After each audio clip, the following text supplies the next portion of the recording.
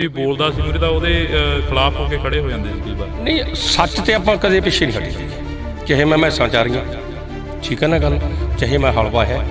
ਜਦੋਂ ਕਿਸੇ ਮੈਨੂੰ ਇੱਕ ਸੁਭਾਅ ਦੀ, ਜੇ ਤਕੜਾ ਬੰਦਾ ਮਾੜੀ ਨੂੰ ਤਕੜਾ ਪਾਲੀ ਮਾੜੀ ਨੂੰ ਕੋੜਦਾ, ਮੈਂ ਤੋਂ ਦੇਖਿਆ ਨਹੀਂ। ਇਹ ਕੁੰਡਾ ਫਿਰ ਛੋਟੇ ਹੁੰਦਿਆਂ ਦੀ ਚੱਕਿਆ? ਨਹੀਂ ਨਹੀਂ, ਦਿੱਲੀ ਪੁਲਿਸ ਨਾਲ ਵੀ ਪੰਗਾ ਪੈ ਗਿਆ, ਉਦੋਂ ਵੀ ਕੁੰਡੇ ਦੇ ਰੌਲਾ ਸੀ। ਉਹਨਾਂ ਨੇ ਮੇਰੀ ਗੱਡੀ 'ਤੇ ਮਾਰੀ ਡਾਂਗ, ਉਹ 'ਚ ਮੈਨੂੰ ਆ ਗਿਆ ਗੁੱਸਾ। ਤਬਦੀਲੀ ਦੀ ਗੱਲ ਕਰੀ ਆ, ਰੈਵੋਲੂਸ਼ਨ ਦੀ ਗੱਲ ਕਰੀ ਆ, ਬਦਲਾਅ ਦੀ ਗੱਲ ਕਰੀ ਆ। ਬਦਲਾਅ ਦੀ ਗੱਲ ਕਰਕੇ ਸਰਕਾਰ ਸੱਤਾ 'ਚ ਆਈ ਆ।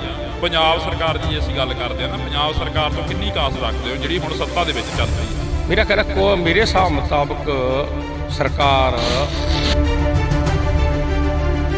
10% ਦਾ ਫਰਕ ਹੈ, ਉਹਨੂੰ ਅਸੀਂ ਆਪਦੇ ਅੰਦੋਲਨ ਨਾਲ ਸਿੱਧਾ ਕਰ ਲਾਂਗੇ ਵੀ 10 ਤੇ ਸਹੀ ਆ। ਜੇ ਕੋਈ ਕੰਮ ਚੰਗਾ ਕਰੇ ਉਹਨੂੰ ਚੰਗਾ ਕਹਿ ਦੂ, ਜੇ ਮਾੜਾ ਕਰੇ। ਹੁਣ ਸਾਡਾ 600 ਕਰੋੜ ਰੁਪਇਆ ਗੰਨੇ ਦਾ ਰੱਖੀ ਬੈਠੀ ਹੈ ਸਰਕਾਰ। ਜਦ ਇੱਕ ਸਾਡਾ ਸਾਥੀ ਕਹਿੰਦਾ, ਡੱਲੇ ਵਾਲੀ ਕਹਿੰਦਾ ਸੀ ਗੈਰ ਸਿਆਸੀ ਆ, ਮੈਨੂੰ ਖਤਰਾ ਹੈ ਕਿਤੇ ਜਿਹੜਾ ਪਹਿਲਾਂ ਵਾਲੇ 3 ਲੀਡਰ ਕਰਕੇ ਗਏ ਨੇ। ਮੈਂ ਕਹਿਣਾ ਗੈਰ ਸਿਆਸੀ ਕਹਿ ਕੇ ਤੇ ਰਾਜਨੀਤੀ 'ਚ ਜਾਣਾ ਲੋਕਾਂ ਨਾਲ ਧੋਖਾ ਹੈ।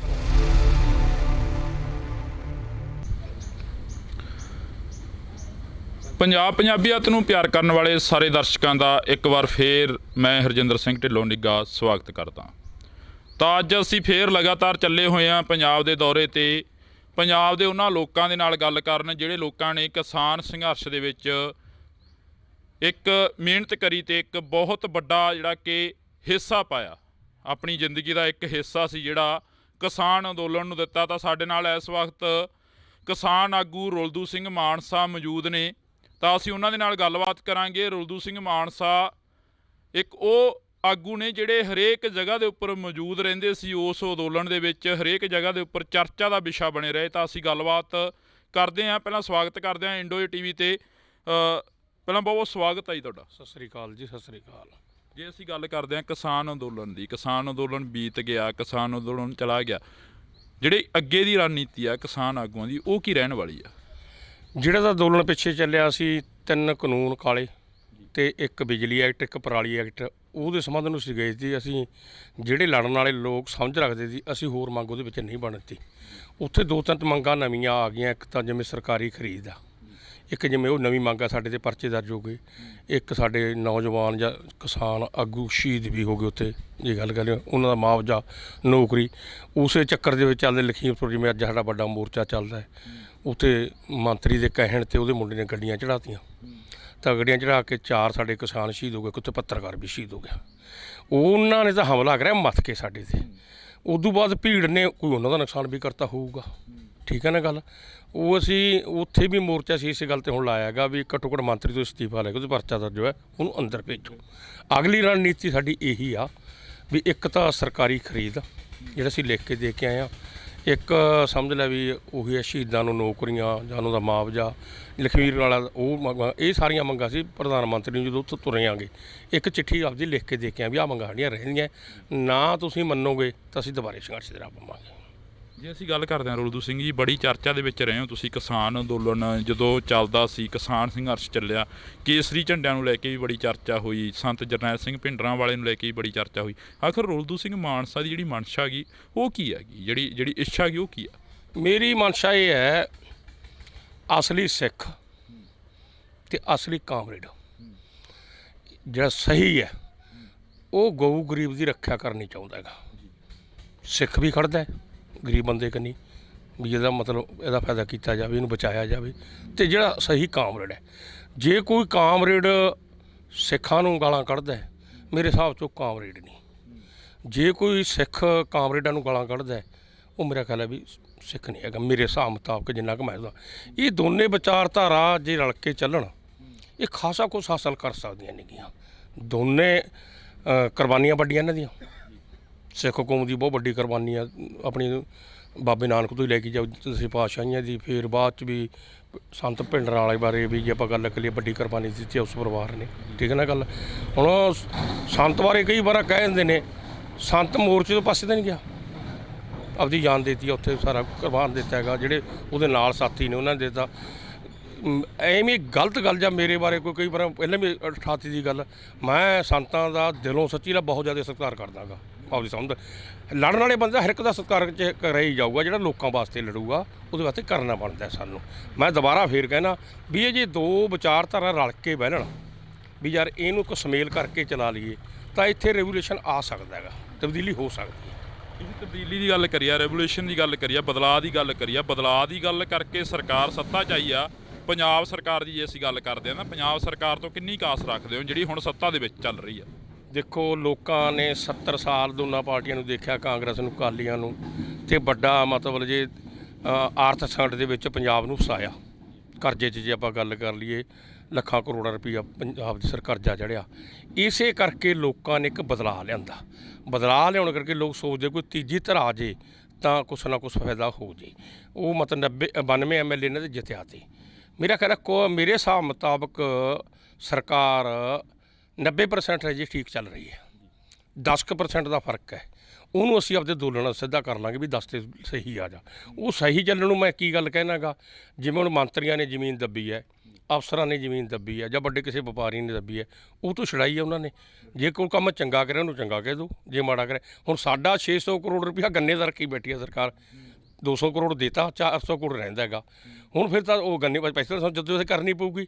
ਫਿਰ ਕਹਿਣਗੇ ਰੂਲ ਸਿੰਘ ਇੱਕ ਪਾਸੇ ਸਰਕਾਰ ਨੂੰ 90% ਠੀਕ ਹੈ ਨਾ, ਤੇ ਫਿਰ ਜੇ ਗੰਨੇ ਦੇ ਪੈਸੇ ਦੇ 100% ਹੀ ਸਰਕਾਰ ਠੀਕ ਹੋ ਜੇ, ਮਸਲੇ ਹੱਲ ਕਰਦੇ ਜੇ ਸਾਡੇ ਕੋਈ ਲੜਨਾ ਕੋਈ ਸ਼ੌਂਕ ਨਹੀਂ, ਲੜਨਾ ਇੱਕ ਲੋੜ ਹੁੰਦਾ।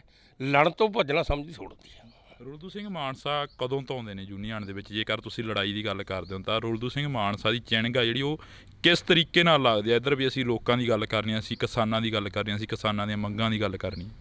ਮੇਰਾ ਪਿੰਡ ਮਾਨਸਾ ਨਹੀਂ ਹੈਗਾ, ਵੱਡਾ ਨੰਗਲ ਹੈ। ਇੱਥੇ ਤਾਂ ਬਾਪੂ ਜੀ ਦੇ ਨਾਨਕੇ ਸੀਗੇ।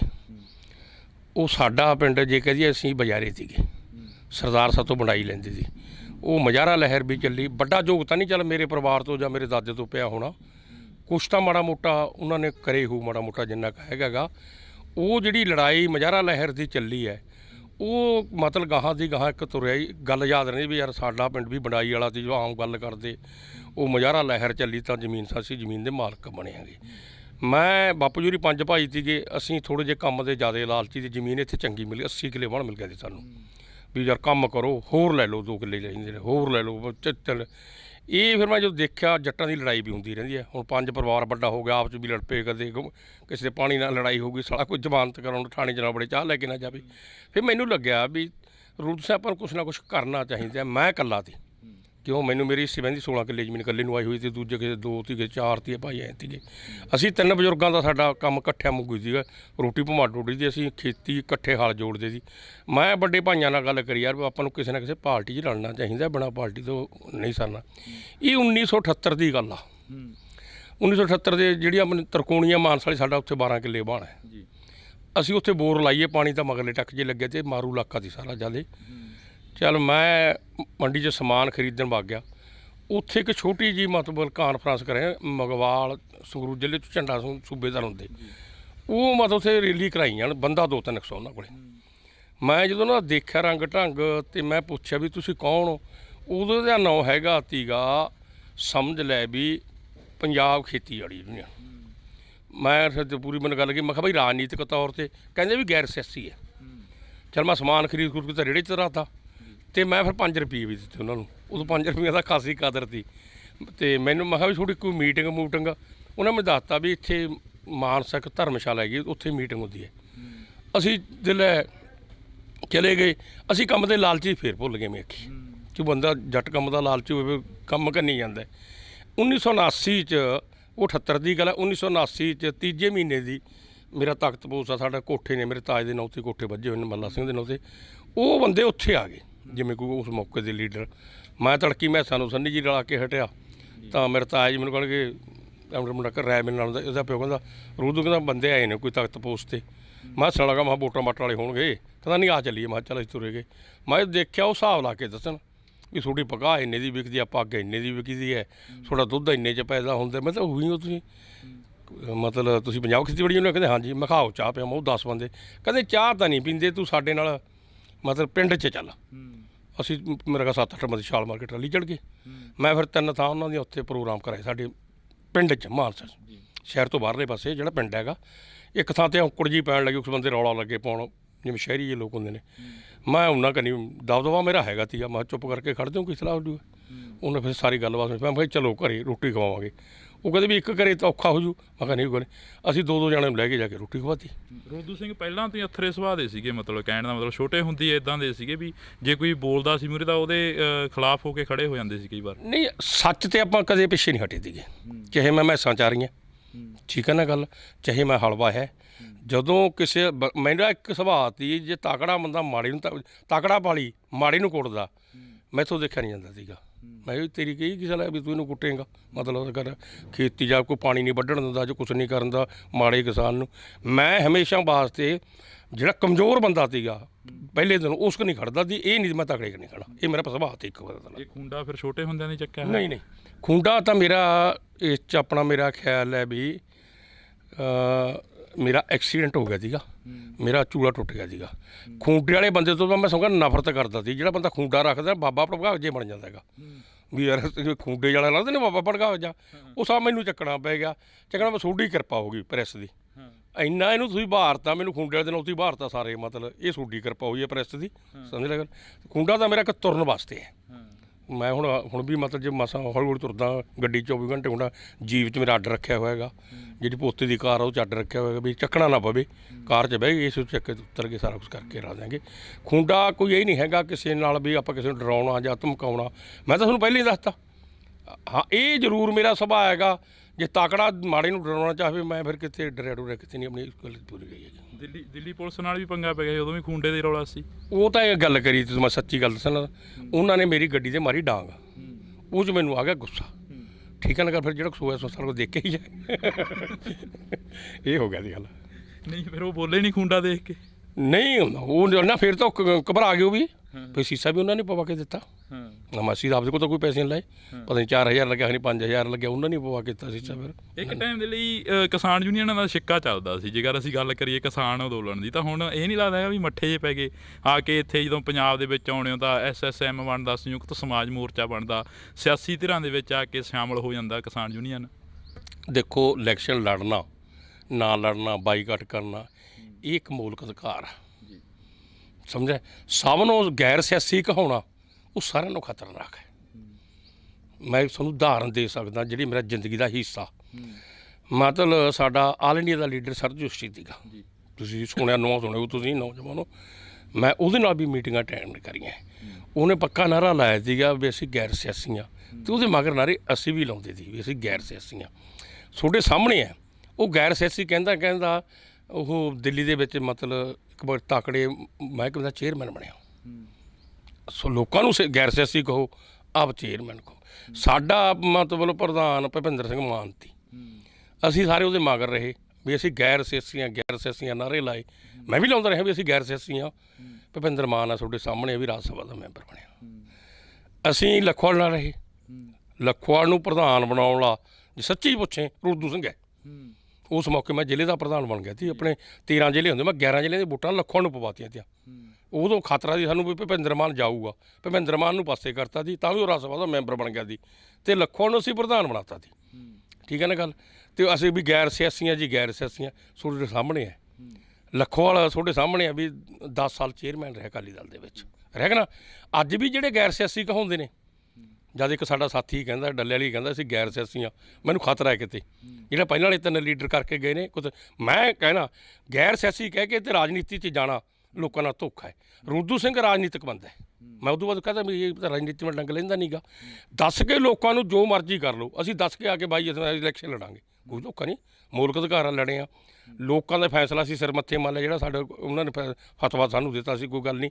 ਅਸੀਂ 16 ਜਥੇਬੰਦੀਆਂ ਦੁਬਾਰੇ ਵਾਪਸ ਆ ਕੇ ਅਸੀਂ ਫਿਰ ਤੇਰੇ ਸਾਹਮਣੇ ਆ ਗੱਲ, ਸਾਨੂੰ ਛੁੱਟੀ 'ਤੇ ਭੇਜਿਆ ਸੀਗਾ, ਜੋ ਸਾਡੀ ਛੁੱਟੀ ਪੂਰੀ ਗਈ ਮੋਰਚੇ 'ਚ ਬਾਗੇ। ਹੁਣ ਜਿਹੜੀਆਂ 32 ਜਥੇਬੰਦੀਆਂ ਉਦੋਂ ਇਲੈਕਸ਼ਨ ਲੜਦੀਆਂ ਤੀਆਂ, ਉਹ 3 ਧਿਰਾਂ 'ਚ ਵੰਡੀਆਂ ਗਈਆਂ ਅਤੇ ਇੱਕ ਤਰ੍ਹਾਂ ਦਾ ਜਿਵੇਂ 22 ਅਸੀਂ ਇੱਕ ਪਾਸੇ ਲੜ ਗਏ, 22 ਤੋਂ 16 ਛੱਡ ਕੇ ਅਸੀਂ ਰਾਜਾਂ ਨੂੰ ਆਏ, 6 ਰਾਜਾਂ ਨਾਲ ਰਹਿ ਗਈਆਂ, ਅਤੇ 10 ਰਹਿ ਗਈਆਂ ਜੇ ਆਪਾਂ ਕਹਿ ਦਈਏ ਡੱਲੇ ਵਾਲ ਨਾਲ। 8 ਡੱਲੇ ਵਾਲ ਨੂੰ ਮੁੜ ਕੇ ਸਾਡੇ 'ਚ ਆ ਗਈਆਂ, ਉਹ 2 ਹੀ ਰਹਿ ਗਏ, ਬਲਦੇਵ ਸਰਸਾ ਅਤੇ ਆਪਣਾ ਡੱਲੇ ਵਾਲ। ਮੁੜ ਕੇ ਸਾਡਾ ਸੰਗਠਨ ਉੱਡਾ ਤੱਕ ਰਿਹਾ। ਹੁਣ ਸਾਰੇ ਗਏ ਆ ਉੱਥੇ, ਰਾਜੇਵਾਲ ਸਾਹਿਬ ਦੀ ਜੇ ਅਸੀਂ ਗੱਲ ਕਰਦੇ ਹਾਂ, ਰਾਜੇਵਾਲ ਸਾਹਿਬ ਸਿਆਸੀ ਧਿਰ ਦੇ ਵਿੱਚ ਆਉਂਦੇ ਨੇ। ਰਾਜੇਵਾਲ ਸਾਹਿਬ ਦਾ ਪਹਿਲਾਂ ਤੋਂ ਹੀ ਸਿਆਸੀ ਪਾਰਟੀਆਂ ਦੇ ਨਾਲ ਸੰਬੰਧ ਰਿਹਾ ਹੈਗਾ।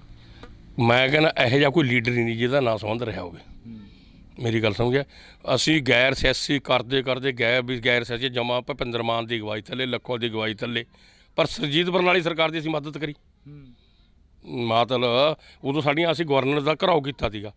ਗਵਰਨਰ ਕਹਿੰਦੇ ਵੀ ਜਿੱਦੇ ਕੋਈ ਸਰਕਾਰ ਬਣ ਗਈ ਉਦੋਂ ਆਪਾਂ ਮਤਲਬ ਸਮਝ ਲੈ ਵੀ ਉਹ ਸਰਕਾਰ ਤੁਹਾਡੀਆਂ ਮੰਗਾਂ ਮੈਨੂੰ ਕਹਿੰਦਾ ਮੈਨੂੰ ਦੱਸੋ। ਅਸੀਂ ਕਿਹਾ ਵੀ ਸਾਡੇ ਕਨੈਕਸ਼ਨ ਕੱਟੀ ਜਾਂਦੇ ਨੇ। ਕਹਿੰਦਾ ਕੋਈ ਨਹੀਂ ਕੱਟੂ ਇਦੋਂ ਬਾਅਦ। ਅਸੀਂ ਕਿਹਾ ਵੀ ਸਾਨੂੰ ਕਰਜ਼ੇ 'ਚ ਫੜੀ ਤਾਂ ਤੁਹਾਨੂੰ ਕੋਈ ਕਰਜ਼ੇ 'ਚ ਨਹੀਂ ਫੜੂਗਾ, ਪਰ ਜਿੱਦੇ ਕੋਈ ਸਰਕਾਰ ਬਣੀ ਤੁਸੀਂ ਉੱਦੇ ਮਤਲਬ ਕਰ ਦਿਓ। ਅਤੇ ਜਦੋਂ ਸੁਰਜੀਤ ਬਰਨਾਲੀ ਸਰਕਾਰ ਬਣਨ 'ਤੇ ਆਈ, ਸਾਡੇ ਜਿਹੜੇ ਵੱਡੇ ਲੀਡਰ ਸੀ, ਮੈਂ ਤਾਂ ਉਦੋਂ ਜੇ ਕਹਿੰਦਾ ਵੀ ਜ਼ਿਲ੍ਹੇ 'ਚ ਪੱਧਰ ਦਾ ਲੀਡਰ ਲਾ ਲਾ ਵੀ ਜ਼ਿਲ੍ਹੇ ਦਾ ਪ੍ਰਧਾਨ, ਇਹ ਬਿਨਾਂ ਮੰਗਾਂ ਤੋਂ ਸੁਰਜੀਤ ਬਰਨਾਲੇ ਨੂੰ ਵੋਟਾਂ ਪਵਾਉਣ ਨੂੰ ਫਿਰਦੇ ਸਾਡੇ ਲੀਡਰ। ਵਿੱਚ ਲੱਖੋਵਾਲ ਜੇ ਆਪਾਂ ਵਿੱਚ ਕਰੇ ਭੁਪਿੰਦਰ ਮਾਨ ਵਿੱਚ ਹੀ ਰਾਜਾ ਵਾਲ ਕਹਾਂ ਮੈਂ ਜੇ ਕਹਾਂ ਵੀ ਕੋਈ ਬੜਾ ਸਮਝੌਤਾ ਨਹੀਂ ਕਰਨਾ, ਅਸੀਂ ਵੋਟਾਂ ਪਾ ਦਾਂਗੇ। ਮੈਂ ਬਠਿੰਡਾ ਜ਼ਿਲ੍ਹਾ ਦਾੜੀ ਮੈਂ ਜ਼ਿਲ੍ਹਾ ਪ੍ਰਧਾਨ ਸੀ। ਮੈਂ ਜਦੋਂ ਗਿਆ ਅਤੇ ਸਮਝ ਲੈ ਵੀ ਮੈਨੂੰ ਬੁੱਕਲ 'ਚ ਲੈ ਲਿਆ ਲੱਖੋਵਾਲ ਸਾਹਿਬ ਨੇ। ਕਹਿੰਦਾ ਵੋਟਾਂ ਬਾਰੇ ਕੀ ਮਸਲਾ ਹੈਗਾ। ਉਦੋਂ ਸ਼ਾਇਦ ਮੈਂ ਹਜੇ ਪ੍ਰਧਾਨ ਨਹੀਂ ਬਣੀ, ਉਦੋਂ ਮੇਰਾ ਖਿਆਲ ਹੈ ਮੈਂ ਮੀਤ ਪ੍ਰਧਾਨ ਦੇ ਜ਼ਿਲ੍ਹੇ ਦਾ ਸੀਨੀਅਰ ਮੀਤ ਪ੍ਰਧਾਨ ਸੀਗਾ, ਪ੍ਰਧਾਨ ਮੋਦੂ ਬਾਅਦ ਬਣਦਾ। ਮੈਂ ਆਖਿਆ ਜੀ ਜਿਹੜੀਆਂ ਆਪਣੀਆਂ ਮੰਗਾਂ ਮੰਨ ਜੂਗਾ, ਮੈਂ ਲੱਖੋਂ ਨੂੰ ਆਹੀ ਗੱਲ ਵੀ ਜਿਹੜਾ ਆਪਣੀਆਂ ਮੰਗਾਂ ਮੰਨ ਜੂਗਾ ਆਪਾਂ ਉਹਨੂੰ ਵੋਟਾਂ ਪਾਵਾਂਗੇ। ਕਹਿੰਦਾ ਜੇ ਕੋਈ ਨਾ ਮੰਨੇ ਫਿਰ ਮੈਂ ਜਿੱਥੇ ਮਰਜ਼ੀ ਵੋਟਾਂ ਪਾ ਦਿਓ, ਆਪਾਂ ਨੂੰ ਪੰਗਾ ਲੈਣ ਦੀ ਲੋੜ ਨਹੀਂ, ਜਿਹੜੀ ਜੋ ਮਰਜ਼ੀ ਪਾ ਦੇ, ਆਪਾਂ ਕਿਉਂ ਕਰੀਏ। ਮੈਨੂੰ ਫਿਰ ਇਹ ਗੱਲ ਮੋੜ ਕੇ ਆਪ ਕਹੀ ਲੱਖੋਂ ਨੇ। ਕਹਿੰਦਾ ਜੀ ਫਿਰ ਵੀ ਅਕਾਲੀਆਂ ਦੀ ਸਰਕਾਰ ਬਣ ਗਈ, ਕਿਉਂ ਉਦੋਂ ਹੈਗਾ ਜੀ ਬਣੂ ਅਕਾਲੀਆਂ ਦੀ ਸਰਕਾਰ ਬਣਨੀ ਹੈ। ਮੈਂ ਹੱਸਦੇ ਨੇ ਕਿਹਾ ਮੈਂ ਲੱਖੋਵਾਲ ਸਾਹਿਬ ਸਾਰਾ ਕੁਝ ਨੁਕਸਾਨ ਕਰ ਰਿਹਾ, ਗੁਰਦੁਆਰੇ ਢਵਾ ਲਏ, ਕਿੱਡਾ ਵੱਡਾ ਹਮਲਾ ਹੋ ਗਿਆ, ਫੌਜ ਲੱਗ ਗਈ। ਜੇ ਆਪਣੀਆਂ ਵੋਟਾਂ ਬਿਨਾਂ ਅਕਾਲੀ ਦਲ ਦਾ ਪੈਰ ਤਿਲ ਕੇ ਗਏ, ਇਹਨਾਂ ਨਾਲ ਕੀ ਬਣੂਗੀ। ਬਾਈ ਜਾਨ ਸਾਹਿਬ ਨੇ ਫੇਰ ਮੀਟਿੰਗ ਕਰੀ ਬਾਦਲ ਨਾਲ ਬਰਨਾਲੇ ਨਾਲ ਰਲ ਕੇ, ਫਿਰ ਉਹ ਜਿੰਨੀਆਂ ਮੰਗਾਂ ਦੀਆਂ ਸਾਡੀਆਂ ਮੰਨੀਆਂ ਵੀ ਥੋੜ੍ਹੀਆਂ ਮੰਗਾਂ 4-5 ਮੰਗਾਂ ਦੀਆਂ 300 ਕਰੋੜ ਰੁਪਇਆ ਖਾਲਾਂ ਦਾ, ਬਿਜਲੀ ਸਮਝੌਤਾ ਅਤੇ ਆਪਣਾ ਇੱਥੇ ਕੀ ਕਹਿੰਦੇ ਉਹਨਾਂ ਆਪਣਾ ਚੁੰਗੀ ਦਾ, ਇਹ ਕਈ ਮੰਗਾਂ ਤੀਆਂ ਸਾਰਾ ਅਸੀਂ ਕਰਿਆ। ਇਹ ਅਸੀਂ ਉਦੋਂ ਦੇ ਜਦੋਂ ਜਹਿਦ 'ਚ ਲੱਗੇ ਹੋਏ, ਕੋਈ ਅੱਜ ਦੇ ਨਹੀਂ ਲੱਗੇ। ਆ ਮੇਰਾ ਖਿਆਲ ਹੈ ਵੀ ਧੁੱਪ ਚਿੱਟੀ ਨਹੀਂ ਹੋਈ, ਇਹ ਸੰਘਰਸ਼ 'ਚ ਚਿੱਟੀ ਹੋਈ ਹੈ। ਜੇ ਅਸੀਂ ਗੱਲ ਕਰਦੇ ਹਾਂ, ਤੁਸੀਂ ਗੱਲ ਕਰੀ ਆ ਬਰਨਾਲਾ ਸਰਕਾਰ ਦੀ, ਉਸ ਤੋਂ ਪਹਿਲਾਂ ਇੱਕ ਸੰਘਰਸ਼ ਚੱਲਦਾ 1978 ਦੀ ਗੱਲ ਕਰਕੇ ਹਟੇ। 1978 ਦੇ ਵਿੱਚ 13 ਅਪ੍ਰੈਲ 1978 ਯਾਦ ਆ ਜਦੋਂ ਇੱਕ ਸਾਕਾ ਵਾਪਰਦਾ, ਨਿਰੰਕਾਰੀਆ ਕਾਂਡ ਹੁੰਦਾ, ਨਿਰੰਕਾਰੀਆਂ ਦੇ ਵੱਲੋਂ 13 ਸਿੰਘ ਨੇ ਜਿਹੜੇ ਉਹ ਸ਼ਹੀਦ ਕਰੇ ਜਾਂਦੇ ਨੇ। ਉਹ ਉਸ ਬਾਰੇ ਕੁਛ ਪਤਾ ਥੋੜ੍ਹਾ ਬਹੁਤਾ? ਮੈਂ ਬਾਹਲਾ ਨਹੀਂ, ਮੈਨੂੰ ਉਹਦੇ ਬਾਰੇ ਇੰਨਾ ਗਿਆਨ ਹੈਗਾ ਜਿੰਨਾ ਹੈਗਾ ਜੋ ਬਾਅਦ 'ਚ ਜ਼ਰੂਰ ਸੁਣਿਆ ਵੀ ਜੇ ਇੱਕ ਸਿੱਖਾਂ ਦੀ ਲੜਾਈ ਦੀ ਨਿਉ ਜੜ ਉੱਥੋਂ ਹੀ ਟਿਕੀ ਹੈਗੀ। ਜਿਹੜੇ ਹੁਣ ਗਰਮਦਲੀਏ ਨੇ, ਜਦੋਂ ਇਹ ਨੁਕਸਾਨ ਹੋ ਗਿਆ ਇਸ ਗੱਲ 'ਤੇ ਵੀ ਇੱਕ ਧਰਮ ਵਾਲੇ ਨੇ ਦੂਜੇ ਧਰਮ ਦੇ ਮਤਲਬ ਉਹਨਾਂ ਨੂੰ ਸ਼ਹੀਦ ਕਰਤਾ ਬੰਦਿਆਂ ਨੂੰ, ਇਸੇ ਤੋਂ ਮੇਰੇ ਹਿਸਾਬ 'ਚ ਮੁੱਢ ਵੱਜਿਆ ਉੱਥੋਂ ਜਿਹੜੀ ਗੱਲ ਹੈ। ਮੈਨੂੰ ਬਾਹਲਾ ਉਸ ਮੌਕੇ ਦਾ ਨਹੀਂ ਪਤਾ, ਉਹ ਤਾਂ ਮੇਰੇ ਆਮ ਕਹਿੰਦੀ ਗੱਲ ਵੀ ਖੇਤੀ ਦੇ ਵਿੱਚ ਕੰਮ ਕਰਦੇ ਸੀਗੇ ਵੀ ਉਹ ਠੀਕ ਨਹੀਂ ਸੀਗਾ। ਉਹ ਚਾਹੇ ਕਿਸੇ ਨੇ ਵੀ ਕਰਵਾਇਆ, ਕਿਸੇ ਉਸ ਮੌਕੇ ਦੇ ਅਫਸਰ ਨੇ ਕਰਾਇਆ, ਕਿਸੇ ਨੇ ਕਰਾਇਆ, ਉਹ ਨਹੀਂ ਹੋਣਾ ਚਾਹੀਦਾ। ਹੁਣ ਯਾਰ 10 ਬੰਦੇ ਇੱਕ ਸਾਲ ਲੁਕੇ ਬੈਠੇ ਨੇ, ਉਹਦੇ ਗੋਲੀ ਚਲਾਉਣ ਦੀ ਕੀ ਲੋੜ ਹੈ। ਉਹਦਾ ਘੇਰ ਲਓ, ਜੋ ਮਰਜ਼ੀ ਫੜ ਲਓ, 10 ਬੰਦੇ ਦੀ ਕੀ ਤਾਕਤ ਹੈ। ਪੁਲਿਸ ਮੁਰੇ ਜਾਂ ਆਪਾਂ ਗੱਲ ਕਰ ਦਈਏ। ਮੈਂ ਤਾਂ ਕਹਿੰਦਾ ਹੁਣ ਵੀ ਜਿਹੜਾ ਮੁਕਾਬਲਾ ਹੋਇਆ ਹੈ, ਜਿਹੜੇ ਮੈਂ ਕਹਿੰਦਾ ਸਾਡੇ ਮੂਸਾ ਦਾ ਜਿਹੜਾ ਮਰਡਰ ਹੋਇਆ ਸੀ, ਕਹਿੰਦਾ ਬਹੁਤ ਦੁੱਖ ਆ ਸਾਨੂੰ ਵੱਡਾ, ਠੀਕ ਹੈ ਨਾ ਗੱਲ। ਪਰ ਫਿਰ ਜਿਹੜੇ ਨੇ ਉਹ ਕਰਿਆ, ਜੇ ਉਹਨਾਂ ਨੂੰ ਵੀ ਐਂ ਗੋਲੀ ਨਾਲ ਮਾਰਨਾ, ਫਿਰ ਸਾਡੇ ਕੋਲ ਕਿਹੜਾ ਇਨਸਾਫ ਅਦਾਲਤਾਂ ਕਾਹਦੇ ਵਾਸਤੇ ਨੇ। ਉਹਨੂੰ ਘੇਰ ਕੇ ਫੜੋ, ਕੁਛ ਕਰੋ, ਅਦਾਲਤ ਪੇਸ਼ ਕਰੋ, ਅਦਾਲਤ ਉਹਨੂੰ ਫਾਂਸੀ ਲਾਵੇ, ਕੁਛ ਲਾਵੇ, ਕਰਨਾ ਚਾਹੀਦਾ ਹੈਗਾ। ਇਹ ਨਹੀਂ ਹੈਗਾ ਵੀ ਬੰਦੇ ਨੂੰ ਘੇਰ ਕੇ ਉਹਦਾ ਮੁਕਾਬਲਾ ਬਣਾ ਦਿਓ। ਇਹ ਕਿਤੇ ਨਹੀਂ ਹੋਣਾ ਚਾਹੀਦਾ, ਕਿਸੇ ਸਰਕਾਰ 'ਚ ਨਹੀਂ ਹੋਣਾ ਚਾਹੀਦਾ। ਇਹ ਸਰਾਸਰ ਗਲਤ ਹੈ। ਜਦੋਂ ਨੇ ਕੋਈ ਚੱਲ ਵਾਧਾ ਹੋ ਵੀ ਗਿਆ, ਉਹਨੂੰ ਘੇਰ ਕੇ ਫੜਿਆ ਜਾ ਸਕਦਾ ਸੀਗਾ। ਅਸੀਂ ਬਹੁਤ ਬਹੁਤ ਧੰਨਵਾਦ ਕਰਾਂਗੇ। ਤਾਂ ਸਾਡੇ ਨਾਲ ਇਸ ਵਕਤ ਰੁਲਦੂ ਸਿੰਘ ਮਾਨਸਾ ਮੌਜੂਦ ਸਨ। ਤਾਂ ਇਹਨਾਂ ਦੀ ਜ਼ਿੰਦਗੀ ਨੂੰ ਲੈ ਕੇ ਗੱਲਬਾਤ ਹੋਈ ਆ, ਕਿਸਾਨ ਅੰਦੋਲਨ ਨੂੰ ਲੈ ਕੇ ਗੱਲਬਾਤ ਹੋਈ ਆ, ਅਤੇ 2 ਨੌਜਵਾਨ ਜਿਹੜੇ ਇਸ ਪੰਜਾਬ ਦੀ ਮਿੱਟੀ ਦੇ ਨਾਲ ਜੁੜੇ ਹੋਏ ਸੀ, ਸ਼ੁਭਦੀਪ ਸਿੰਘ ਸਿੱਧੂ ਮੂਸੇਵਾਲਾ ਅਤੇ ਜਿਸ ਨੂੰ ਕੌਮ ਨੇ ਕੌਮੀ ਯੋਧਾ ਐਲਾਨਿਆ ਭਾਈ ਸੰਦੀਪ ਸਿੰਘ ਉਰਫ ਦੀਪ ਸਿੱਧੂ, ਉਹ ਇਸ ਦੁਨੀਆ ਦੇ ਵਿੱਚ ਨਹੀਂ ਰਹੇ। ਤਾਂ ਉਹਨਾਂ ਨੂੰ ਲੈ ਕੇ ਵੀ ਥੋੜ੍ਹੀ ਬਹੁਤੀ ਗੱਲਬਾਤ ਹੋਈ ਆ। ਤਾਂ ਇਸੇ ਤਰ੍ਹਾਂ ਅਸੀਂ ਪੰਜਾਬ ਪੱਖੀ ਪੰਜਾਬ ਦੇ ਲੋਕਾਂ ਦੀ ਗੱਲ ਕਰਦੇ ਰਹਾਂਗੇ। ਤਾਂ ਜੁੜੇ ਰਹਿਣਾ ਇੰਡੋਜ਼ TV ਆਸਟ੍ਰੇਲੀਆ ਦੇ ਨਾਲ। ਮੇਰੇ ਸਹਿਯੋਗੀ ਸਾਥੀ ਕੁਲਦੀਪ ਦੇ ਨਾਲ ਮੈਨੂੰ ਹਰਜਿੰਦਰ ਸਿੰਘ ਢਿੱਲੋਂ ਨੂੰ ਦਿਓ ਜੀ ਇਜਾਜ਼ਤ। ਧੰਨਵਾਦ। ਜੇ ਕੋਈ ਬੋਲਦਾ ਸੀ ਮੇਰੇ ਤਾਂ ਉਹਦੇ ਖਿਲਾਫ ਹੋ ਕੇ ਖੜੇ ਹੋ ਜਾਂਦੇ ਸੀ ਕਈ ਵਾਰ। ਨਹੀਂ, ਸੱਚ ਤੇ ਆਪਾਂ ਕਦੇ ਪਿੱਛੇ ਨਹੀਂ ਹਟੇ, ਚਾਹੇ ਮੈਂ ਮੈਸਾਂ ਚਾਰੀਆਂ, ਠੀਕ ਹੈ ਨਾ ਗੱਲ, ਚਾਹੇ ਮੈਂ ਹਲਵਾ ਹੈ। ਜਦੋਂ ਕਿਸੇ ਮੇਰਾ ਇੱਕ ਸੁਭਾਅ ਦੀ, ਜੇ ਤਕੜਾ ਬੰਦਾ ਮਾੜੀ ਨੂੰ ਤਕੜਾ ਪਾਲੀ, ਮਾੜੀ ਨੂੰ ਕੁੱਟਦਾ, ਮੈਂ ਤੋਂ ਦੇਖਿਆ ਨਹੀਂ। ਇਹ ਕੁੰਡਾ ਫਿਰ ਛੋਟੇ ਹੁੰਦਿਆਂ ਦੀ ਚੱਕਿਆ? ਨਹੀਂ। ਦਿੱਲੀ ਪੁਲਿਸ ਨਾਲ ਵੀ ਪੰਗਾ ਪੈ ਗਿਆ, ਉਦੋਂ ਵੀ ਕੁੰਡੇ ਦੇ ਰੌਲਾ ਸੀ। ਉਹਨਾਂ ਨੇ ਮੇਰੀ ਗੱਡੀ 'ਤੇ ਮਾਰੀ ਡਾਂਗ, ਉਹ 'ਚ ਮੈਨੂੰ ਆ ਗਿਆ ਤਬਦੀਲੀ ਦੀ ਗੱਲ ਕਰੀਏ, ਰੈਵੋਲੂਸ਼ਨ ਦੀ ਗੱਲ ਕਰੀਏ, ਬਦਲਾਅ ਦੀ ਗੱਲ ਕਰੀਏ, ਬਦਲਾਅ ਦੀ ਗੱਲ ਕਰਕੇ ਸਰਕਾਰ ਸੱਤਾ 'ਚ ਆਈ ਆ। ਪੰਜਾਬ ਸਰਕਾਰ ਦੀ ਅਸੀਂ ਗੱਲ ਕਰਦੇ ਹਾਂ ਨਾ, ਪੰਜਾਬ ਸਰਕਾਰ ਤੋਂ ਕਿੰਨੀ ਕਾਸ ਰੱਖਦੇ ਹੋ ਜਿਹੜੀ ਹੁਣ ਸੱਤਾ ਦੇ ਵਿੱਚ ਚੱਲ ਰਹੀ ਹੈ? ਮੇਰਾ ਕਹਿਣਾ ਮੇਰੇ ਹਿਸਾਬ ਮੁਤਾਬਕ ਸਰਕਾਰ 10% ਦਾ ਫਰਕ ਹੈ, ਉਹਨੂੰ ਅਸੀਂ ਆਪਦੇ ਅੰਦੋਲਨ ਨਾਲ ਸਿੱਧਾ ਕਰ ਲਾਂਗੇ ਵੀ 10 ਤੇ ਸਹੀ ਆ। ਜੇ ਕੋਈ ਕੰਮ ਚੰਗਾ ਕਰੇ ਉਹਨੂੰ ਚੰਗਾ ਕਹਿ ਦੂ, ਜੇ ਮਾੜਾ ਕਰੇ। ਹੁਣ ਸਾਡਾ 600 ਕਰੋੜ ਰੁਪਇਆ ਗੰਨੇ ਦਾ ਰੱਖੀ ਬੈਠੀ ਹੈ ਸਰਕਾਰ। ਜਦ ਇੱਕ ਸਾਡਾ ਸਾਥੀ ਕਹਿੰਦਾ, ਡੱਲੇ ਵਾਲੀ ਕਹਿੰਦਾ ਸੀ ਗੈਰ ਸਿਆਸੀ ਆ, ਮੈਨੂੰ ਖਤਰਾ ਹੈ ਕਿਤੇ ਜਿਹੜਾ ਪਹਿਲਾਂ ਵਾਲੇ 3 ਲੀਡਰ ਕਰਕੇ ਗਏ ਨੇ। ਖੁਦ ਮੈਂ ਕਹਿਣਾ ਗੈਰ ਸਿਆਸੀ ਕਹਿ ਕੇ ਤੇ ਰਾਜਨੀਤੀ 'ਚ ਜਾਣਾ ਲੋਕਾਂ ਨਾਲ ਧੋਖਾ ਹੈ।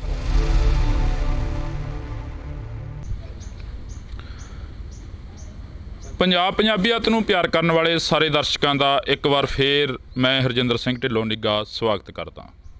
ਤਾਂ ਅੱਜ ਅਸੀਂ ਫੇਰ ਲਗਾਤਾਰ ਚੱਲੇ ਹੋਏ ਹਾਂ ਪੰਜਾਬ ਦੇ ਦੌਰੇ 'ਤੇ, ਪੰਜਾਬ ਦੇ ਉਹਨਾਂ ਲੋਕਾਂ ਦੇ ਨਾਲ ਗੱਲ ਕਰਨ ਜਿਹੜੇ ਲੋਕਾਂ ਨੇ ਕਿਸਾਨ ਸੰਘਰਸ਼ ਦੇ ਵਿੱਚ ਇੱਕ ਮਿਹਨਤ ਕਰੀ ਤੇ ਇੱਕ ਬਹੁਤ ਵੱਡਾ ਜਿਹੜਾ ਕਿ ਹਿੱਸਾ ਪਾਇਆ, ਆਪਣੀ ਜ਼ਿੰਦਗੀ ਦਾ ਇੱਕ ਹਿੱਸਾ ਸੀ ਜਿਹੜਾ ਕਿਸਾਨ ਅੰਦੋਲਨ ਨੂੰ ਦਿੱਤਾ। ਤਾਂ ਸਾਡੇ ਨਾਲ ਇਸ ਵਕਤ ਕਿਸਾਨ ਆਗੂ ਰੁਲਦੂ ਸਿੰਘ ਮਾਨਸਾ ਮੌਜੂਦ ਨੇ, ਤਾਂ ਅਸੀਂ ਉਹਨਾਂ ਦੇ ਨਾਲ ਗੱਲਬਾਤ ਕਰਾਂਗੇ। ਰੁਲਦੂ ਸਿੰਘ ਮਾਨਸਾ ਇੱਕ ਉਹ ਆਗੂ ਨੇ ਜਿਹੜੇ ਹਰੇਕ ਜਗ੍ਹਾ ਦੇ ਉੱਪਰ ਮੌਜੂਦ ਰਹਿੰਦੇ ਸੀ, ਉਸ ਅੰਦੋਲਨ ਦੇ ਵਿੱਚ ਹਰੇਕ ਜਗ੍ਹਾ ਦੇ ਉੱਪਰ ਚਰਚਾ ਦਾ ਵਿਸ਼ਾ ਬਣੇ ਰਹੇ। ਤਾਂ ਅਸੀਂ ਗੱਲਬਾਤ ਕਰਦੇ ਹਾਂ। ਪਹਿਲਾਂ ਸਵਾਗਤ ਕਰਦੇ ਹਾਂ ਇੰਡੋ TV ਤੇ। ਪਹਿਲਾਂ ਬਹੁਤ ਸਵਾਗਤ ਹੈ ਜੀ ਤੁਹਾਡਾ। ਸਤਿ ਸ੍ਰੀ ਅਕਾਲ ਜੀ। ਸਤਿ ਸ੍ਰੀ ਅਕਾਲ। ਜੇ ਅਸੀਂ ਗੱਲ ਕਰਦੇ ਹਾਂ ਕਿਸਾਨ ਅੰਦੋਲਨ ਦੀ, ਕਿਸਾਨ ਅੰਦੋਲਨ ਬੀਤ ਗਿਆ, ਕਿਸਾਨ ਅੰਦੋਲਨ ਚਲਾ ਗਿਆ, ਜਿਹੜੀ ਅੱਗੇ ਦੀ ਰਣਨੀਤੀ ਆ ਕਿਸਾਨ ਆਗੂਆਂ ਦੀ, ਉਹ ਕੀ ਰਹਿਣ ਵਾਲੀ ਆ? ਜਿਹੜਾ ਤਾਂ ਅੰਦੋਲਨ ਪਿੱਛੇ ਚੱਲਿਆ ਸੀ, 3 ਕਾਨੂੰਨ ਕਾਲੇ ਤੇ ਇੱਕ ਬਿਜਲੀ ਐਕਟ, ਇੱਕ ਪਰਾਲੀ ਐਕਟ, ਉਹਦੇ ਸੰਬੰਧ ਨੂੰ ਅਸੀਂ ਗਏ ਸੀ। ਅਸੀਂ ਜਿਹੜੇ ਲੜਨ ਵਾਲੇ ਲੋਕ ਸਮਝ ਰੱਖਦੇ ਸੀ, ਅਸੀਂ ਹੋਰ ਮੰਗ ਉਹਦੇ ਵਿੱਚ ਨਹੀਂ ਬਣ ਦਿੱਤੀ। ਉੱਥੇ 2-3 ਮੰਗਾਂ ਨਵੀਆਂ ਆ ਗਈਆਂ। ਇੱਕ ਤਾਂ ਜਿਵੇਂ ਸਰਕਾਰੀ ਖਰੀਦ ਆ, ਇੱਕ ਜਿਵੇਂ ਉਹ ਨਵੀਂ ਮੰਗ ਆ, ਸਾਡੇ 'ਤੇ ਪਰਚੇ ਦਰਜ ਹੋ ਗਏ। ਇੱਕ ਸਾਡੇ ਨੌਜਵਾਨ ਜਾਂ ਕਿਸਾਨ ਆਗੂ ਸ਼ਹੀਦ ਵੀ ਹੋ ਗਏ ਉੱਥੇ, ਜੇ ਗੱਲ ਕਰੀਏ ਉਹਨਾਂ ਦਾ ਮੁਆਵਜ਼ਾ, ਨੌਕਰੀ।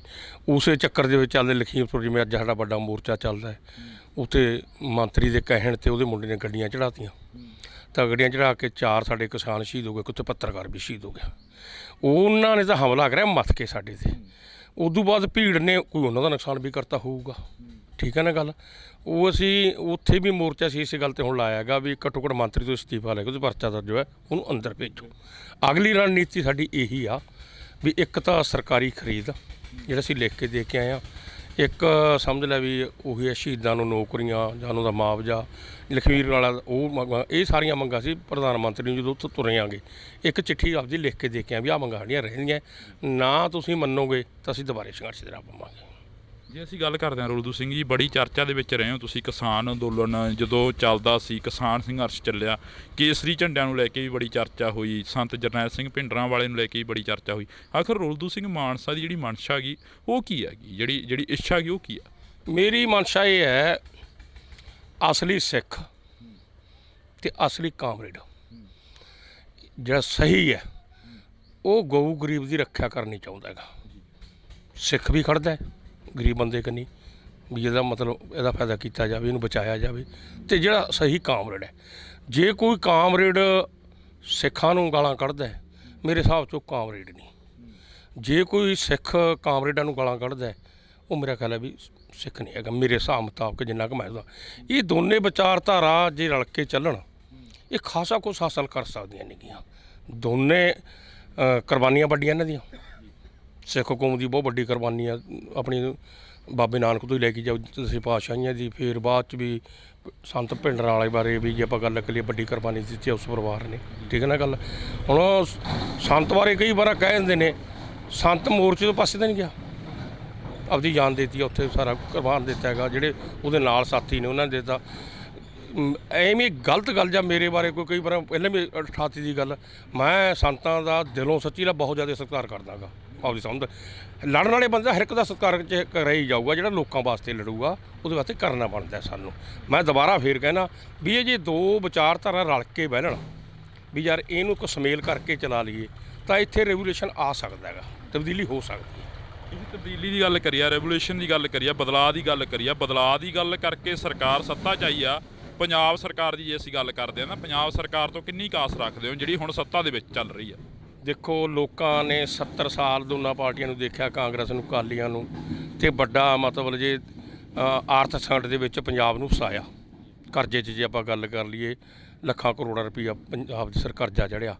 ਇਸੇ ਕਰਕੇ ਲੋਕਾਂ ਨੇ ਇੱਕ ਬਦਲਾਅ ਲਿਆਂਦਾ।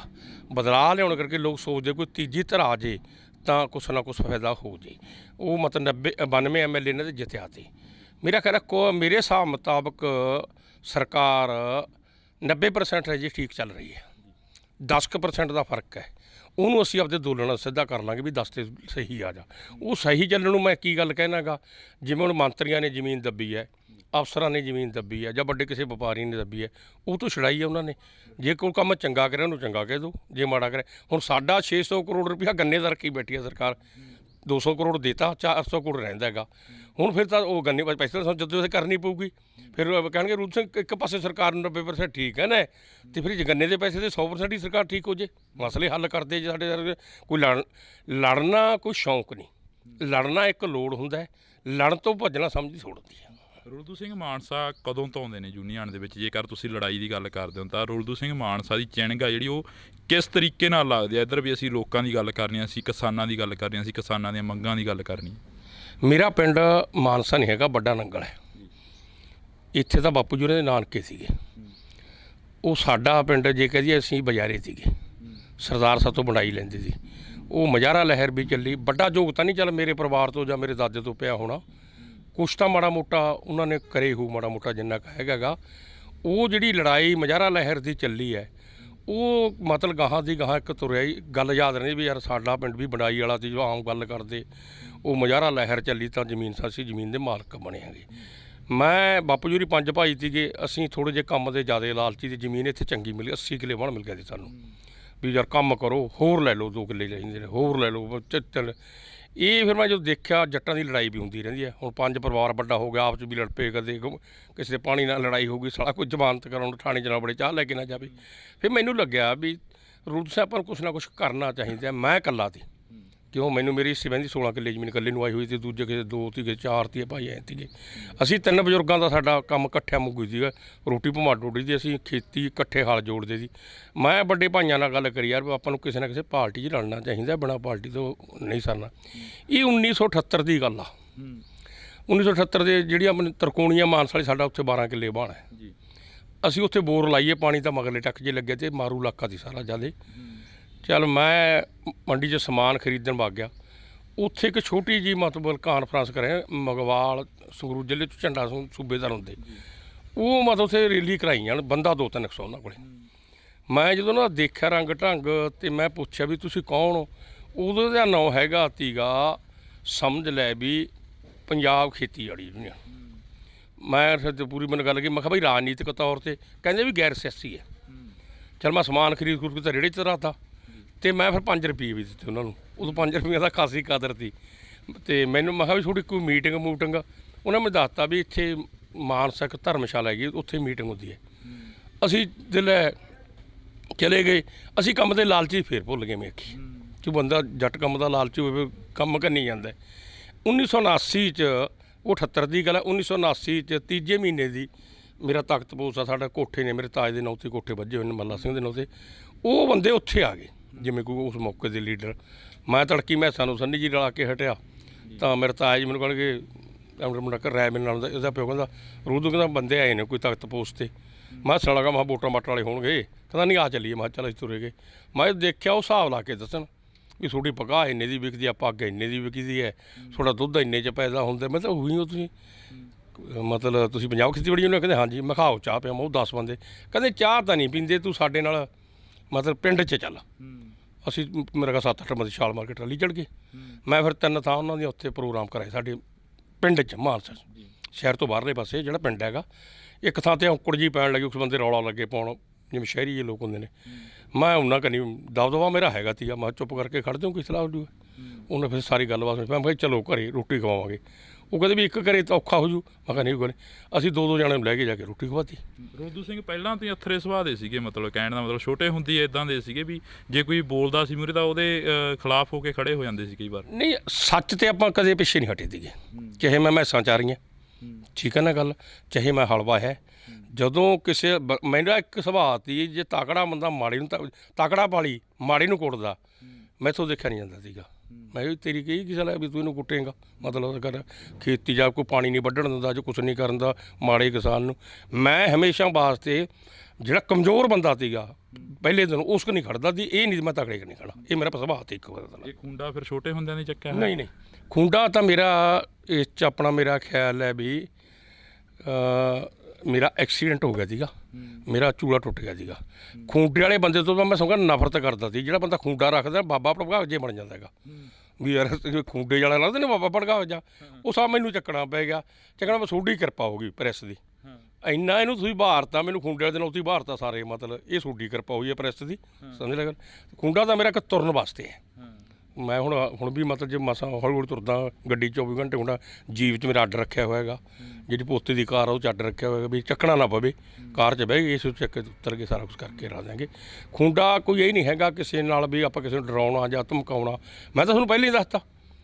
ਹਾਂ, ਇਹ ਜ਼ਰੂਰ ਮੇਰਾ ਸੁਭਾਅ ਹੈਗਾ, ਜੇ ਤਾਕੜਾ ਮਾੜੇ ਨੂੰ ਡਰਾਉਣਾ ਚਾਹਵੇ ਮੈਂ ਫਿਰ ਕਿਤੇ ਡਰਿਆ ਡੁਰਿਆ ਕਿਤੇ ਨਹੀਂ, ਆਪਣੀ ਗੱਲ ਪੂਰੀ ਗਈ ਹੈਗੀ। ਦਿੱਲੀ ਪੁਲਿਸ ਨਾਲ ਵੀ ਪੰਗਾ ਪੈ ਗਿਆ, ਉਦੋਂ ਵੀ ਖੂੰਡੇ ਦੇ ਰੌਲਾ ਸੀ। ਉਹ ਤਾਂ ਇਹ ਗੱਲ ਕਰੀ ਤੁਸੀਂ, ਮੈਂ ਸੱਚੀ ਗੱਲ ਦੱਸਣਾ, ਉਹਨਾਂ ਨੇ ਮੇਰੀ ਗੱਡੀ 'ਤੇ ਮਾਰੀ ਡਾਂਗ, ਉਹ 'ਚ ਮੈਨੂੰ ਆ ਗਿਆ ਗੁੱਸਾ। ਠੀਕ ਹੈ ਨਾ, ਫਿਰ ਜਿਹੜਾ ਸੋਇਆ ਸੋ ਸਾਰਾ ਕੁਝ ਦੇਖ ਕੇ ਹੀ ਜਾਏ ਇਹ ਹੋ ਗਿਆ ਦੀ ਗੱਲ। ਨਹੀਂ ਫਿਰ ਉਹ ਬੋਲੇ ਨਹੀਂ ਖੂੰਡਾ ਦੇਖ ਕੇ? ਨਹੀਂ ਉਹ ਨਾ ਫਿਰ ਤਾਂ ਘਬਰਾ ਗਏ ਉਹ ਵੀ, ਫਿਰ ਸੀਸਾ ਵੀ ਉਹਨਾਂ ਨੇ ਪਵਾ ਕੇ ਦਿੱਤਾ।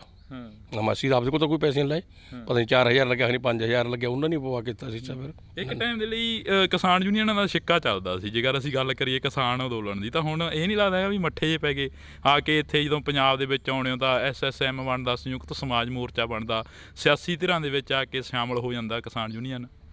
ਦੇਖੋ, ਇਲੈਕਸ਼ਨ ਲੜਨਾ ਨਾ ਲੜਨਾ, ਬਾਈਕਾਟ ਕਰਨਾ, ਇਹ ਇੱਕ ਮੌਲਿਕ ਅਧਿਕਾਰ ਆ, ਸਮਝਿਆ। ਸਭ ਨੂੰ ਗੈਰ ਸਿਆਸੀ ਕਹਾਉਣਾ ਉਹ ਸਾਰਿਆਂ ਨੂੰ ਖਤਰਨਾਕ ਹੈ। ਮੈਂ ਤੁਹਾਨੂੰ ਉਦਾਹਰਨ ਦੇ ਸਕਦਾ, ਜਿਹੜੀ ਮੇਰਾ ਜ਼ਿੰਦਗੀ ਦਾ ਹਿੱਸਾ, ਮਤਲਬ ਸਾਡਾ ਆਲ ਇੰਡੀਆ ਦਾ ਲੀਡਰ ਸਰਜੋਸ਼ੀ ਸੀਗਾ, ਤੁਸੀਂ ਸੁਣਿਆ ਸੁਣਿਓ ਤੁਸੀਂ ਨੌਜਵਾਨੋ, ਮੈਂ ਉਹਦੇ ਨਾਲ ਵੀ ਮੀਟਿੰਗਾਂ ਅਟੈਂਡ ਕਰੀਆਂ। ਉਹਨੇ ਪੱਕਾ ਨਾਅਰਾ ਲਾਇਆ ਸੀਗਾ ਵੀ ਅਸੀਂ ਗੈਰ ਸਿਆਸੀ ਹਾਂ, ਅਤੇ ਉਹਦੇ ਮਗਰ ਨਾਅਰੇ ਅਸੀਂ ਵੀ ਲਾਉਂਦੇ ਸੀ ਵੀ ਅਸੀਂ ਗੈਰ ਸਿਆਸੀ ਹਾਂ। ਤੁਹਾਡੇ ਸਾਹਮਣੇ ਹੈ ਉਹ ਗੈਰ ਸਿਆਸੀ ਕਹਿੰਦਾ ਉਹ ਦਿੱਲੀ ਦੇ ਵਿੱਚ ਮਤਲਬ ਇੱਕ ਬੜੇ ਤਕੜੇ ਮਹਿਕਮੇ ਦਾ ਚੇਅਰਮੈਨ ਬਣਿਆ। ਸੋ ਲੋਕਾਂ ਨੂੰ ਗੈਰ ਸਿਆਸੀ ਕਹੋ, ਆਪ ਚੇਅਰਮੈਨ ਕਹੋ। ਸਾਡਾ ਮਤਲਬ ਪ੍ਰਧਾਨ ਭੁਪਿੰਦਰ ਸਿੰਘ ਮਾਨ ਸੀ, ਅਸੀਂ ਸਾਰੇ ਉਹਦੇ ਮਗਰ ਰਹੇ ਵੀ ਅਸੀਂ ਗੈਰ ਸਿਆਸੀਆਂ ਨਾਅਰੇ ਲਾਏ। ਮੈਂ ਵੀ ਲਾਉਂਦਾ ਰਿਹਾ ਵੀ ਅਸੀਂ ਗੈਰ ਸਿਆਸੀ ਹਾਂ। ਭੁਪਿੰਦਰ ਮਾਨ ਆ ਤੁਹਾਡੇ ਸਾਹਮਣੇ ਵੀ ਰਾਜ ਸਭਾ ਦਾ ਮੈਂਬਰ ਬਣਿਆ। ਅਸੀਂ ਲਖਵਾਲ ਨਾਲ ਰਹੇ, ਲਖਵਾਲ ਨੂੰ ਪ੍ਰਧਾਨ ਬਣਾਉਣ ਲਾ ਜੇ ਸੱਚੀ ਪੁੱਛੇ ਰੁੱਦੂ ਸਿੰਘ ਹੈ। ਉਸ ਮੌਕੇ ਮੈਂ ਜ਼ਿਲ੍ਹੇ ਦਾ ਪ੍ਰਧਾਨ ਬਣ ਗਿਆ ਸੀ। ਆਪਣੇ 13 ਜ਼ਿਲ੍ਹੇ ਹੁੰਦੇ, ਮੈਂ 11 ਜ਼ਿਲ੍ਹੇ ਦੇ ਵੋਟਾਂ ਲਖਵਾਲ ਨੂੰ ਪਵਾਤੀਆਂ ਤੀਆਂ। ਉਦੋਂ ਖਤਰਾ ਸੀ ਸਾਨੂੰ ਵੀ ਭੁਪਿੰਦਰ ਮਾਨ ਜਾਊਗਾ, ਭੁਪਿੰਦਰ ਮਾਨ ਨੂੰ ਪਾਸੇ ਕਰਤਾ ਸੀ, ਤਾਂ ਵੀ ਉਹ ਰਾਜ ਸਭਾ ਦਾ ਮੈਂਬਰ ਬਣ ਗਿਆ ਸੀ, ਅਤੇ ਲਖਵਾਲ ਨੂੰ ਅਸੀਂ ਪ੍ਰਧਾਨ ਬਣਾਤਾ ਸੀ। ਠੀਕ ਹੈ ਨਾ ਗੱਲ। ਅਤੇ ਅਸੀਂ ਵੀ ਗੈਰ ਸਿਆਸੀਆਂ ਜੀ, ਗੈਰ ਸਿਆਸੀਆਂ ਤੁਹਾਡੇ ਸਾਹਮਣੇ ਹੈ। ਲਖਵਾਲ ਤੁਹਾਡੇ ਸਾਹਮਣੇ ਆ ਵੀ 10 ਸਾਲ ਚੇਅਰਮੈਨ ਰਿਹਾ ਅਕਾਲੀ ਦਲ ਦੇ ਵਿੱਚ, ਰਹਿ ਗਿਆ ਨਾ। ਅੱਜ ਵੀ ਜਿਹੜੇ ਗੈਰ ਸਿਆਸੀ ਕਹਾਉਂਦੇ ਨੇ, ਜਦ ਇੱਕ ਸਾਡਾ ਸਾਥੀ ਕਹਿੰਦਾ, ਡੱਲੇ ਵਾਲੀ ਕਹਿੰਦਾ ਅਸੀਂ ਗੈਰ ਸਿਆਸੀ ਹਾਂ, ਮੈਨੂੰ ਖਤਰਾ ਹੈ ਕਿਤੇ ਜਿਹੜਾ ਪਹਿਲਾਂ ਵਾਲੇ 3 ਲੀਡਰ ਕਰਕੇ ਗਏ ਨੇ ਕੁਝ। ਮੈਂ ਕਹਿਣਾ ਗੈਰ ਸਿਆਸੀ ਕਹਿ ਕੇ ਤੇ ਰਾਜਨੀਤੀ 'ਚ ਜਾਣਾ ਲੋਕਾਂ ਨਾਲ ਧੋਖਾ ਹੈ। ਰੁੱਦੂ ਸਿੰਘ ਰਾਜਨੀਤਿਕ ਬੰਦਾ ਹੈ, ਮੈਂ ਉਦੋਂ ਬਾਅਦ ਕਹਿੰਦਾ ਵੀ ਇਹ ਰਾਜਨੀਤੀ में ਡੰਗ ਲੈਂਦਾ ਨਹੀਂ ਗਾ। ਦੱਸ ਕੇ ਲੋਕਾਂ ਨੂੰ ਜੋ ਮਰਜ਼ੀ ਕਰ ਲਓ, ਅਸੀਂ ਦੱਸ ਕੇ ਆ ਕੇ ਬਾਈ ਅਸੀਂ ਇਲੈਕਸ਼ਨ ਲੜਾਂਗੇ, ਕੋਈ ਧੋਖਾ ਨਹੀਂ। ਮੌਲਿਕ ਅਧਿਕਾਰਾਂ ਲੜੇ ਆ, ਲੋਕਾਂ ਦਾ ਫੈਸਲਾ ਸੀ ਸਿਰ ਮੱਥੇ ਮੰਨ ਲਿਆ, ਜਿਹੜਾ ਸਾਡਾ ਉਹਨਾਂ ਨੇ ਫਤਵਾ ਸਾਨੂੰ ਦਿੱਤਾ ਸੀ, ਕੋਈ ਗੱਲ ਨਹੀਂ। ਅਸੀਂ 16 ਜਥੇਬੰਦੀਆਂ ਦੁਬਾਰੇ ਵਾਪਸ ਆ ਗਏ। ਵਾਪਸ ਆ ਕੇ ਅਸੀਂ ਫਿਰ ਤੇਰੇ ਸਾਹਮਣੇ ਆ ਗੱਲ, ਸਾਨੂੰ ਛੁੱਟੀ 'ਤੇ ਭੇਜਿਆ ਸੀਗਾ, ਜੋ ਸਾਡੀ ਛੁੱਟੀ ਪੂਰੀ ਗਈ ਮੋਰਚੇ 'ਚ ਬਾਗੇ। ਹੁਣ ਜਿਹੜੀਆਂ 32 ਜਥੇਬੰਦੀਆਂ ਤੋਂ ਇਲੈਕਸ਼ਨ ਲੜਦੀਆਂ ਤੀਆਂ, ਉਹ 3 ਧਿਰਾਂ 'ਚ ਵੰਡੀਆਂ ਗਈਆਂ ਅਤੇ ਇੱਕ ਤਰ੍ਹਾਂ ਦਾ ਜਿਵੇਂ 22 ਅਸੀਂ ਇੱਕ ਪਾਸੇ ਲੜ ਗਏ, 22 ਤੋਂ 16 ਛੱਡ ਕੇ ਅਸੀਂ ਰਾਜਾਂ ਨੂੰ ਆਏ, 6 ਰਾਜਾਂ ਨਾਲ ਰਹਿ ਗਈਆਂ, ਅਤੇ 10 ਰਹਿ ਗਈਆਂ ਜੇ ਆਪਾਂ ਕਹਿ ਦਈਏ ਡੱਲੇ ਵਾਲ ਨਾਲ।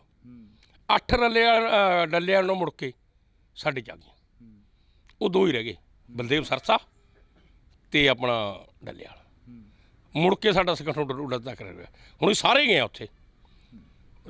ਰਾਜੇਵਾਲ ਸਾਹਿਬ ਦੀ ਜੇ ਅਸੀਂ ਗੱਲ ਕਰਦੇ ਹਾਂ, ਰਾਜੇਵਾਲ ਸਾਹਿਬ ਸਿਆਸੀ ਧਿਰ ਦੇ ਵਿੱਚ ਆਉਂਦੇ ਨੇ। ਰਾਜੇਵਾਲ ਸਾਹਿਬ ਦਾ ਪਹਿਲਾਂ ਤੋਂ ਹੀ ਸਿਆਸੀ ਪਾਰਟੀਆਂ ਦੇ ਨਾਲ ਸੰਬੰਧ ਰਿਹਾ ਹੈਗਾ?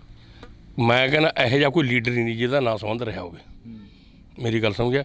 ਅਸੀਂ ਗੈਰ ਸਿਆਸੀ ਕਰਦੇ ਗੈਰ ਸਿਆਸੀ ਜਮਾ ਭੁਪਿੰਦਰ ਮਾਨ ਦੀ ਅਗਵਾਈ ਥੱਲੇ, ਲਖਵਾਲ ਦੀ ਅਗਵਾਈ ਥੱਲੇ, ਪਰ ਸਰਜੀਤ ਬਰਨਾਲੀ ਸਰਕਾਰ ਦੀ ਅਸੀਂ ਮਦਦ ਕਰੀ। ਮਤਲਬ ਉਦੋਂ ਸਾਡੀਆਂ ਅਸੀਂ ਗਵਰਨਰ ਦਾ ਘਰਾਓ ਕੀਤਾ ਸੀਗਾ। ਗਵਰਨਰ ਕਹਿੰਦੇ ਵੀ ਜਿੱਦੇ ਕੋਈ ਸਰਕਾਰ ਬਣ ਗਈ ਉੱਦਾਂ ਆਪਾਂ ਮਤਲਬ ਸਮਝ ਲੈ ਵੀ ਉਹ ਸਰਕਾਰ ਤੁਹਾਡੀਆਂ ਮੰਗਾਂ ਮੈਨੂੰ ਕਹਿੰਦਾ ਮੈਨੂੰ ਦੱਸੋ। ਅਸੀਂ ਕਿਹਾ ਵੀ ਸਾਡੇ ਕਨੈਕਸ਼ਨ ਕੱਟੀ ਜਾਂਦੇ ਨੇ। ਕਹਿੰਦਾ ਕੋਈ ਨਹੀਂ ਕੱਟੂ ਇਦੋਂ ਬਾਅਦ। ਅਸੀਂ ਕਿਹਾ ਵੀ ਸਾਨੂੰ ਕਰਜ਼ੇ 'ਚ ਫੜੀ ਤਾਂ ਤੁਹਾਨੂੰ ਕੋਈ ਕਰਜ਼ੇ 'ਚ ਨਹੀਂ ਫੜੂਗਾ, ਪਰ ਜਿੱਦਾਂ ਕੋਈ ਸਰਕਾਰ ਬਣੀ ਤੁਸੀਂ ਉੱਦਾਂ ਹੀ ਮਤਲਬ ਕਰ ਦਿਓ।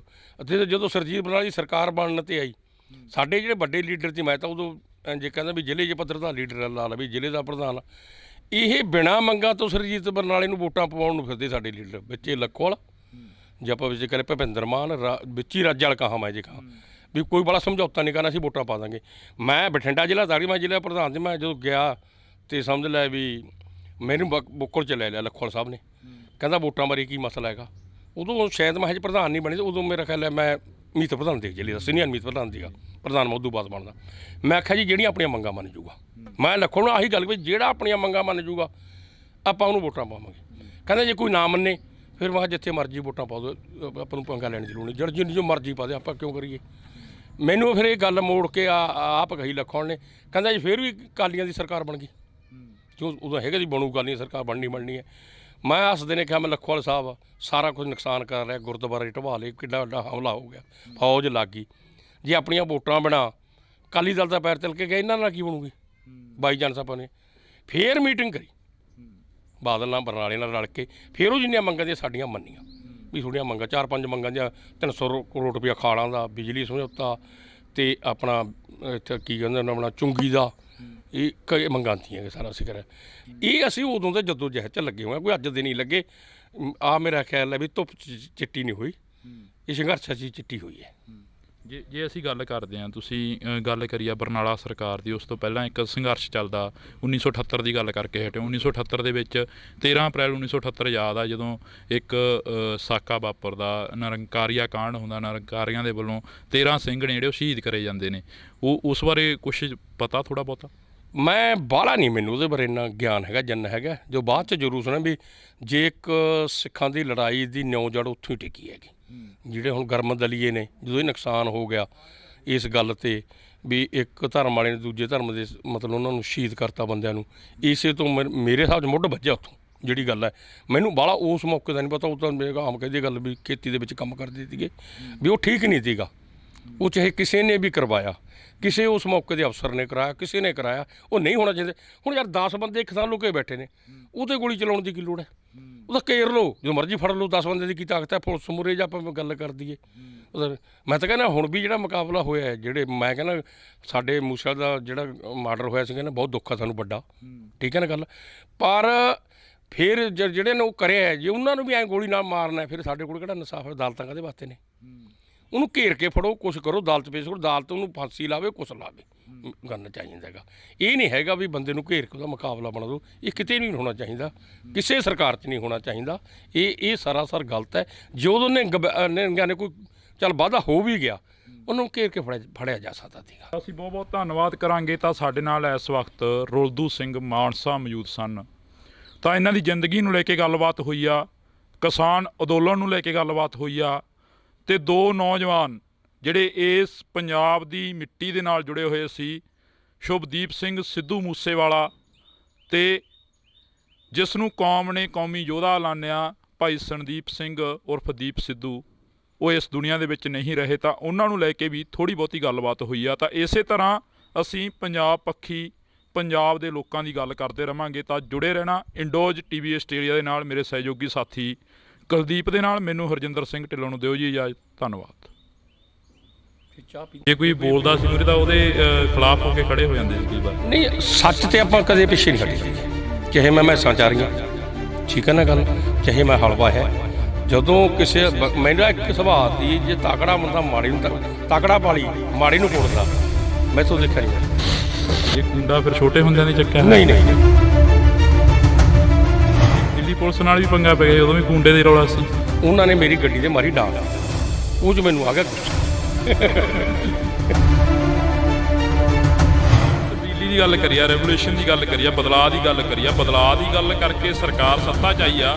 ਪੰਜਾਬ ਸਰਕਾਰ ਦੀ ਜੇ ਅਸੀਂ ਗੱਲ ਕਰਦੇ ਹਾਂ ਤਾਂ ਪੰਜਾਬ ਸਰਕਾਰ ਤੋਂ ਕਿੰਨੀ ਕਾਸ ਰੱਖਦੇ ਹੋ ਜਿਹੜੀ ਹੁਣ ਸੱਤਾ ਦੇ ਵਿੱਚ ਚੱਲ ਰਹੀ ਹੈ? ਮੇਰਾ ਖਿਆਲ ਮੇਰੇ ਹਿਸਾਬ ਮੁਤਾਬਕ ਸਰਕਾਰ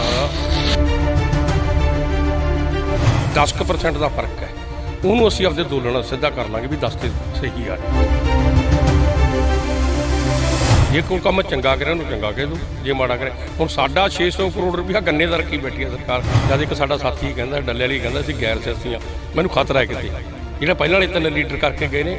ਮੈਂ ਕਹਿਣਾ ਗੈਰ ਸਿਆਸੀ ਕਹਿ ਕੇ ਤੇ ਰਾਜਨੀਤੀ 'ਚ ਜਾਣਾ ਲੋਕਾਂ ਨਾਲ ਧੋਖਾ ਹੈ।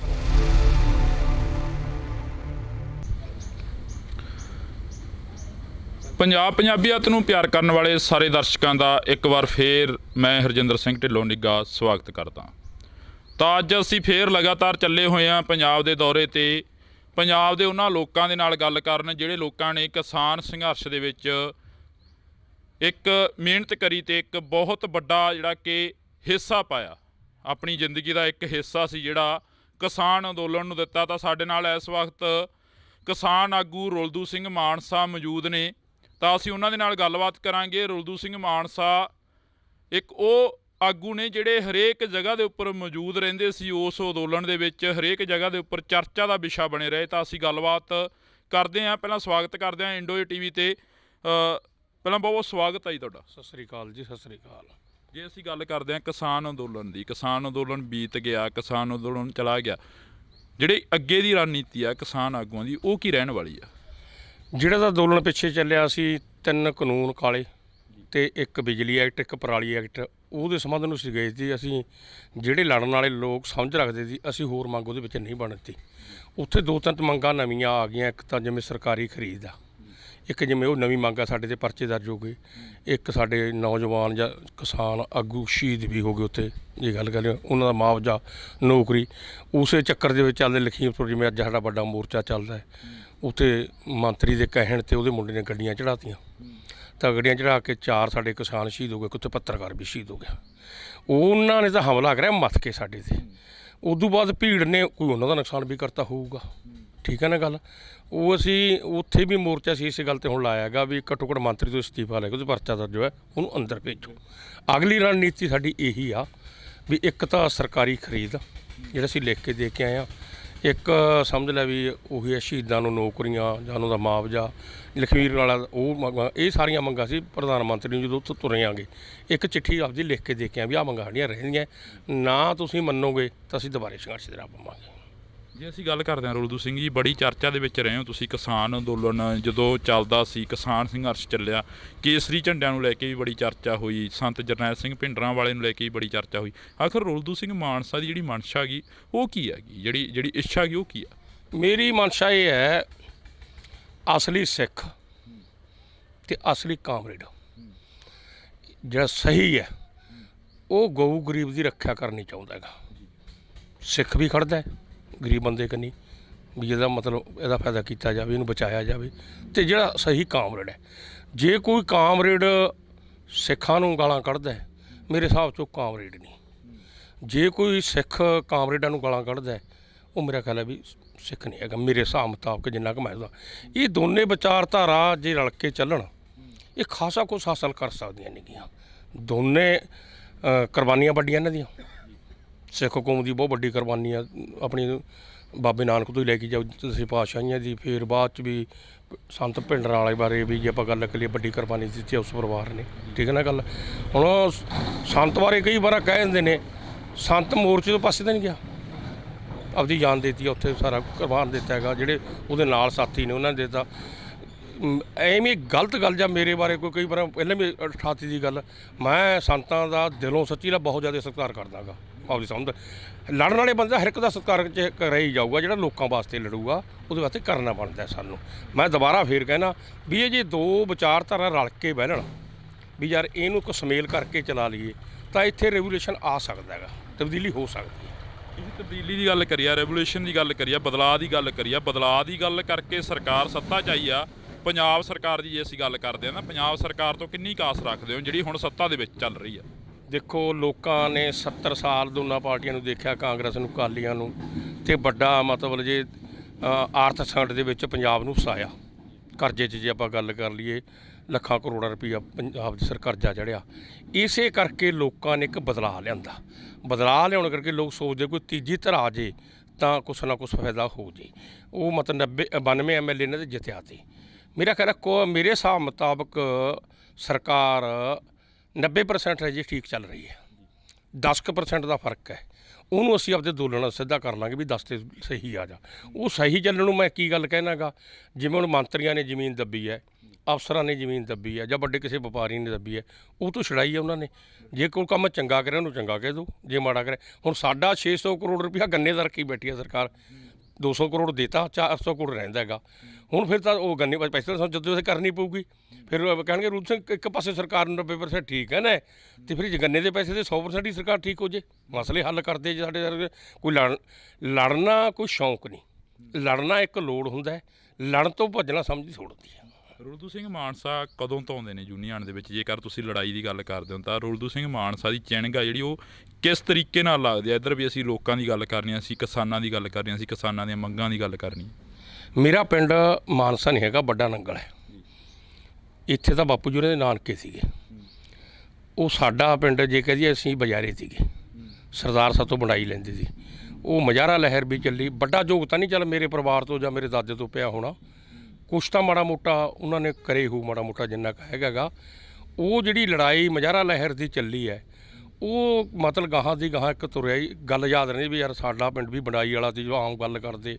ਉਹ ਮਜ਼ਾਰਾ ਲਹਿਰ ਚੱਲੀ ਤਾਂ ਜ਼ਮੀਨ ਸਾਸੀ ਜ਼ਮੀਨ ਦੇ ਮਾਲਕ ਬਣਿਆਂਗੇ। ਮੈਂ ਬਾਪੂ ਜੀ 5 ਭਾਈ ਸੀਗੇ, ਅਸੀਂ ਥੋੜ੍ਹੇ ਜਿਹੇ ਕੰਮ ਦੇ ਜ਼ਿਆਦਾ ਲਾਲਚੀ ਦੀ। ਜ਼ਮੀਨ ਇੱਥੇ ਚੰਗੀ ਮਿਲੀ, 80 ਕਿੱਲੇ ਬਣ ਮਿਲ ਗਿਆ ਸੀ ਸਾਨੂੰ, ਵੀ ਯਾਰ ਕੰਮ ਕਰੋ, ਹੋਰ ਲੈ ਲਓ 2 ਕਿੱਲੇ ਲੈਂਦੇ ਨੇ, ਹੋਰ ਲੈ ਲਓ। ਇਹ ਫਿਰ ਮੈਂ ਜਦੋਂ ਦੇਖਿਆ ਜੱਟਾਂ ਦੀ ਲੜਾਈ ਵੀ ਹੁੰਦੀ ਰਹਿੰਦੀ ਹੈ। ਹੁਣ 5 ਪਰਿਵਾਰ ਵੱਡਾ ਹੋ ਗਿਆ, ਆਪ 'ਚ ਵੀ ਲੜ ਪਏ, ਕਦੇ ਕਿਸੇ ਦੇ ਪਾਣੀ ਨਾਲ ਲੜਾਈ ਹੋ ਗਈ, ਸਾਲਾ ਕੋਈ ਜ਼ਮਾਨਤ ਕਰਾਉਣ ਥਾਣੇ 'ਚ ਨਾ ਬੜੇ, ਚਾਹ ਲੈ ਕੇ ਨਾ ਜਾਵੇ। ਫਿਰ ਮੈਨੂੰ ਲੱਗਿਆ ਵੀ ਰੂਲ ਸਾਹਿਬ ਆਪਾਂ ਨੂੰ ਕੁਛ ਨਾ ਕੁਛ ਕਰਨਾ ਚਾਹੀਦਾ। ਮੈਂ ਇਕੱਲਾ ਸੀ, ਕਿਉਂ ਮੈਨੂੰ ਮੇਰੀ ਹਿੱਸੇ ਬਹਿੰਦੀ 16 ਕਿੱਲੇ ਜ਼ਮੀਨ ਇਕੱਲੇ ਨੂੰ ਆਈ ਹੋਈ ਸੀ, ਦੂਜੇ ਕਿਸੇ 2 ਸੀਗੇ, 4 ਸੀ ਭਾਈ ਐਂ ਸੀਗੇ। ਅਸੀਂ 3 ਬਜ਼ੁਰਗਾਂ ਦਾ ਸਾਡਾ ਕੰਮ ਇਕੱਠਿਆਂ ਮੁੱਕੀ ਸੀਗਾ, ਰੋਟੀ ਭਮਾ ਡੋਡੀ ਦੀ, ਅਸੀਂ ਖੇਤੀ ਇਕੱਠੇ ਹਲ ਜੋੜਦੇ ਸੀ। ਮੈਂ ਵੱਡੇ ਭਾਈਆਂ ਨਾਲ ਗੱਲ ਕਰੀ, ਯਾਰ ਆਪਾਂ ਨੂੰ ਕਿਸੇ ਨਾ ਕਿਸੇ ਪਾਰਟੀ 'ਚ ਲੜਨਾ ਚਾਹੀਦਾ, ਬਿਨਾਂ ਪਾਰਟੀ ਤੋਂ ਨਹੀਂ ਸਰਨਾ। ਇਹ 1978 ਦੀ ਗੱਲ ਆ। 1978 ਦੇ ਜਿਹੜੀ ਆਪਣੀ ਤਰਕੋਣੀਆਂ ਮਾਨਸਾ ਵਾਲੀ, ਸਾਡਾ ਉੱਥੇ 12 ਕਿੱਲੇ ਬਾਣ ਹੈ। ਅਸੀਂ ਉੱਥੇ ਬੋਰ ਲਾਈਏ, ਪਾਣੀ ਤਾਂ ਮਗਰਲੇ ਟੱਕ ਜੇ ਲੱਗੇ, ਤੇ ਮਾਰੂ ਇਲਾਕਾ ਸੀ ਸਾਰਾ ਜ਼ਿਆਦਾ। ਚੱਲ ਮੈਂ ਮੰਡੀ 'ਚ ਸਮਾਨ ਖਰੀਦਣ ਵਗ ਗਿਆ। ਉੱਥੇ ਇੱਕ ਛੋਟੀ ਜਿਹੀ ਮਤਲਬ ਕਾਨਫਰੰਸ ਕਰਿਆ, ਮਗਵਾਲ ਸੰਗਰੂਰ ਜ਼ਿਲ੍ਹੇ 'ਚ ਝੰਡਾ ਸੂਬੇਦਾਰ ਹੁੰਦੇ, ਉਹ ਮਤਲਬ ਉੱਥੇ ਰੈਲੀ ਕਰਾਈ ਜਾਣ, ਬੰਦਾ 2-300 ਉਹਨਾਂ ਕੋਲ।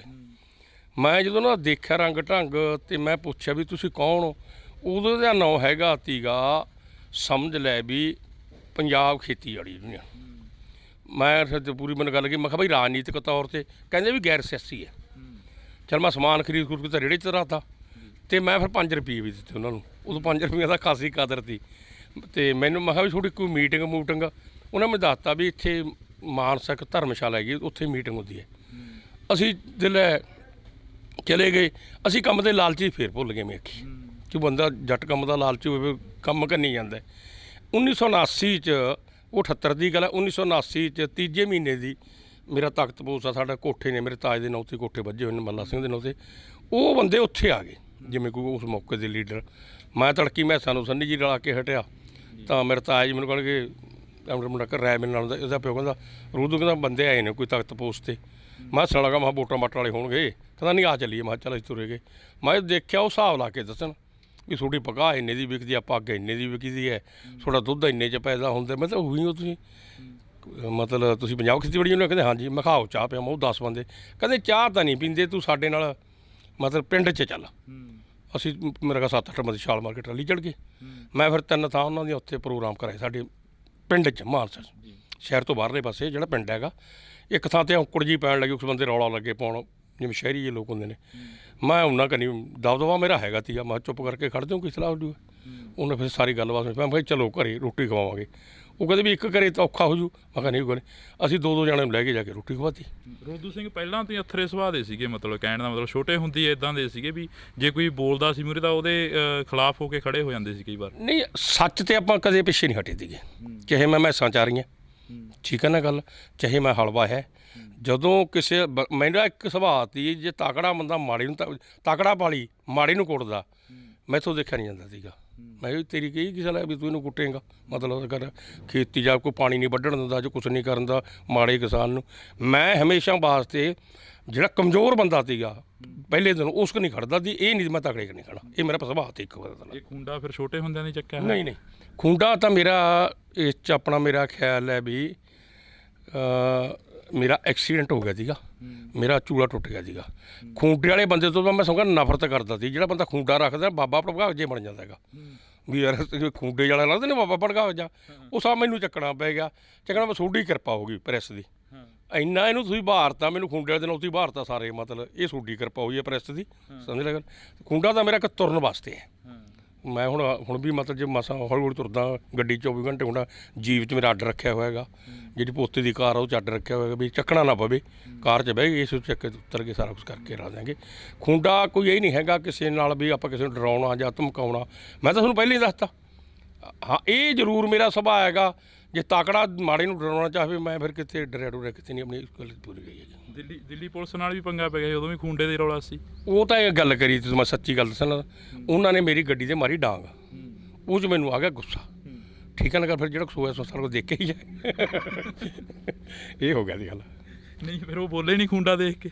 ਨਹੀਂ ਉਹ ਨਾ ਫਿਰ ਤਾਂ ਘਬਰਾ ਗਏ ਉਹ ਵੀ। ਫਿਰ ਸੀਸਾ ਵੀ ਉਹਨਾਂ ਨੇ ਪਵਾ ਕੇ ਦਿੱਤਾ। ਮਾਸੀ ਦਾ ਆਪਦੇ ਕੋਲ ਤਾਂ ਕੋਈ ਪੈਸੇ ਨਹੀਂ ਲਾਏ।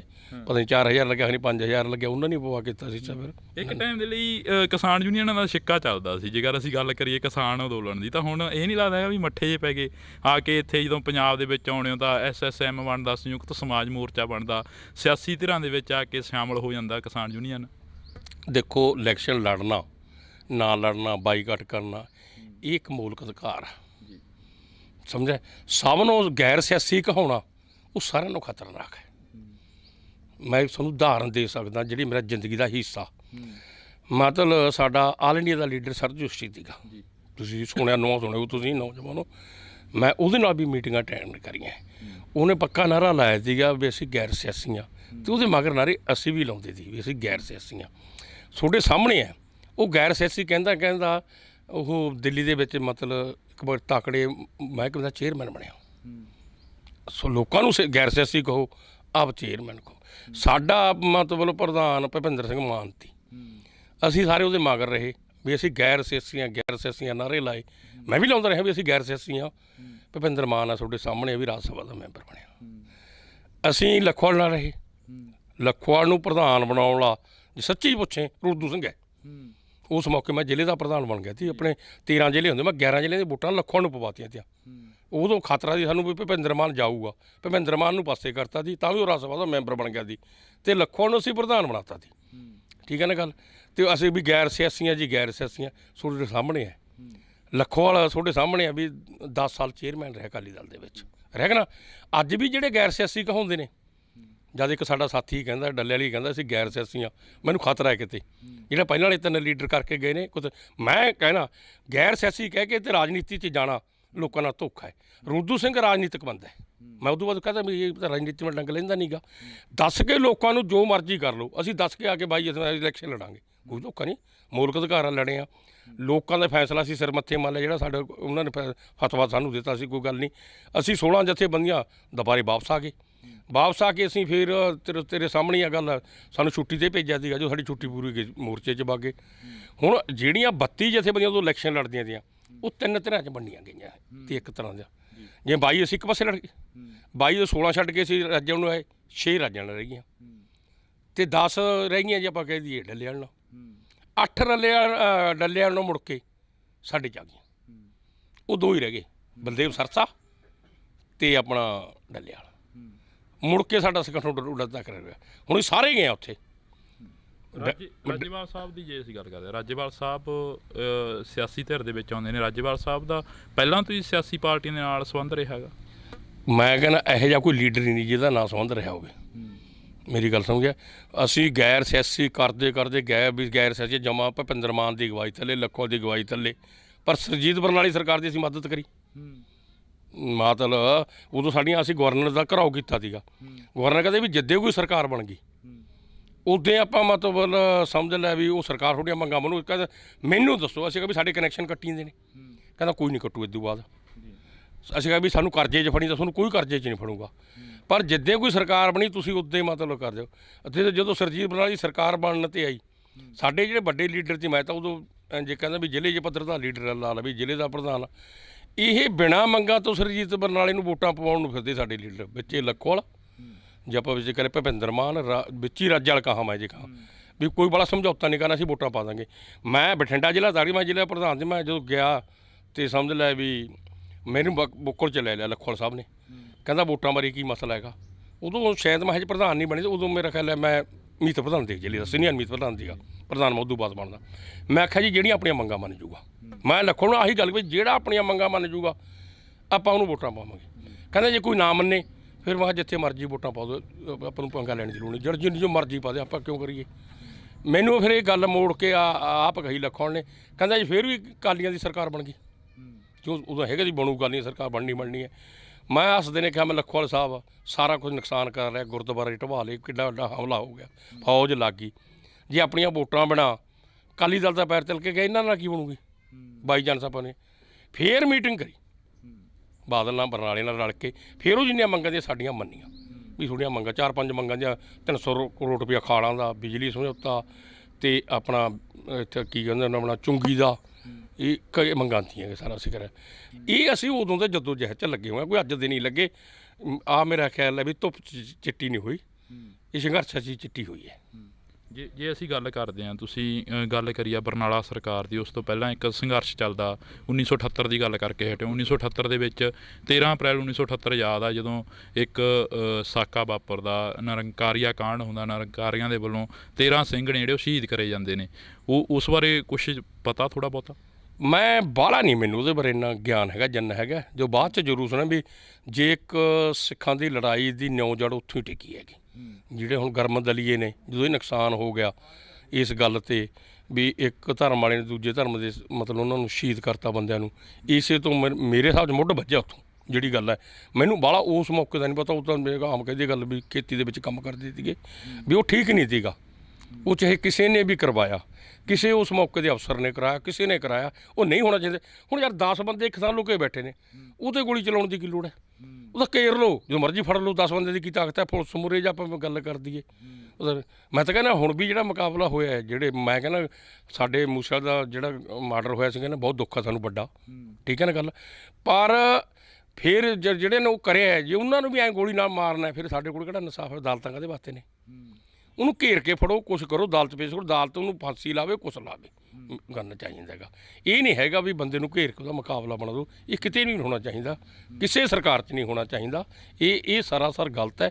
ਜੋ ਉਹਨੇ ਨੇ ਕੋਈ ਚੱਲ ਵਾਧਾ ਹੋ ਵੀ ਗਿਆ, ਉਹਨੂੰ ਘੇਰ ਕੇ ਫੜਿਆ ਜਾ ਸਕਦਾ ਸੀਗਾ। ਅਸੀਂ ਬਹੁਤ ਬਹੁਤ ਧੰਨਵਾਦ ਕਰਾਂਗੇ। ਤਾਂ ਸਾਡੇ ਨਾਲ ਇਸ ਵਕਤ ਰੁਲਦੂ ਸਿੰਘ ਮਾਨਸਾ ਮੌਜੂਦ ਸਨ, ਤਾਂ ਇਹਨਾਂ ਦੀ ਜ਼ਿੰਦਗੀ ਨੂੰ ਲੈ ਕੇ ਗੱਲਬਾਤ ਹੋਈ ਆ, ਕਿਸਾਨ ਅੰਦੋਲਨ ਨੂੰ ਲੈ ਕੇ ਗੱਲਬਾਤ ਹੋਈ ਆ, ਤੇ ਦੋ ਨੌਜਵਾਨ ਜਿਹੜੇ ਇਸ ਪੰਜਾਬ ਦੀ ਮਿੱਟੀ ਦੇ ਨਾਲ ਜੁੜੇ ਹੋਏ ਸੀ, ਸ਼ੁਭਦੀਪ ਸਿੰਘ ਸਿੱਧੂ ਮੂਸੇਵਾਲਾ ਤੇ ਜਿਸ ਨੂੰ ਕੌਮ ਨੇ ਕੌਮੀ ਯੋਧਾ ਐਲਾਨਿਆ ਭਾਈ ਸੰਦੀਪ ਸਿੰਘ ਉਰਫ ਦੀਪ ਸਿੱਧੂ, ਉਹ ਇਸ ਦੁਨੀਆ ਦੇ ਵਿੱਚ ਨਹੀਂ ਰਹੇ, ਤਾਂ ਉਹਨਾਂ ਨੂੰ ਲੈ ਕੇ ਵੀ ਥੋੜ੍ਹੀ ਬਹੁਤੀ ਗੱਲਬਾਤ ਹੋਈ ਆ। ਤਾਂ ਇਸੇ ਤਰ੍ਹਾਂ ਅਸੀਂ ਪੰਜਾਬ ਪੱਖੀ ਪੰਜਾਬ ਦੇ ਲੋਕਾਂ ਦੀ ਗੱਲ ਕਰਦੇ ਰਹਾਂਗੇ। ਤਾਂ ਜੁੜੇ ਰਹਿਣਾ ਇੰਡੋਜ਼ TV ਆਸਟ੍ਰੇਲੀਆ ਦੇ ਨਾਲ। ਮੇਰੇ ਸਹਿਯੋਗੀ ਸਾਥੀ ਕੁਲਦੀਪ ਦੇ ਨਾਲ ਮੈਨੂੰ ਹਰਜਿੰਦਰ ਸਿੰਘ ਢਿੱਲੋਂ ਨੂੰ ਦਿਓ ਜੀ ਇਜਾਜ਼ਤ। ਧੰਨਵਾਦ।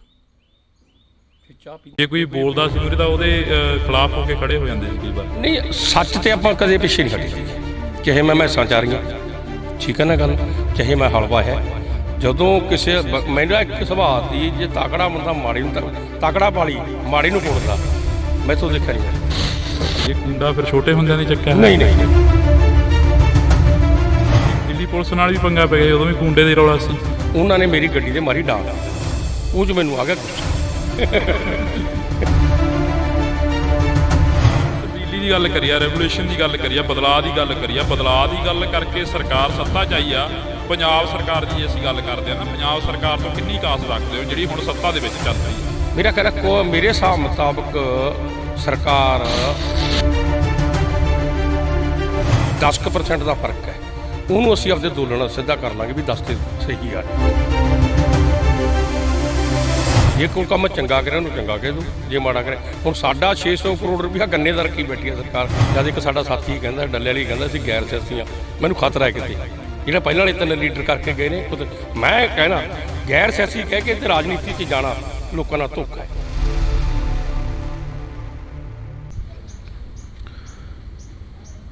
ਪੰਜਾਬ ਪੰਜਾਬੀਅਤ ਨੂੰ ਪਿਆਰ ਕਰਨ ਵਾਲੇ ਸਾਰੇ ਦਰਸ਼ਕਾਂ ਦਾ ਇੱਕ ਵਾਰ ਫੇਰ ਮੈਂ ਹਰਜਿੰਦਰ ਸਿੰਘ ਢਿੱਲੋਂ ਨਿੱਗਾ ਸਵਾਗਤ ਕਰਦਾ। ਤਾਂ ਅੱਜ ਅਸੀਂ ਫੇਰ ਲਗਾਤਾਰ ਚੱਲੇ ਹੋਏ ਹਾਂ ਪੰਜਾਬ ਦੇ ਦੌਰੇ 'ਤੇ। ਪੰਜਾਬ ਦੇ ਉਹਨਾਂ ਲੋਕਾਂ ਦੇ ਨਾਲ ਗੱਲ ਕਰਨ ਜਿਹੜੇ ਲੋਕਾਂ ਨੇ ਕਿਸਾਨ ਸੰਘਰਸ਼ ਦੇ ਵਿੱਚ ਇੱਕ ਮਿਹਨਤ ਕਰੀ ਤੇ ਇੱਕ ਬਹੁਤ ਵੱਡਾ ਜਿਹੜਾ ਕਿ ਹਿੱਸਾ ਪਾਇਆ, ਆਪਣੀ ਜ਼ਿੰਦਗੀ ਦਾ ਇੱਕ ਹਿੱਸਾ ਸੀ ਜਿਹੜਾ ਕਿਸਾਨ ਅੰਦੋਲਨ ਨੂੰ ਦਿੱਤਾ। ਤਾਂ ਸਾਡੇ ਨਾਲ ਇਸ ਵਕਤ ਕਿਸਾਨ ਆਗੂ ਰੁਲਦੂ ਸਿੰਘ ਮਾਨਸਾ ਮੌਜੂਦ ਨੇ, ਤਾਂ ਅਸੀਂ ਉਹਨਾਂ ਦੇ ਨਾਲ ਗੱਲਬਾਤ ਕਰਾਂਗੇ। ਰੁਲਦੂ ਸਿੰਘ ਮਾਨਸਾ ਇੱਕ ਉਹ ਆਗੂ ਨੇ ਜਿਹੜੇ ਹਰੇਕ ਜਗ੍ਹਾ ਦੇ ਉੱਪਰ ਮੌਜੂਦ ਰਹਿੰਦੇ ਸੀ, ਉਸ ਅੰਦੋਲਨ ਦੇ ਵਿੱਚ ਹਰੇਕ ਜਗ੍ਹਾ ਦੇ ਉੱਪਰ ਚਰਚਾ ਦਾ ਵਿਸ਼ਾ ਬਣੇ ਰਹੇ। ਤਾਂ ਅਸੀਂ ਗੱਲਬਾਤ ਕਰਦੇ ਹਾਂ। ਪਹਿਲਾਂ ਸਵਾਗਤ ਕਰਦੇ ਹਾਂ ਇੰਡੋ TV ਤੇ। ਪਹਿਲਾਂ ਬਹੁਤ ਬਹੁਤ ਸਵਾਗਤ ਹੈ ਜੀ ਤੁਹਾਡਾ। ਸਤਿ ਸ੍ਰੀ ਅਕਾਲ ਜੀ, ਸਤਿ ਸ੍ਰੀ ਅਕਾਲ। ਜੇ ਅਸੀਂ ਗੱਲ ਕਰਦੇ ਹਾਂ ਕਿਸਾਨ ਅੰਦੋਲਨ ਦੀ, ਕਿਸਾਨ ਅੰਦੋਲਨ ਬੀਤ ਗਿਆ, ਕਿਸਾਨ ਅੰਦੋਲਨ ਚਲਾ ਗਿਆ, ਜਿਹੜੀ ਅੱਗੇ ਦੀ ਰਣਨੀਤੀ ਆ ਕਿਸਾਨ ਆਗੂਆਂ ਦੀ, ਉਹ ਕੀ ਰਹਿਣ ਵਾਲੀ ਆ? ਜਿਹੜਾ ਤਾਂ ਅੰਦੋਲਨ ਪਿੱਛੇ ਚੱਲਿਆ ਸੀ, 3 ਕਾਨੂੰਨ ਕਾਲੇ ਤੇ ਇੱਕ ਬਿਜਲੀ ਐਕਟ, ਇੱਕ ਪਰਾਲੀ ਐਕਟ, ਉਹਦੇ ਸੰਬੰਧ ਨੂੰ ਅਸੀਂ ਗਏ ਸੀ। ਅਸੀਂ ਜਿਹੜੇ ਲੜਨ ਵਾਲੇ ਲੋਕ ਸਮਝ ਰੱਖਦੇ ਸੀ, ਅਸੀਂ ਹੋਰ ਮੰਗ ਉਹਦੇ ਵਿੱਚ ਨਹੀਂ ਬਣ ਦਿੱਤੀ। ਉੱਥੇ 2-3 ਮੰਗਾਂ ਨਵੀਆਂ ਆ ਗਈਆਂ। ਇੱਕ ਤਾਂ ਜਿਵੇਂ ਸਰਕਾਰੀ ਖਰੀਦ ਆ, ਇੱਕ ਜਿਵੇਂ ਉਹ ਨਵੀਂ ਮੰਗ ਆ, ਸਾਡੇ 'ਤੇ ਪਰਚੇ ਦਰਜ ਹੋ ਗਏ। ਇੱਕ ਸਾਡੇ ਨੌਜਵਾਨ ਜਾਂ ਕਿਸਾਨ ਆਗੂ ਸ਼ਹੀਦ ਵੀ ਹੋ ਗਏ ਉੱਥੇ, ਜੇ ਗੱਲ ਕਰੀਏ ਉਹਨਾਂ ਦਾ ਮੁਆਵਜ਼ਾ, ਨੌਕਰੀ। ਉਸੇ ਚੱਕਰ ਦੇ ਵਿੱਚ ਚੱਲਦੇ ਲਖੀਮਪੁਰ, ਜਿਵੇਂ ਅੱਜ ਸਾਡਾ ਵੱਡਾ ਮੋਰਚਾ ਚੱਲਦਾ ਹੈ, ਉੱਥੇ ਮੰਤਰੀ ਦੇ ਕਹਿਣ 'ਤੇ ਉਹਦੇ ਮੁੰਡੇ ਨੇ ਗੱਡੀਆਂ ਚੜ੍ਹਾਤੀਆਂ। ਤਾਂ ਗੱਡੀਆਂ ਚੜ੍ਹਾ ਕੇ 4 ਸਾਡੇ ਕਿਸਾਨ ਸ਼ਹੀਦ ਹੋ ਗਏ, ਉੱਥੇ ਪੱਤਰਕਾਰ ਵੀ ਸ਼ਹੀਦ ਹੋ ਗਿਆ। ਉਹਨਾਂ ਨੇ ਤਾਂ ਹਮਲਾ ਕਰਿਆ ਮੱਥ ਕੇ ਸਾਡੇ 'ਤੇ। ਉਦੋਂ ਬਾਅਦ ਭੀੜ ਨੇ ਕੋਈ ਉਹਨਾਂ ਦਾ ਨੁਕਸਾਨ ਵੀ ਕਰਤਾ ਹੋਊਗਾ, ਠੀਕ ਹੈ ਨਾ ਗੱਲ। ਉਹ ਅਸੀਂ ਉੱਥੇ ਵੀ ਮੋਰਚਾ ਸੀ ਇਸੇ ਗੱਲ 'ਤੇ ਹੁਣ ਲਾਇਆ ਗਾ ਵੀ ਘੱਟੋ ਘੱਟ ਮੰਤਰੀ ਤੋਂ ਅਸਤੀਫਾ ਲੈ ਕੇ ਉਹਦੇ ਪਰਚਾ ਦਰਜ ਹੋਇਆ, ਉਹਨੂੰ ਅੰਦਰ ਭੇਜੋ। ਅਗਲੀ ਰਣਨੀਤੀ ਸਾਡੀ ਇਹੀ ਆ ਵੀ ਇੱਕ ਤਾਂ ਸਰਕਾਰੀ ਖਰੀਦ ਜਿਹੜਾ ਅਸੀਂ ਲਿਖ ਕੇ ਦੇ ਕੇ ਆਏ ਹਾਂ, ਇੱਕ ਸਮਝ ਲੈ ਵੀ ਉਹੀ ਹੈ ਸ਼ਹੀਦਾਂ ਨੂੰ ਨੌਕਰੀਆਂ ਜਾਂ ਉਹਨਾਂ ਦਾ ਮੁਆਵਜ਼ਾ, ਲਖਵੀਰ ਵਾਲਾ ਉਹ ਇਹ ਸਾਰੀਆਂ ਮੰਗਾਂ ਸੀ ਪ੍ਰਧਾਨ ਮੰਤਰੀ ਨੂੰ ਜਦੋਂ ਉੱਥੋਂ ਤੁਰੇ ਆਂਗੇ। ਇੱਕ ਚਿੱਠੀ ਆਪਦੀ ਲਿਖ ਕੇ ਦੇ ਕੇ ਆਏ ਵੀ ਆਹ ਮੰਗਾਂ ਸਾਡੀਆਂ ਰਹਿੰਦੀਆਂ, ਨਾ ਤੁਸੀਂ ਮੰਨੋਗੇ ਤਾਂ ਅਸੀਂ ਦੁਬਾਰੇ ਸੰਘਰਸ਼ ਦੇ ਰਾਹ ਪਾਵਾਂਗੇ। ਜੇ ਅਸੀਂ ਗੱਲ ਕਰਦੇ ਹਾਂ ਰੁਲਦੂ ਸਿੰਘ ਜੀ, ਬੜੀ ਚਰਚਾ ਦੇ ਵਿੱਚ ਰਹੇ ਹੋ ਤੁਸੀਂ। ਕਿਸਾਨ ਅੰਦੋਲਨ ਜਦੋਂ ਚੱਲਦਾ ਸੀ, ਕਿਸਾਨ ਸੰਘਰਸ਼ ਚੱਲਿਆ, ਕੇਸਰੀ ਝੰਡਿਆਂ ਨੂੰ ਲੈ ਕੇ ਵੀ ਬੜੀ ਚਰਚਾ ਹੋਈ, ਸੰਤ ਜਰਨੈਲ ਸਿੰਘ ਭਿੰਡਰਾਂ ਵਾਲੇ ਨੂੰ ਲੈ ਕੇ ਵੀ ਬੜੀ ਚਰਚਾ ਹੋਈ। ਆਖਰ ਰੁਲਦੂ ਸਿੰਘ ਮਾਨਸਾ ਦੀ ਜਿਹੜੀ ਮਨਸ਼ਾ ਹੈਗੀ ਉਹ ਕੀ ਹੈਗੀ, ਜਿਹੜੀ ਇੱਛਾ ਹੈਗੀ ਉਹ ਕੀ ਆ? ਮੇਰੀ ਮਨਸ਼ਾ ਇਹ ਹੈ, ਅਸਲੀ ਸਿੱਖ ਤੇ ਅਸਲੀ ਕਾਮਰੇਡ ਜਿਹੜਾ ਸਹੀ ਹੈ, ਉਹ ਗਊ ਗਰੀਬ ਦੀ ਰੱਖਿਆ ਕਰਨੀ ਚਾਹੁੰਦਾ ਹੈਗਾ। ਸਿੱਖ ਵੀ ਖੜਦਾ ਹੈ ਗਰੀਬ ਬੰਦੇ ਕੰਨੀ ਵੀ ਇਹਦਾ ਮਤਲਬ ਇਹਦਾ ਫਾਇਦਾ ਕੀਤਾ ਜਾਵੇ, ਇਹਨੂੰ ਬਚਾਇਆ ਜਾਵੇ। ਤੇ ਜਿਹੜਾ ਸਹੀ ਕਾਮਰੇਡ ਹੈ, ਜੇ ਕੋਈ ਕਾਮਰੇਡ ਸਿੱਖਾਂ ਨੂੰ ਗਾਲਾਂ ਕੱਢਦਾ ਹੈ, ਮੇਰੇ ਹਿਸਾਬ 'ਚ ਉਹ ਕਾਮਰੇਡ ਨਹੀਂ। ਜੇ ਕੋਈ ਸਿੱਖ ਕਾਮਰੇਡਾਂ ਨੂੰ ਗਾਲਾਂ ਕੱਢਦਾ ਹੈ, ਉਹ ਮੇਰਾ ਖਿਆਲ ਹੈ ਵੀ ਸਿੱਖ ਨਹੀਂ ਹੈਗਾ, ਮੇਰੇ ਹਿਸਾਬ ਮੁਤਾਬਕ ਜਿੰਨਾ ਕੁ ਮੈਂ ਦੱਸਦਾ। ਇਹ ਦੋਨੇ ਵਿਚਾਰਧਾਰਾ ਜੇ ਰਲ ਕੇ ਚੱਲਣ, ਇਹ ਖਾਸਾ ਕੁਛ ਹਾਸਲ ਕਰ ਸਕਦੀਆਂ ਨੇਗੀਆਂ। ਦੋਨੇ ਕੁਰਬਾਨੀਆਂ ਵੱਡੀਆਂ ਇਹਨਾਂ ਦੀਆਂ। ਸਿੱਖ ਕੌਮ ਦੀ ਬਹੁਤ ਵੱਡੀ ਕੁਰਬਾਨੀ ਆ, ਆਪਣੀ ਬਾਬੇ ਨਾਨਕ ਤੋਂ ਹੀ ਲੈ ਕੇ ਜਾਓ ਦਸੇ ਪਾਤਸ਼ਾਹੀਆਂ ਦੀ। ਫਿਰ ਬਾਅਦ 'ਚ ਵੀ ਸੰਤ ਭਿੰਡਰਾਂ ਵਾਲੇ ਬਾਰੇ ਵੀ ਜੇ ਆਪਾਂ ਗੱਲ ਕਰੀਏ, ਵੱਡੀ ਕੁਰਬਾਨੀ ਦਿੱਤੀ ਉਸ ਪਰਿਵਾਰ ਨੇ, ਠੀਕ ਹੈ ਨਾ ਗੱਲ। ਹੁਣ ਸੰਤ ਬਾਰੇ ਕਈ ਵਾਰ ਕਹਿ ਦਿੰਦੇ ਨੇ, ਸੰਤ ਮੋਰਚੇ ਤੋਂ ਪਾਸੇ ਤਾਂ ਨਹੀਂ ਗਿਆ, ਆਪਦੀ ਜਾਨ ਦੇਤੀ, ਉੱਥੇ ਸਾਰਾ ਕੁਰਬਾਨ ਦਿੱਤਾ ਹੈਗਾ। ਜਿਹੜੇ ਉਹਦੇ ਨਾਲ ਸਾਥੀ ਨੇ ਉਹਨਾਂ ਨੇ ਦਿੱਤਾ। ਐਵੇਂ ਗਲਤ ਗੱਲ ਜਾਂ ਮੇਰੇ ਬਾਰੇ ਕੋਈ ਕਈ ਵਾਰ ਪਹਿਲਾਂ ਵੀ 88 ਦੀ ਗੱਲ, ਮੈਂ ਸੰਤਾਂ ਦਾ ਦਿਲੋਂ ਸੱਚੀ ਨਾਲ ਬਹੁਤ ਜ਼ਿਆਦਾ ਸਤਿਕਾਰ ਕਰਦਾ ਗਾ। ਆਪਦੀ ਸਮਝ ਲੜਨ ਵਾਲੇ ਬੰਦੇ ਹਰ ਇੱਕ ਦਾ ਸਤਿਕਾਰ ਕਰਿਆ ਹੀ ਜਾਊਗਾ, ਜਿਹੜਾ ਲੋਕਾਂ ਵਾਸਤੇ ਲੜੂਗਾ ਉਹਦੇ ਵਾਸਤੇ ਕਰਨਾ ਬਣਦਾ ਸਾਨੂੰ। ਮੈਂ ਦੁਬਾਰਾ ਫੇਰ ਕਹਿਣਾ ਵੀ ਇਹ ਜੇ ਦੋ ਵਿਚਾਰਧਾਰਾ ਰਲ ਕੇ ਬਹਿਣ ਵੀ ਯਾਰ ਇਹਨੂੰ ਇੱਕ ਸੁਮੇਲ ਕਰਕੇ ਚਲਾ ਲਈਏ, ਤਾਂ ਇੱਥੇ ਰੈਵੂਲੇਸ਼ਨ ਆ ਸਕਦਾ ਹੈਗਾ, ਤਬਦੀਲੀ ਹੋ ਸਕਦੀ ਹੈ। ਤਬਦੀਲੀ ਦੀ ਗੱਲ ਕਰੀਏ, ਰੈਵੂਲੇਸ਼ਨ ਦੀ ਗੱਲ ਕਰੀਏ, ਬਦਲਾਅ ਦੀ ਗੱਲ ਕਰੀਏ, ਬਦਲਾਅ ਦੀ ਗੱਲ ਕਰਕੇ ਸਰਕਾਰ ਸੱਤਾ 'ਚ ਆਈ ਆ। ਪੰਜਾਬ ਸਰਕਾਰ ਦੀ ਜੇ ਅਸੀਂ ਗੱਲ ਕਰਦੇ ਹਾਂ ਨਾ, ਪੰਜਾਬ ਸਰਕਾਰ ਤੋਂ ਕਿੰਨੀ ਕਾਸ ਰੱਖਦੇ ਹੋ ਜਿਹੜੀ ਹੁਣ ਸੱਤਾ ਦੇ ਵਿੱਚ ਚੱਲ ਰਹੀ ਆ? ਦੇਖੋ, ਲੋਕਾਂ ਨੇ 70 ਸਾਲ ਦੋਨਾਂ ਪਾਰਟੀਆਂ ਨੂੰ ਦੇਖਿਆ, ਕਾਂਗਰਸ ਨੂੰ, ਅਕਾਲੀਆਂ ਨੂੰ, ਤੇ ਵੱਡਾ ਮਤਲਬ ਜੇ ਆਰਥਿਕ ਸੰਕਟ ਦੇ ਵਿੱਚ ਪੰਜਾਬ ਨੂੰ ਫਸਾਇਆ। ਕਰਜ਼ੇ 'ਚ ਜੇ ਆਪਾਂ ਗੱਲ ਕਰ ਲਈਏ, ਲੱਖਾਂ ਕਰੋੜਾਂ ਰੁਪਈਆ ਪੰਜਾਬ ਦੇ ਸਿਰ ਕਰਜ਼ਾ ਚੜ੍ਹਿਆ। ਇਸੇ ਕਰਕੇ ਲੋਕਾਂ ਨੇ ਇੱਕ ਬਦਲਾਅ ਲਿਆਂਦਾ। ਬਦਲਾਅ ਲਿਆਉਣ ਕਰਕੇ ਲੋਕ ਸੋਚਦੇ ਕੋਈ ਤੀਜੀ ਧਿਰ ਆ ਜੇ ਤਾਂ ਕੁਛ ਨਾ ਕੁਛ ਫਾਇਦਾ ਹੋ ਜੇ। ਉਹ ਮਤਲਬ 92 MLA ਇਹਨਾਂ ਦੇ ਜਿੱਤਿਆ ਤੇ ਮੇਰਾ ਖਿਆਲ ਮੇਰੇ ਹਿਸਾਬ ਮੁਤਾਬਕ ਸਰਕਾਰ 90% ਹਜੇ ਠੀਕ ਚੱਲ ਰਹੀ ਹੈ। 10% ਦਾ ਫਰਕ ਹੈ, ਉਹਨੂੰ ਅਸੀਂ ਆਪਦੇ ਅੰਦੋਲਨ ਨਾਲ ਸਿੱਧਾ ਕਰ ਲਾਂਗੇ ਵੀ 10 ਤੇ ਸਹੀ ਆ ਜਾ। ਉਹ ਸਹੀ ਚੱਲਣ ਨੂੰ ਮੈਂ ਕੀ ਗੱਲ ਕਹਿਣਾ ਗਾ, ਜਿਵੇਂ ਹੁਣ ਮੰਤਰੀਆਂ ਨੇ ਜ਼ਮੀਨ ਦੱਬੀ ਹੈ, ਅਫਸਰਾਂ ਨੇ ਜ਼ਮੀਨ ਦੱਬੀ ਹੈ, ਜਾਂ ਵੱਡੇ ਕਿਸੇ ਵਪਾਰੀ ਨੇ ਦੱਬੀ ਹੈ, ਉਹ ਤੋਂ ਛੁਡਾਈ ਹੈ ਉਹਨਾਂ ਨੇ। ਜੇ ਕੋਈ ਕੰਮ ਚੰਗਾ ਕਰੇ ਉਹਨੂੰ ਚੰਗਾ ਕਹਿ ਦਿਓ, ਜੇ ਮਾੜਾ ਕਰੇ। ਹੁਣ ਸਾਡਾ 600 ਕਰੋੜ ਰੁਪਇਆ ਗੰਨੇ ਦਾ ਰੱਖੀ ਬੈਠੀ ਹੈ ਸਰਕਾਰ, 200 ਕਰੋੜ ਦੇਤਾ, 400 ਕਰੋੜ ਰਹਿੰਦਾ ਹੈਗਾ। ਹੁਣ ਫਿਰ ਤਾਂ ਉਹ ਗੰਨੇ ਪੈਸੇ ਤਾਂ ਜਦੋਂ ਕਰਨੀ ਪਊਗੀ। ਫਿਰ ਕਹਿਣਗੇ ਰੂਲ ਸਿੰਘ ਇੱਕ ਪਾਸੇ ਸਰਕਾਰ ਨੂੰ 90% ਠੀਕ ਹੈ ਨਾ, ਤੇ ਫਿਰ ਜੇ ਗੰਨੇ ਦੇ ਪੈਸੇ ਦੇ 100% ਹੀ ਸਰਕਾਰ ਠੀਕ ਹੋ ਜੇ, ਮਸਲੇ ਹੱਲ ਕਰਦੇ ਜੇ ਸਾਡੇ ਕੋਈ ਲੜਨਾ ਕੋਈ ਸ਼ੌਂਕ ਨਹੀਂ। ਲੜਨਾ ਇੱਕ ਲੋੜ ਹੁੰਦਾ ਹੈ, ਲੜਨ ਤੋਂ ਭੱਜਣਾ ਸਮਝ ਦੀ ਥੋੜ੍ਹ ਹੁੰਦੀ ਹੈ। ਰੁਲਦੂ ਸਿੰਘ ਮਾਨਸਾ ਕਦੋਂ ਤੋਂ ਆਉਂਦੇ ਨੇ ਯੂਨੀਅਨ ਦੇ ਵਿੱਚ? ਜੇਕਰ ਤੁਸੀਂ ਲੜਾਈ ਦੀ ਗੱਲ ਕਰਦੇ ਹੋ ਤਾਂ ਰੁਲਦੂ ਸਿੰਘ ਮਾਨਸਾ ਦੀ ਚਿੰਨ੍ਹ ਆ ਜਿਹੜੀ ਉਹ ਕਿਸ ਤਰੀਕੇ ਨਾਲ ਲੱਗਦੀ ਆ? ਇੱਧਰ ਵੀ ਅਸੀਂ ਲੋਕਾਂ ਦੀ ਗੱਲ ਕਰਨੀ, ਅਸੀਂ ਕਿਸਾਨਾਂ ਦੀ ਗੱਲ ਕਰਨੀ, ਅਸੀਂ ਕਿਸਾਨਾਂ ਦੀਆਂ ਮੰਗਾਂ ਦੀ ਗੱਲ ਕਰਨੀ। ਮੇਰਾ ਪਿੰਡ ਮਾਨਸਾ ਨਹੀਂ ਹੈਗਾ, ਵੱਡਾ ਨੰਗਲ ਹੈ। ਇੱਥੇ ਤਾਂ ਬਾਪੂ ਜੀ ਉਹਨਾਂ ਦੇ ਨਾਨਕੇ ਸੀਗੇ। ਉਹ ਸਾਡਾ ਪਿੰਡ ਜੇ ਕਹਿ ਦਈਏ ਅਸੀਂ ਬਜ਼ਾਰੇ ਸੀਗੇ, ਸਰਦਾਰ ਸਾਤੋਂ ਬਣਾਈ ਲੈਂਦੇ ਸੀ। ਉਹ ਮਜ਼ਾਰਾ ਲਹਿਰ ਵੀ ਚੱਲੀ। ਵੱਡਾ ਯੋਗਤਾ ਨਹੀਂ ਚੱਲ ਮੇਰੇ ਪਰਿਵਾਰ ਤੋਂ ਜਾਂ ਮੇਰੇ ਦਾਦੇ ਤੋਂ ਪਿਆ ਹੋਣਾ, ਕੁਛ ਤਾਂ ਮਾੜਾ ਮੋਟਾ ਉਹਨਾਂ ਨੇ ਕਰੇ ਹੋ, ਮਾੜਾ ਮੋਟਾ ਜਿੰਨਾ ਕੁ ਹੈਗਾ ਗਾ।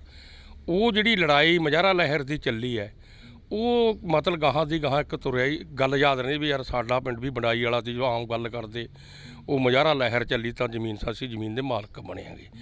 ਮੈਂ ਬਾਪੂ ਜੀ 5 ਭਾਈ ਸੀਗੇ, ਅਸੀਂ ਥੋੜ੍ਹੇ ਜਿਹੇ ਕੰਮ ਦੇ ਜ਼ਿਆਦਾ ਲਾਲਚੀ ਦੀ। ਜ਼ਮੀਨ ਇੱਥੇ ਚੰਗੀ ਮਿਲੀ, 80 ਕਿੱਲੇ ਬਣ ਮਿਲ ਗਿਆ ਸੀ ਸਾਨੂੰ, ਵੀ ਯਾਰ ਕੰਮ ਕਰੋ, ਹੋਰ ਲੈ ਲਓ 2 ਕਿੱਲੇ ਲੈਂਦੇ ਨੇ, ਹੋਰ ਲੈ ਲਓ ਚੱਲ। ਇਹ ਫਿਰ ਮੈਂ ਜਦੋਂ ਦੇਖਿਆ ਜੱਟਾਂ ਦੀ ਲੜਾਈ ਵੀ ਹੁੰਦੀ ਰਹਿੰਦੀ ਹੈ। ਹੁਣ 5 ਪਰਿਵਾਰ ਵੱਡਾ ਹੋ ਗਿਆ, ਆਪ 'ਚ ਵੀ ਲੜ ਪਏ, ਕਦੇ ਕਿਸੇ ਦੇ ਪਾਣੀ ਨਾਲ ਲੜਾਈ ਹੋ ਗਈ, ਸਾਲਾ ਕੋਈ ਜ਼ਮਾਨਤ ਕਰਾਉਣ ਥਾਣੇ 'ਚ ਨਾ ਬੜੇ, ਚਾਹ ਲੈ ਕੇ ਨਾ ਜਾਵੇ। ਫਿਰ ਮੈਨੂੰ ਲੱਗਿਆ ਵੀ ਰੂਲ ਸਾਹਿਬ ਆਪਾਂ ਨੂੰ ਕੁਛ ਨਾ ਕੁਛ ਕਰਨਾ ਚਾਹੀਦਾ। ਮੈਂ ਇਕੱਲਾ ਸੀ, ਕਿਉਂ ਮੈਨੂੰ ਮੇਰੀ ਹਿੱਸੇ ਬਹਿੰਦੀ 16 ਕਿੱਲੇ ਜ਼ਮੀਨ ਇਕੱਲੇ ਨੂੰ ਆਈ ਹੋਈ ਸੀ, ਦੂਜੇ ਕਿਸੇ 2 ਸੀਗੇ, 4 ਸੀ ਭਾਈ ਐ ਸੀਗੇ। ਅਸੀਂ 3 ਬਜ਼ੁਰਗਾਂ ਦਾ ਸਾਡਾ ਕੰਮ ਇਕੱਠਿਆਂ ਮੁੱਕੀ ਸੀਗਾ। ਰੋਟੀ ਭਮਾ ਡੋਡੀ ਦੀ, ਅਸੀਂ ਖੇਤੀ ਇਕੱਠੇ ਹਲ ਜੋੜਦੇ ਸੀ। ਮੈਂ ਵੱਡੇ ਭਾਈਆਂ ਨਾਲ ਗੱਲ ਕਰੀ, ਯਾਰ ਆਪਾਂ ਨੂੰ ਕਿਸੇ ਨਾ ਕਿਸੇ ਪਾਰਟੀ 'ਚ ਲੜਨਾ ਚਾਹੀਦਾ, ਬਿਨਾਂ ਪਾਰਟੀ ਤੋਂ ਨਹੀਂ ਸਰਨਾ। ਇਹ 1978 ਦੀ ਗੱਲ ਆ। 1978 ਦੇ ਜਿਹੜੀ ਆਪਣੀ ਤਰਕੋਣੀਆਂ ਮਾਨਸਾ ਵਾਲੀ, ਸਾਡਾ ਉੱਥੇ 12 ਕਿੱਲੇ ਬਾਣ ਹੈ। ਅਸੀਂ ਉੱਥੇ ਬੋਰ ਲਾਈਏ, ਪਾਣੀ ਤਾਂ ਮਗਰਲੇ ਟੱਕ ਜੇ ਲੱਗੇ, ਤੇ ਮਾਰੂ ਇਲਾਕਾ ਸੀ ਸਾਰਾ ਜ਼ਿਆਦਾ। ਚੱਲ ਮੈਂ ਮੰਡੀ 'ਚ ਸਮਾਨ ਖਰੀਦਣ ਵਗ ਗਿਆ। ਉੱਥੇ ਇੱਕ ਛੋਟੀ ਜਿਹੀ ਮਤਲਬ ਕਾਨਫਰੰਸ ਕਰਿਆ, ਮਗਵਾਲ ਸੰਗਰੂਰ ਜ਼ਿਲ੍ਹੇ 'ਚ ਝੰਡਾ ਸੂਬੇਦਾਰ ਹੁੰਦੇ, ਉਹ ਮਤਲਬ ਉੱਥੇ ਰੈਲੀ ਕਰਾਈ ਜਾਣ, ਬੰਦਾ 2-300 ਉਹਨਾਂ ਕੋਲੇ। ਮੈਂ ਜਦੋਂ ਉਹਨਾਂ ਦਾ ਦੇਖਿਆ ਰੰਗ ਢੰਗ, ਤੇ ਮੈਂ ਪੁੱਛਿਆ ਵੀ ਤੁਸੀਂ ਕੌਣ ਹੋ? ਉਦੋਂ ਦਾ ਨਾਂ ਹੈਗਾ ਤੀਗਾ, ਸਮਝ ਲੈ ਵੀ ਪੰਜਾਬ ਖੇਤੀਬਾੜੀ ਯੂਨੀਅਨ। ਮੈਂ ਫਿਰ ਪੂਰੀ ਮੈਨੂੰ ਗੱਲ ਕੀ, ਮੈਂ ਕਿਹਾ ਬਈ ਰਾਜਨੀਤਿਕ ਤੌਰ 'ਤੇ ਕਹਿੰਦੇ ਵੀ ਗੈਰ ਸਿਆਸੀ ਹੈ। ਚੱਲ ਮੈਂ ਸਮਾਨ ਖਰੀਦ ਕੇ ਤਾਂ ਰੇੜੇ 'ਚ ਰੱਖਦਾ, ਤੇ ਮੈਂ ਫਿਰ 5 ਰੁਪਏ ਵੀ ਦਿੱਤੇ ਉਹਨਾਂ ਨੂੰ। ਉਦੋਂ 5 ਰੁਪਏ ਦਾ ਖਾਸੀ ਕਦਰ ਸੀ। ਤੇ ਮੈਨੂੰ ਮੈਂ ਕਿਹਾ ਵੀ ਥੋੜੀ ਕੋਈ ਮੀਟਿੰਗ ਉਹਨਾਂ ਮੈਨੂੰ ਦੱਸਤਾ ਵੀ ਇੱਥੇ ਮਾਨਸਾ ਇੱਕ ਧਰਮਸ਼ਾਲਾ ਹੈਗੀ, ਉੱਥੇ ਮੀਟਿੰਗ ਹੁੰਦੀ ਹੈ। ਅਸੀਂ ਦਿਲ ਚਲੇ ਗਏ। ਅਸੀਂ ਕੰਮ ਦੇ ਲਾਲਚੀ ਫੇਰ ਭੁੱਲ ਗਏ ਮੇਖੀ, ਕਿ ਬੰਦਾ ਜੱਟ ਕੰਮ ਦਾ ਲਾਲਚੀ ਹੋਵੇ, ਕੰਮ ਕਰਨੀ ਜਾਂਦਾ। 1979 'ਚ, ਉਹ 78 ਦੀ ਗੱਲ ਹੈ, 1979 'ਚ 3 ਮਹੀਨੇ ਦੀ ਮੇਰਾ ਤਖਤ ਪੋਸ ਆ, ਸਾਡਾ ਕੋਠੇ ਨੇ ਮੇਰੇ ਤਾਜ ਦੇ ਨਾਂ 'ਤੇ ਕੋਠੇ ਵੱਜੇ ਹੋਏ ਨੇ, ਮੱਲਾ ਸਿੰਘ ਦੇ ਨਾਂ 'ਤੇ। ਉਹ ਬੰਦੇ ਉੱਥੇ ਆ ਗਏ ਜਿਵੇਂ ਕੋਈ ਉਸ ਮੌਕੇ ਦੇ ਲੀਡਰ। ਮੈਂ ਤੜਕੀ ਮੈਂ ਸਾਨੂੰ ਸੰਨੀ ਜੀ ਰਲਾ ਕੇ ਹਟਿਆ, ਤਾਂ ਮੇਰੇ ਤਾਇਆ ਜੀ ਮੈਨੂੰ ਕਹਿਣਗੇ, ਮੁੰਡਾ ਘਰ ਰਾਇ ਮੇਰੇ ਨਾਲ, ਇਹਦਾ ਪਿਓ ਕਹਿੰਦਾ ਰੂਦੂ ਕਹਿੰਦਾ ਬੰਦੇ ਆਏ ਨੇ ਕੋਈ ਤਖਤ ਪੋਸਟ 'ਤੇ। ਮੈਂ ਹੱਸਣ ਲੱਗਾ, ਮੈਂ ਵੋਟਾਂ ਮਾਟਾਂ ਵਾਲੇ ਹੋਣਗੇ, ਕਹਿੰਦਾ ਨਹੀਂ ਆ ਚੱਲੀਏ। ਮੈਂ ਚੱਲ ਅਸੀਂ ਤੁਰੇ ਗਏ। ਮੈਂ ਦੇਖਿਆ ਉਹ ਹਿਸਾਬ ਲਾ ਕੇ ਦੱਸਣ ਵੀ ਤੁਹਾਡੀ ਪਗਾਹ ਇੰਨੇ ਦੀ ਵਿਕਦੀ ਆ, ਪੱਗ ਇੰਨੇ ਦੀ ਵਿਕਦੀ ਹੈ, ਤੁਹਾਡਾ ਦੁੱਧ ਇੰਨੇ 'ਚ ਪੈਦਾ ਹੁੰਦਾ। ਮੈਂ ਤਾਂ ਉਹੀ ਹੋ ਤੁਸੀਂ, ਮਤਲਬ ਤੁਸੀਂ ਪੰਜਾਬ ਖੇਤੀਬਾੜੀ ਯੂਨੀਅਨ? ਕਹਿੰਦੇ ਹਾਂਜੀ। ਮੈਂ ਖਾਓ ਚਾਹ ਪਿਆ। ਮੈਂ ਉਹ 10 ਬੰਦੇ ਕਹਿੰਦੇ ਚਾਹ ਤਾਂ ਨਹੀਂ ਪੀਂਦੇ, ਤੂੰ ਸਾਡੇ ਨਾਲ ਮਤਲਬ ਪਿੰਡ 'ਚ ਚੱਲ। ਅਸੀਂ ਮੇਰਾ 7-8 ਬੰਦੇ ਛਾਲ ਮਾਰ ਕੇ ਟਰਾਲੀ ਚੜ੍ਹ ਗਏ।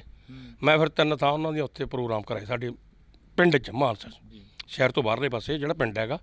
ਇੱਕ ਥਾਂ 'ਤੇ ਔਂਕੜ ਜੀ ਪੈਣ ਲੱਗੀ, ਉਸ ਬੰਦੇ ਰੌਲਾ ਲੱਗੇ ਪਾਉਣ, ਜਿਵੇਂ ਸ਼ਹਿਰੀ ਜਿਹੇ ਲੋਕ ਹੁੰਦੇ ਨੇ। ਮੈਂ ਉਹਨਾਂ ਕਨੀ ਦਬਦਬਾ ਮੇਰਾ ਹੈਗਾ ਤੀਗਾ, ਮੈਂ ਚੁੱਪ ਕਰਕੇ ਖੜ੍ਹ ਜਾਊਂ, ਕੀ ਸਲਾਹ ਹੋ ਜੂ। ਉਹਨੇ ਫਿਰ ਸਾਰੀ ਗੱਲਬਾਤ ਮੈਂ ਕਿਹਾ ਚਲੋ ਘਰੇ ਰੋਟੀ ਖਵਾਵਾਂਗੇ। ਉਹ ਕਹਿੰਦੇ ਵੀ ਇੱਕ ਘਰੇ ਤਾਂ ਔਖਾ ਹੋ ਜੂ। ਮੈਂ ਕਿਹਾ ਨਹੀਂ ਕੋਈ ਨਹੀਂ। ਅਸੀਂ 2-2 ਜਣਿਆਂ ਨੂੰ ਲੈ ਕੇ ਜਾ ਕੇ ਰੋਟੀ ਖਵਾਤੀ। ਰੁਲਦੂ ਸਿੰਘ ਪਹਿਲਾਂ ਤੋਂ ਹੀ ਅਥਰੇ ਸੁਭਾਅ ਦੇ ਸੀਗੇ, ਮਤਲਬ ਕਹਿਣ ਦਾ ਮਤਲਬ ਛੋਟੇ ਹੁੰਦੀ ਇੱਦਾਂ ਦੇ ਸੀਗੇ ਵੀ ਜੇ ਕੋਈ ਬੋਲਦਾ ਸੀ ਮੂਹਰੇ ਤਾਂ ਉਹਦੇ ਖਿਲਾਫ ਹੋ ਕੇ ਖੜੇ ਹੋ ਜਾਂਦੇ ਸੀ ਕਈ ਵਾਰ। ਨਹੀਂ, ਸੱਚ ਤੇ ਆਪਾਂ ਕਦੇ ਪਿੱਛੇ ਨਹੀਂ ਹਟੇ ਸੀਗੇ, ਚਾਹੇ ਮੈਂ ਮੈਸਾਂ ਚਾਹ ਰਹੀਆਂ, ਠੀਕ ਹੈ ਨਾ ਗੱਲ, ਚਾਹੇ ਮੈਂ ਹਲਵਾ ਹੈ। ਜਦੋਂ ਕਿਸੇ ਮੇਰਾ ਇੱਕ ਸੁਭਾਅ ਸੀ, ਜੇ ਤਾਕੜਾ ਬੰਦਾ ਮਾੜੇ ਨੂੰ ਤਾਕੜਾ ਪਾਲੀ, ਮਾੜੇ ਨੂੰ ਕੁੱਟਦਾ, ਮੈਥੋਂ ਦੇਖਿਆ ਨਹੀਂ ਜਾਂਦਾ ਸੀਗਾ। ਮੈਂ ਵੀ ਤੇਰੀ ਕਹੀ ਕਿਸੇ ਲੈ ਵੀ ਤੂੰ ਇਹਨੂੰ ਕੁੱਟੇਂਗਾ, ਮਤਲਬ ਕਰ ਖੇਤੀ ਜਾਂ ਕੋਈ ਪਾਣੀ ਨਹੀਂ ਵੱਢਣ ਦਿੰਦਾ, ਜੋ ਕੁਛ ਨਹੀਂ ਕਰਨ ਦਾ ਮਾੜੇ ਕਿਸਾਨ ਨੂੰ। ਮੈਂ ਹਮੇਸ਼ਾ ਵਾਸਤੇ ਜਿਹੜਾ ਕਮਜ਼ੋਰ ਬੰਦਾ ਸੀਗਾ ਪਹਿਲੇ ਦਿਨ, ਉਸ ਕੋ ਨਹੀਂ ਖੜਦਾ ਸੀ। ਇਹ ਨਹੀਂ ਮੈਂ ਤਕੜੇ ਨਹੀਂ ਖੜਾ, ਇਹ ਮੇਰਾ ਸੁਭਾਅ ਸੀ ਇੱਕ ਵਾਰ ਦਾ। ਇਹ ਖੁੰਡਾ ਫਿਰ ਛੋਟੇ ਹੁੰਦਿਆਂ ਨਹੀਂ ਚੱਕਿਆ? ਨਹੀਂ, ਖੁੰਡਾ ਤਾਂ ਮੇਰਾ ਇਸ 'ਚ ਆਪਣਾ ਮੇਰਾ ਖਿਆਲ ਹੈ ਵੀ ਮੇਰਾ ਐਕਸੀਡੈਂਟ ਹੋ ਗਿਆ ਸੀਗਾ, ਮੇਰਾ ਚੂੜਾ ਟੁੱਟ ਗਿਆ ਸੀਗਾ। ਖੂੰਡੇ ਵਾਲੇ ਬੰਦੇ ਤੋਂ ਤਾਂ ਮੈਂ ਸਮਝਦਾ ਨਫ਼ਰਤ ਕਰਦਾ ਸੀ। ਜਿਹੜਾ ਬੰਦਾ ਖੂੰਡਾ ਰੱਖਦਾ, ਬਾਬਾ ਭੜਕਾਵ ਜੇ ਬਣ ਜਾਂਦਾ ਹੈਗਾ ਵੀ ਯਾਰ ਖੂੰਡੇ ਵਾਲਾ ਲੱਗਦੇ ਨੇ ਬਾਬਾ ਭੜਕਾਵ ਜਾ। ਉਹ ਸਭ ਮੈਨੂੰ ਚੱਕਣਾ ਪੈ ਗਿਆ। ਮੈਂ ਤੁਹਾਡੀ ਕਿਰਪਾ ਹੋ ਗਈ ਪ੍ਰੈਸ ਦੀ, ਇੰਨਾ ਇਹਨੂੰ ਤੁਸੀਂ ਬਹਾਰਤਾ, ਮੈਨੂੰ ਖੂੰਡੇ ਵਾਲੇ ਦੇ ਨਾਲ ਤੁਸੀਂ ਬਹਾਰਤਾ ਸਾਰੇ, ਮਤਲਬ ਇਹ ਤੁਹਾਡੀ ਕਿਰਪਾ ਹੋਈ ਹੈ ਪ੍ਰੈਸ ਦੀ, ਸਮਝ ਲਿਆ ਗੱਲ। ਖੂੰਡਾ ਤਾਂ ਮੇਰਾ ਇੱਕ ਤੁਰਨ ਵਾਸਤੇ ਹੈ। ਮੈਂ ਹੁਣ ਵੀ ਮਤਲਬ ਜੇ ਮਸਾਂ ਹੌਲੀ ਹੌਲੀ ਤੁਰਦਾ, ਗੱਡੀ 24 ਘੰਟੇ ਹੁੰਦਾ, ਜੀਪ 'ਚ ਮੇਰਾ ਅੱਡ ਰੱਖਿਆ ਹੋਇਆ ਹੈਗਾ। ਜਿਹੜੀ ਪੋਤੇ ਦੀ ਕਾਰ ਆ ਉਹ 'ਚ ਅੱਡ ਰੱਖਿਆ ਹੋਇਆ ਵੀ ਚੱਕਣਾ ਨਾ ਪਵੇ, ਕਾਰ 'ਚ ਬਹਿ ਗਏ, ਇਸ ਚੱਕ ਕੇ ਉੱਤਰ ਕੇ ਸਾਰਾ ਕੁਛ ਕਰਕੇ ਲਾ ਦਿਆਂਗੇ। ਖੂੰਡਾ ਕੋਈ ਇਹ ਨਹੀਂ ਹੈਗਾ ਕਿਸੇ ਨਾਲ ਵੀ ਆਪਾਂ ਕਿਸੇ ਨੂੰ ਡਰਾਉਣਾ ਜਾਂ ਧਮਕਾਉਣਾ। ਮੈਂ ਤਾਂ ਤੁਹਾਨੂੰ ਪਹਿਲਾਂ ਹੀ ਦੱਸਤਾ ਹਾਂ ਇਹ ਜ਼ਰੂਰ ਮੇਰਾ ਸੁਭਾਅ ਹੈਗਾ, ਜੇ ਤਕੜਾ ਮਾੜੇ ਨੂੰ ਡਰਾਉਣਾ ਚਾਹਵੇ ਮੈਂ ਫਿਰ ਕਿਤੇ ਡਰਿਆ ਡੁਰਿਆ ਕਿਤੇ ਨਹੀਂ, ਆਪਣੀ ਗੱਲ ਪੂਰੀ ਗਈ ਹੈਗੀ। ਦਿੱਲੀ ਪੁਲਿਸ ਨਾਲ ਵੀ ਪੰਗਾ ਪੈ ਗਿਆ, ਉਦੋਂ ਵੀ ਖੂੰਡੇ ਦੇ ਰੌਲਾ ਸੀ। ਉਹ ਤਾਂ ਇਹ ਗੱਲ ਕਰੀ ਤੇ ਮੈਂ ਸੱਚੀ ਗੱਲ ਦੱਸਣਾ, ਉਹਨੇ ਮੇਰੀ ਗੱਡੀ 'ਤੇ ਮਾਰੀ ਡਾਂਗ, ਉਹ 'ਚ ਮੈਨੂੰ ਆ ਗਿਆ ਗੁੱਸਾ। ਠੀਕ ਹੈ ਨਾ ਗੱਲ, ਫਿਰ ਜਿਹੜਾ ਕਸੂਆ ਸੋ ਸਾਰਾ ਕੁਝ ਦੇਖ ਕੇ ਹੀ ਜਾਏ ਇਹ ਹੋ ਗਿਆ ਦੀ ਗੱਲ। ਨਹੀਂ ਫਿਰ ਉਹ ਬੋਲੇ ਨਹੀਂ ਖੂੰਡਾ ਦੇਖ ਕੇ? ਨਹੀਂ ਉਹ ਨਾ ਫਿਰ ਤਾਂ ਘਬਰਾ ਗਏ ਉਹ ਵੀ, ਫਿਰ ਸੀਸਾ ਵੀ ਉਹਨਾਂ ਨੇ ਪਵਾ ਕੇ ਦਿੱਤਾ। ਅਸੀਂ ਆਪਦੇ ਕੋਲ ਤਾਂ ਕੋਈ ਪੈਸੇ ਨਹੀਂ ਲਾਏ, ਪਤਾ ਨਹੀਂ 4000 ਲੱਗਿਆ ਨਹੀਂ 5000 ਲੱਗਿਆ, ਉਹਨਾਂ ਨੇ ਪਵਾ ਕੇ ਦਿੱਤਾ ਸੀਸਾ। ਫਿਰ ਇੱਕ ਟਾਈਮ ਦੇ ਲਈ ਕਿਸਾਨ ਯੂਨੀਅਨਾਂ ਦਾ ਸਿੱਕਾ ਚੱਲਦਾ ਸੀ, ਜੇਕਰ ਅਸੀਂ ਗੱਲ ਕਰੀਏ ਕਿਸਾਨ ਅੰਦੋਲਨ ਦੀ, ਤਾਂ ਹੁਣ ਇਹ ਨਹੀਂ ਲੱਗਦਾ ਹੈਗਾ ਵੀ ਮੱਠੇ ਜੇ ਪੈ ਗਏ ਆ ਕੇ ਇੱਥੇ ਜਦੋਂ ਪੰਜਾਬ ਦੇ ਵਿੱਚ ਆਉਣੇ ਹੋ ਤਾਂ SSM ਬਣਦਾ, ਸੰਯੁਕਤ ਸਮਾਜ ਮੋਰਚਾ ਬਣਦਾ, ਸਿਆਸੀ ਧਿਰਾਂ ਦੇ ਵਿੱਚ ਆ ਕੇ ਸ਼ਾਮਲ ਹੋ ਜਾਂਦਾ ਕਿਸਾਨ ਯੂਨੀਅਨ। ਦੇਖੋ ਇਲੈਕਸ਼ਨ ਲੜਨਾ ਨਾ ਲੜਨਾ, ਬਾਈਕਾਟ ਕਰਨਾ, ਇਹ ਇੱਕ ਮੌਲਿਕ ਅਧਿਕਾਰ ਆ, ਸਮਝਿਆ। ਸਭ ਨੂੰ ਗੈਰ ਸਿਆਸੀ ਕਹਾਉਣਾ ਉਹ ਸਾਰਿਆਂ ਨੂੰ ਖਤਰਨਾਕ ਹੈ। ਮੈਂ ਤੁਹਾਨੂੰ ਉਦਾਹਰਨ ਦੇ ਸਕਦਾ, ਜਿਹੜੀ ਮੇਰਾ ਜ਼ਿੰਦਗੀ ਦਾ ਹਿੱਸਾ, ਮਤਲਬ ਸਾਡਾ ਆਲ ਇੰਡੀਆ ਦਾ ਲੀਡਰ ਸਰਜੋਸ਼ੀ ਸੀਗਾ, ਤੁਸੀਂ ਸੁਣਿਆ ਸੁਣਿਓ ਤੁਸੀਂ ਨੌਜਵਾਨੋ, ਮੈਂ ਉਹਦੇ ਨਾਲ ਵੀ ਮੀਟਿੰਗਾਂ ਅਟੈਂਡ ਕਰੀਆਂ। ਉਹਨੇ ਪੱਕਾ ਨਾਰਾ ਲਾਇਆ ਸੀਗਾ ਵੀ ਅਸੀਂ ਗੈਰ ਸਿਆਸੀ ਹਾਂ, ਅਤੇ ਉਹਦੇ ਮਗਰ ਨਾਰੇ ਅਸੀਂ ਵੀ ਲਾਉਂਦੇ ਸੀ ਵੀ ਅਸੀਂ ਗੈਰ ਸਿਆਸੀ ਹਾਂ। ਤੁਹਾਡੇ ਸਾਹਮਣੇ ਹੈ ਉਹ ਗੈਰ ਸਿਆਸੀ ਕਹਿੰਦਾ ਉਹ ਦਿੱਲੀ ਦੇ ਵਿੱਚ ਮਤਲਬ ਇੱਕ ਬੜੇ ਤਕੜੇ ਮਹਿਕਮੇ ਦਾ ਚੇਅਰਮੈਨ ਬਣਿਆ। ਸੋ ਲੋਕਾਂ ਨੂੰ ਗੈਰ ਸਿਆਸੀ ਕਹੋ, ਆਪ ਚੇਅਰਮੈਨ ਕਹੋ। ਸਾਡਾ ਮਤਲਬ ਪ੍ਰਧਾਨ ਭੁਪਿੰਦਰ ਸਿੰਘ ਮਾਨ ਸੀ, ਅਸੀਂ ਸਾਰੇ ਉਹਦੇ ਮਗਰ ਰਹੇ ਵੀ ਅਸੀਂ ਗੈਰ ਸਿਆਸੀਆਂ ਨਾਅਰੇ ਲਾਏ। ਮੈਂ ਵੀ ਲਾਉਂਦਾ ਰਿਹਾ ਵੀ ਅਸੀਂ ਗੈਰ ਸਿਆਸੀ ਹਾਂ। ਭੁਪਿੰਦਰ ਮਾਨ ਆ ਤੁਹਾਡੇ ਸਾਹਮਣੇ ਵੀ ਰਾਜ ਸਭਾ ਦਾ ਮੈਂਬਰ ਬਣਿਆ। ਅਸੀਂ ਲੱਖੋਵਾਲ ਨਾਲ ਰਹੇ, ਲੱਖੋਵਾਲ ਨੂੰ ਪ੍ਰਧਾਨ ਬਣਾਉਣ ਵਾਲਾ ਜੇ ਸੱਚੀ ਪੁੱਛੇ ਰੂਦੂ ਸਿੰਘ ਹੈ। ਉਸ ਮੌਕੇ ਮੈਂ ਜ਼ਿਲ੍ਹੇ ਦਾ ਪ੍ਰਧਾਨ ਬਣ ਗਿਆ ਸੀ। ਆਪਣੇ 13 ਜ਼ਿਲ੍ਹੇ ਹੁੰਦੇ, ਮੈਂ 11 ਜ਼ਿਲ੍ਹੇ ਦੇ ਵੋਟਾਂ ਲੱਖੋਵਾਲ ਨੂੰ ਪਵਾਤੀਆਂ ਤੀਆਂ। ਉਦੋਂ ਖਤਰਾ ਸੀ ਸਾਨੂੰ ਵੀ ਭੁਪਿੰਦਰ ਮਾਨ ਜਾਊਗਾ, ਭੁਪਿੰਦਰ ਮਾਨ ਨੂੰ ਪਾਸੇ ਕਰਤਾ ਸੀ, ਤਾਂ ਵੀ ਉਹ ਰਾਜ ਸਭਾ ਦਾ ਮੈਂਬਰ ਬਣ ਗਿਆ ਸੀ, ਅਤੇ ਲੱਖੋਵਾਲ ਨੂੰ ਅਸੀਂ ਪ੍ਰਧਾਨ ਬਣਾਤਾ ਸੀ। ਠੀਕ ਹੈ ਨਾ ਗੱਲ। ਅਤੇ ਅਸੀਂ ਵੀ ਗੈਰ ਸਿਆਸੀਆਂ ਜੀ, ਗੈਰ ਸਿਆਸੀਆਂ ਤੁਹਾਡੇ ਸਾਹਮਣੇ ਹੈ। ਲੱਖੋਵਾਲ ਤੁਹਾਡੇ ਸਾਹਮਣੇ ਆ ਵੀ 10 ਸਾਲ ਚੇਅਰਮੈਨ ਰਿਹਾ ਅਕਾਲੀ ਦਲ ਦੇ ਵਿੱਚ, ਰਹਿ ਨਾ। ਅੱਜ ਵੀ ਜਿਹੜੇ ਗੈਰ ਸਿਆਸੀ ਕਹਾਉਂਦੇ ਨੇ, ਜਦ ਇੱਕ ਸਾਡਾ ਸਾਥੀ ਕਹਿੰਦਾ, ਡੱਲੇ ਵਾਲੀ ਕਹਿੰਦਾ ਅਸੀਂ ਗੈਰ ਸਿਆਸੀ ਹਾਂ, ਮੈਨੂੰ ਖਤਰਾ ਹੈ ਕਿਤੇ ਜਿਹੜਾ ਪਹਿਲਾਂ ਵਾਲੇ 3 ਲੀਡਰ ਕਰਕੇ ਗਏ ਨੇ ਕੁਝ। ਮੈਂ ਕਹਿਣਾ ਗੈਰ ਸਿਆਸੀ ਕਹਿ ਕੇ ਤੇ ਰਾਜਨੀਤੀ 'ਚ ਜਾਣਾ ਲੋਕਾਂ ਨਾਲ ਧੋਖਾ ਹੈ। ਰੂਦੂ ਸਿੰਘ ਰਾਜਨੀਤਿਕ ਬੰਦਾ ਹੈ, ਮੈਂ ਉਦੋਂ ਬਾਅਦ ਕਹਿੰਦਾ ਵੀ ਇਹ ਤਾਂ ਰਾਜਨੀਤੀ ਵਿੱਚ ਡੰਗ ਲੈਂਦਾ ਨਹੀਂ ਗਾ। ਦੱਸ ਕੇ ਲੋਕਾਂ ਨੂੰ ਜੋ ਮਰਜ਼ੀ ਕਰ ਲਓ, ਅਸੀਂ ਦੱਸ ਕੇ ਆ ਕੇ ਬਾਈ ਅਸੀਂ ਇਲੈਕਸ਼ਨ ਲੜਾਂਗੇ, ਕੋਈ ਧੋਖਾ ਨਹੀਂ। ਮੌਲਿਕ ਅਧਿਕਾਰਾਂ ਲੜੇ ਆ, ਲੋਕਾਂ ਦਾ ਫੈਸਲਾ ਸੀ ਸਿਰ ਮੱਥੇ ਮੰਨ ਲਿਆ, ਜਿਹੜਾ ਸਾਡਾ ਉਹਨਾਂ ਨੇ ਫਤਵਾ ਸਾਨੂੰ ਦਿੱਤਾ ਸੀ, ਕੋਈ ਗੱਲ ਨਹੀਂ। ਅਸੀਂ 16 ਜਥੇਬੰਦੀਆਂ ਦੁਬਾਰੇ ਵਾਪਸ ਆ ਕੇ ਅਸੀਂ ਫਿਰ ਤੇਰੇ ਸਾਹਮਣੇ ਆ ਗੱਲ, ਸਾਨੂੰ ਛੁੱਟੀ 'ਤੇ ਭੇਜਿਆ ਸੀਗਾ, ਜੋ ਸਾਡੀ ਛੁੱਟੀ ਪੂਰੀ ਗਈ ਮੋਰਚੇ 'ਚ ਬਾਗੇ। ਹੁਣ ਜਿਹੜੀਆਂ 32 ਜਥੇਬੰਦੀਆਂ ਉਦੋਂ ਇਲੈਕਸ਼ਨ ਲੜਦੀਆਂ ਸੀਆਂ, ਉਹ 3 ਧਿਰਾਂ 'ਚ ਵੰਡੀਆਂ ਗਈਆਂ ਅਤੇ ਇੱਕ ਤਰ੍ਹਾਂ ਦਾ, ਜਿਵੇਂ 22 ਅਸੀਂ ਇੱਕ ਪਾਸੇ ਲੜ ਗਏ, 22 ਤੋਂ 16 ਛੱਡ ਕੇ ਅਸੀਂ ਰਾਜਾਂ ਨੂੰ ਆਏ, 6 ਰਾਜਾਂ ਨਾਲ ਰਹਿ ਗਈਆਂ, ਅਤੇ 10 ਰਹਿ ਗਈਆਂ ਜੇ ਆਪਾਂ ਕਹਿ ਦਈਏ ਡੱਲੇ ਵਾਲ ਨਾਲ। 8 ਡੱਲੇ ਵਾਲ ਨੂੰ ਮੁੜ ਕੇ ਸਾਡੇ 'ਚ ਆ ਗਈਆਂ, ਉਹ 2 ਹੀ ਰਹਿ ਗਏ, ਬਲਦੇਵ ਸਰਸਾ ਅਤੇ ਆਪਣਾ ਡੱਲੇ ਵਾਲ। ਮੁੜ ਕੇ ਸਾਡਾ ਸੈਕੰਡ ਉੱਡਦਾ ਕਰ ਰਿਹਾ। ਹੁਣ ਸਾਰੇ ਗਏ ਆ ਉੱਥੇ। ਰਾਜੇਵਾਲ ਸਾਹਿਬ ਦੀ ਜੇ ਅਸੀਂ ਗੱਲ ਕਰਦੇ, ਰਾਜੇਵਾਲ ਸਾਹਿਬ ਸਿਆਸੀ ਧਿਰ ਦੇ ਵਿੱਚ ਆਉਂਦੇ ਨੇ। ਰਾਜੇਵਾਲ ਸਾਹਿਬ ਦਾ ਪਹਿਲਾਂ ਤੋਂ ਹੀ ਸਿਆਸੀ ਪਾਰਟੀਆਂ ਦੇ ਨਾਲ ਸੰਬੰਧ ਰਿਹਾ ਹੈਗਾ। ਮੈਂ ਕਹਿੰਦਾ ਇਹੋ ਜਿਹਾ ਕੋਈ ਲੀਡਰ ਹੀ ਨਹੀਂ ਜਿਹਦਾ ਨਾ ਸੰਬੰਧ ਰਿਹਾ ਹੋਵੇ। ਮੇਰੀ ਗੱਲ ਸਮਝਿਆ। ਅਸੀਂ ਗੈਰ ਸਿਆਸੀ ਕਰਦੇ ਗੈਰ ਸਿਆਸੀ ਜਮਾ ਭੁਪਿੰਦਰ ਮਾਨ ਦੀ ਅਗਵਾਈ ਥੱਲੇ, ਲੱਖੋਵਾਲ ਦੀ ਅਗਵਾਈ ਥੱਲੇ, ਪਰ ਸੁਰਜੀਤ ਬਰਨਾਲੀ ਸਰਕਾਰ ਦੀ ਅਸੀਂ ਮਦਦ ਕਰੀ। ਮਤਲਬ ਉਦੋਂ ਸਾਡੀਆਂ ਅਸੀਂ ਗਵਰਨਰ ਦਾ ਘਰਾਓ ਕੀਤਾ ਸੀਗਾ। ਗਵਰਨਰ ਕਹਿੰਦੇ ਵੀ ਜਿੱਦੇ ਕੋਈ ਸਰਕਾਰ ਬਣ ਗਈ ਉਦੋਂ ਆਪਾਂ ਮਤਲਬ ਸਮਝ ਲਿਆ ਵੀ ਉਹ ਸਰਕਾਰ ਤੁਹਾਡੀਆਂ ਮੰਗਾਂ ਮੈਨੂੰ ਕਹਿੰਦਾ ਮੈਨੂੰ ਦੱਸੋ। ਅਸੀਂ ਕਿਹਾ ਵੀ ਸਾਡੇ ਕਨੈਕਸ਼ਨ ਕੱਟੀ ਜਾਂਦੇ ਨੇ, ਕਹਿੰਦਾ ਕੋਈ ਨਹੀਂ ਕੱਟੂ ਇਦੋਂ ਬਾਅਦ। ਅਸੀਂ ਕਿਹਾ ਵੀ ਸਾਨੂੰ ਕਰਜ਼ੇ 'ਚ ਫੜੀ ਤਾਂ ਤੁਹਾਨੂੰ ਕੋਈ ਕਰਜ਼ੇ 'ਚ ਨਹੀਂ ਫੜੂਗਾ, ਪਰ ਜਿੱਦਾਂ ਕੋਈ ਸਰਕਾਰ ਬਣੀ ਤੁਸੀਂ ਉੱਦਾਂ ਹੀ ਮਤਲਬ ਕਰ ਦਿਓ। ਅਤੇ ਜਦੋਂ ਸੁਰਜੀਤ ਬਰਨਾਲੀ ਸਰਕਾਰ ਬਣਨ 'ਤੇ ਆਈ, ਸਾਡੇ ਜਿਹੜੇ ਵੱਡੇ ਲੀਡਰ ਸੀ, ਮੈਂ ਤਾਂ ਉਦੋਂ ਜੇ ਕਹਿੰਦਾ ਵੀ ਜ਼ਿਲ੍ਹੇ 'ਚ ਪੱਧਰ ਦਾ ਲੀਡਰ ਲਾ ਲਾ ਵੀ ਜ਼ਿਲ੍ਹੇ ਦਾ ਪ੍ਰਧਾਨ, ਇਹ ਬਿਨਾਂ ਮੰਗਾਂ ਤੋਂ ਸੁਰਜੀਤ ਬਰਨਾਲੇ ਨੂੰ ਵੋਟਾਂ ਪਵਾਉਣ ਨੂੰ ਫਿਰਦੇ ਸਾਡੇ ਲੀਡਰ। ਵਿੱਚ ਲੱਖੋਵਾਲ ਜੇ ਆਪਾਂ ਵਿੱਚ ਕਰੇ ਭੁਪਿੰਦਰ ਮਾਨ ਵਿੱਚ ਹੀ ਰਾਜਾ ਵਾਲ ਕਹਾਂ, ਮੈਂ ਜੇ ਕਹਾਂ ਵੀ ਕੋਈ ਬੜਾ ਸਮਝੌਤਾ ਨਹੀਂ ਕਰਨਾ, ਅਸੀਂ ਵੋਟਾਂ ਪਾ ਦਾਂਗੇ। ਮੈਂ ਬਠਿੰਡਾ ਜ਼ਿਲ੍ਹਾ ਦਾੜੀ, ਮੈਂ ਜ਼ਿਲ੍ਹਾ ਪ੍ਰਧਾਨ ਸੀ। ਮੈਂ ਜਦੋਂ ਗਿਆ ਅਤੇ ਸਮਝ ਲਿਆ ਵੀ ਮੈਨੂੰ ਬੁੱਕਲ 'ਚ ਲੈ ਲਿਆ ਲੱਖੋਵਾਲ ਸਾਹਿਬ ਨੇ, ਕਹਿੰਦਾ ਵੋਟਾਂ ਬਾਰੇ ਕੀ ਮਸਲਾ ਹੈਗਾ। ਉਦੋਂ ਸ਼ਾਇਦ ਮੈਂ ਹਜੇ ਪ੍ਰਧਾਨ ਨਹੀਂ ਬਣੀ, ਉਦੋਂ ਮੇਰਾ ਖਿਆਲ ਹੈ ਮੈਂ ਮੀਤ ਪ੍ਰਧਾਨ ਦੇ ਜ਼ਿਲ੍ਹੇ ਦਾ ਸੀਨੀਅਰ ਮੀਤ ਪ੍ਰਧਾਨ ਸੀਗਾ, ਪ੍ਰਧਾਨ ਮੈਂ ਉਦੋਂ ਬਾਅਦ ਬਣਦਾ। ਮੈਂ ਆਖਿਆ ਜੀ ਜਿਹੜੀਆਂ ਆਪਣੀਆਂ ਮੰਗਾਂ ਮੰਨ ਜੂਗਾ, ਮੈਂ ਲੱਖੋਵਾਲ ਨੂੰ ਆਹੀ ਗੱਲ ਵੀ ਜਿਹੜਾ ਆਪਣੀਆਂ ਮੰਗਾਂ ਮੰਨ ਜੂਗਾ ਆਪਾਂ ਉਹਨੂੰ ਵੋਟਾਂ ਪਾਵਾਂਗੇ। ਕਹਿੰਦਾ ਜੇ ਕੋਈ ਨਾ ਮੰਨੇ ਫਿਰ ਮੈਂ ਜਿੱਥੇ ਮਰਜ਼ੀ ਵੋਟਾਂ ਪਾ ਦਿਓ, ਆਪਾਂ ਨੂੰ ਪੰਗਾ ਲੈਣ ਦੀ ਲੋੜ ਨਹੀਂ, ਜਿੰਨੀ ਜੋ ਮਰਜ਼ੀ ਪਾ ਦੇ, ਆਪਾਂ ਕਿਉਂ ਕਰੀਏ। ਮੈਨੂੰ ਫਿਰ ਇਹ ਗੱਲ ਮੋੜ ਕੇ ਆਪ ਕਹੀ ਲੱਖੋਵਾਲ ਨੇ, ਕਹਿੰਦਾ ਜੀ ਫਿਰ ਵੀ ਅਕਾਲੀਆਂ ਦੀ ਸਰਕਾਰ ਬਣ ਗਈ, ਜੋ ਉਦੋਂ ਹੈਗਾ ਜੀ ਬਣੂ ਅਕਾਲੀਆਂ ਸਰਕਾਰ ਬਣਨੀ ਹੈ। ਮੈਂ ਹੱਸਦੇ ਨੇ ਕਿਹਾ ਮੈਂ ਲੱਖੋਵਾਲ ਸਾਹਿਬ ਸਾਰਾ ਕੁਝ ਨੁਕਸਾਨ ਕਰ ਰਿਹਾ, ਗੁਰਦੁਆਰੇ ਢਵਾ ਲਏ, ਕਿੱਡਾ ਵੱਡਾ ਹਮਲਾ ਹੋ ਗਿਆ, ਫੌਜ ਲੱਗ ਗਈ। ਜੇ ਆਪਣੀਆਂ ਵੋਟਾਂ ਬਣਾ ਅਕਾਲੀ ਦਲ ਦਾ ਪੈਰ ਚੱਲ ਕੇ ਗਿਆ, ਇਹਨਾਂ ਨਾਲ ਕੀ ਬਣੂਗੀ? ਬਾਈ ਚਾਂਸ ਆਪਾਂ ਨੇ ਫੇਰ ਮੀਟਿੰਗ ਕਰੀ ਬਾਦਲ ਨਾਲ ਬਰਨਾਲੇ ਨਾਲ ਰਲ ਕੇ, ਫਿਰ ਉਹ ਜਿੰਨੀਆਂ ਮੰਗਾਂ ਦੀਆਂ ਸਾਡੀਆਂ ਮੰਨੀਆਂ ਵੀ ਥੋੜ੍ਹੀਆਂ ਮੰਗਾਂ 4-5 ਮੰਗਾਂ ਦੀਆਂ 300 ਕਰੋੜ ਰੁਪਇਆ ਖਾਲਾਂ ਦਾ, ਬਿਜਲੀ ਸਮਝੌਤਾ ਤੇ ਆਪਣਾ ਇੱਥੇ ਕੀ ਕਹਿੰਦੇ ਉਹਨਾਂ ਆਪਣਾ ਚੁੰਗੀ ਦਾ, ਇਹ ਕਈ ਮੰਗਾਂ ਤੀਆਂ ਸਾਰਾ ਜ਼ਿਕਰ।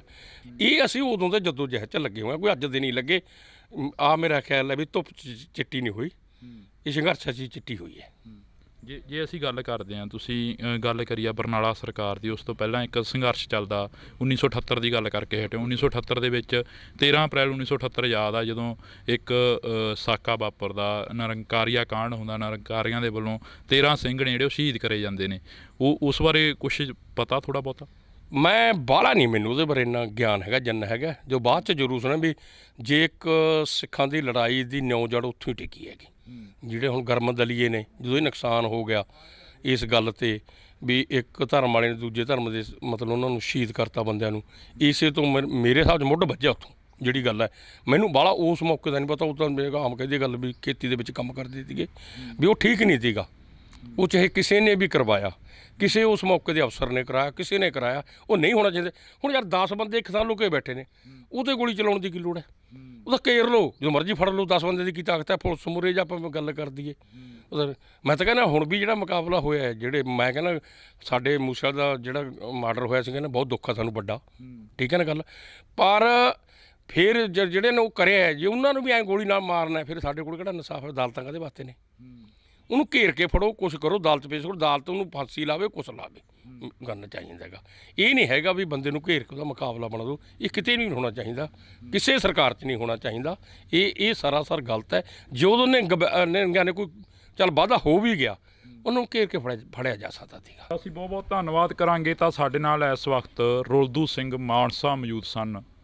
ਤਾਂ ਇਹਨਾਂ ਦੀ ਜ਼ਿੰਦਗੀ ਨੂੰ ਲੈ ਕੇ ਗੱਲਬਾਤ ਹੋਈ ਆ, ਕਿਸਾਨ ਅੰਦੋਲਨ ਨੂੰ ਲੈ ਕੇ ਗੱਲਬਾਤ ਹੋਈ ਆ, ਤੇ ਦੋ ਨੌਜਵਾਨ ਜਿਹੜੇ ਇਸ ਪੰਜਾਬ ਦੀ ਮਿੱਟੀ ਦੇ ਨਾਲ ਜੁੜੇ ਹੋਏ ਸੀ, ਸ਼ੁਭਦੀਪ ਸਿੰਘ ਸਿੱਧੂ ਮੂਸੇਵਾਲਾ ਤੇ ਜਿਸ ਨੂੰ ਕੌਮ ਨੇ ਕੌਮੀ ਯੋਧਾ ਐਲਾਨਿਆ, ਭਾਈ ਸੰਦੀਪ ਸਿੰਘ ਉਰਫ ਦੀਪ ਸਿੱਧੂ, ਉਹ ਇਸ ਦੁਨੀਆ ਦੇ ਵਿੱਚ ਨਹੀਂ ਰਹੇ। ਤਾਂ ਉਹਨਾਂ ਨੂੰ ਲੈ ਕੇ ਵੀ ਥੋੜ੍ਹੀ ਬਹੁਤੀ ਗੱਲਬਾਤ ਹੋਈ ਆ। ਤਾਂ ਇਸੇ ਤਰ੍ਹਾਂ ਅਸੀਂ ਪੰਜਾਬ ਪੱਖੀ ਪੰਜਾਬ ਦੇ ਲੋਕਾਂ ਦੀ ਗੱਲ ਕਰਦੇ ਰਹਾਂਗੇ। ਤਾਂ ਜੁੜੇ ਰਹਿਣਾ ਇੰਡੋਜ਼ TV ਆਸਟ੍ਰੇਲੀਆ ਦੇ ਨਾਲ। ਮੇਰੇ ਸਹਿਯੋਗੀ ਸਾਥੀ ਕੁਲਦੀਪ ਦੇ ਨਾਲ ਮੈਨੂੰ ਹਰਜਿੰਦਰ ਸਿੰਘ ਢਿੱਲੋਂ ਨੂੰ ਦਿਓ ਜੀ ਇਜਾਜ਼ਤ। ਧੰਨਵਾਦ।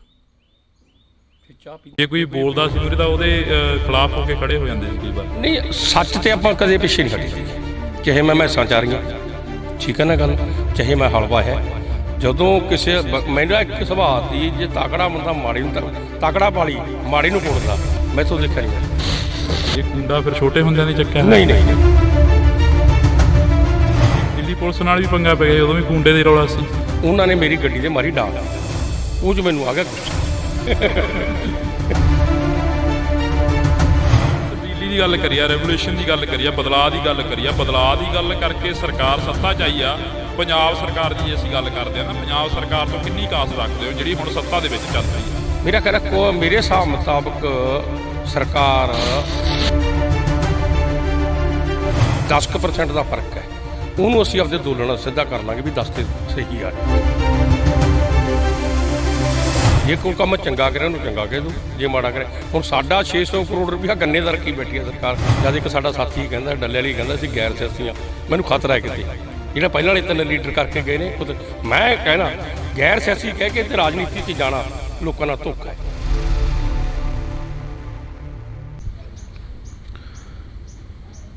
ਪੰਜਾਬ ਪੰਜਾਬੀਅਤ ਨੂੰ ਪਿਆਰ ਕਰਨ ਵਾਲੇ ਸਾਰੇ ਦਰਸ਼ਕਾਂ ਦਾ ਇੱਕ ਵਾਰ ਫੇਰ ਮੈਂ ਹਰਜਿੰਦਰ ਸਿੰਘ ਢਿੱਲੋਂ ਨਿੱਘਾ ਸਵਾਗਤ ਕਰਦਾ। ਤਾਂ ਅੱਜ ਅਸੀਂ ਫੇਰ ਲਗਾਤਾਰ ਚੱਲੇ ਹੋਏ ਹਾਂ ਪੰਜਾਬ ਦੇ ਦੌਰੇ 'ਤੇ, ਪੰਜਾਬ ਦੇ ਉਹਨਾਂ ਲੋਕਾਂ ਦੇ ਨਾਲ ਗੱਲ ਕਰਨ ਜਿਹੜੇ ਲੋਕਾਂ ਨੇ ਕਿਸਾਨ ਸੰਘਰਸ਼ ਦੇ ਵਿੱਚ ਇੱਕ ਮਿਹਨਤ ਕਰੀ ਤੇ ਇੱਕ ਬਹੁਤ ਵੱਡਾ ਜਿਹੜਾ ਕਿ ਹਿੱਸਾ ਪਾਇਆ, ਆਪਣੀ ਜ਼ਿੰਦਗੀ ਦਾ ਇੱਕ ਹਿੱਸਾ ਸੀ ਜਿਹੜਾ ਕਿਸਾਨ ਅੰਦੋਲਨ ਨੂੰ ਦਿੱਤਾ। ਤਾਂ ਸਾਡੇ ਨਾਲ ਇਸ ਵਕਤ ਕਿਸਾਨ ਆਗੂ ਰੁਲਦੂ ਸਿੰਘ ਮਾਨਸਾ ਮੌਜੂਦ ਨੇ। ਤਾਂ ਅਸੀਂ ਉਹਨਾਂ ਦੇ ਨਾਲ ਗੱਲਬਾਤ ਕਰਾਂਗੇ। ਰੁਲਦੂ ਸਿੰਘ ਮਾਨਸਾ ਇੱਕ ਉਹ ਆਗੂ ਨੇ ਜਿਹੜੇ ਹਰੇਕ ਜਗ੍ਹਾ ਦੇ ਉੱਪਰ ਮੌਜੂਦ ਰਹਿੰਦੇ ਸੀ, ਉਸ ਅੰਦੋਲਨ ਦੇ ਵਿੱਚ ਹਰੇਕ ਜਗ੍ਹਾ ਦੇ ਉੱਪਰ ਚਰਚਾ ਦਾ ਵਿਸ਼ਾ ਬਣੇ ਰਹੇ। ਤਾਂ ਅਸੀਂ ਗੱਲਬਾਤ ਕਰਦੇ ਹਾਂ। ਪਹਿਲਾਂ ਸਵਾਗਤ ਕਰਦੇ ਹਾਂ ਇੰਡੋ TV 'ਤੇ। ਪਹਿਲਾਂ ਬਹੁਤ ਬਹੁਤ ਸਵਾਗਤ ਹੈ ਜੀ ਤੁਹਾਡਾ। ਸਤਿ ਸ੍ਰੀ ਅਕਾਲ ਜੀ, ਸਤਿ ਸ੍ਰੀ ਅਕਾਲ। ਜੇ ਅਸੀਂ ਗੱਲ ਕਰਦੇ ਹਾਂ ਕਿਸਾਨ ਅੰਦੋਲਨ ਦੀ, ਕਿਸਾਨ ਅੰਦੋਲਨ ਬੀਤ ਗਿਆ, ਕਿਸਾਨ ਅੰਦੋਲਨ ਚਲਾ ਗਿਆ, ਜਿਹੜੀ ਅੱਗੇ ਦੀ ਰਣਨੀਤੀ ਆ ਕਿਸਾਨ ਆਗੂਆਂ ਦੀ ਉਹ ਕੀ ਰਹਿਣ ਵਾਲੀ ਆ?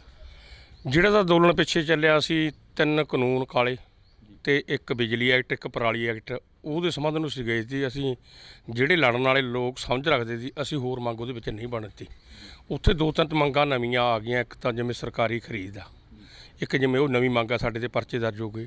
ਇੱਕ ਸਾਡੇ ਨੌਜਵਾਨ ਜਾਂ ਕਿਸਾਨ ਆਗੂ ਸ਼ਹੀਦ ਵੀ ਹੋ ਗਏ ਉੱਥੇ, ਜੇ ਗੱਲ ਕਰੀਏ ਉਹਨਾਂ ਦਾ ਮੁਆਵਜ਼ਾ, ਨੌਕਰੀ।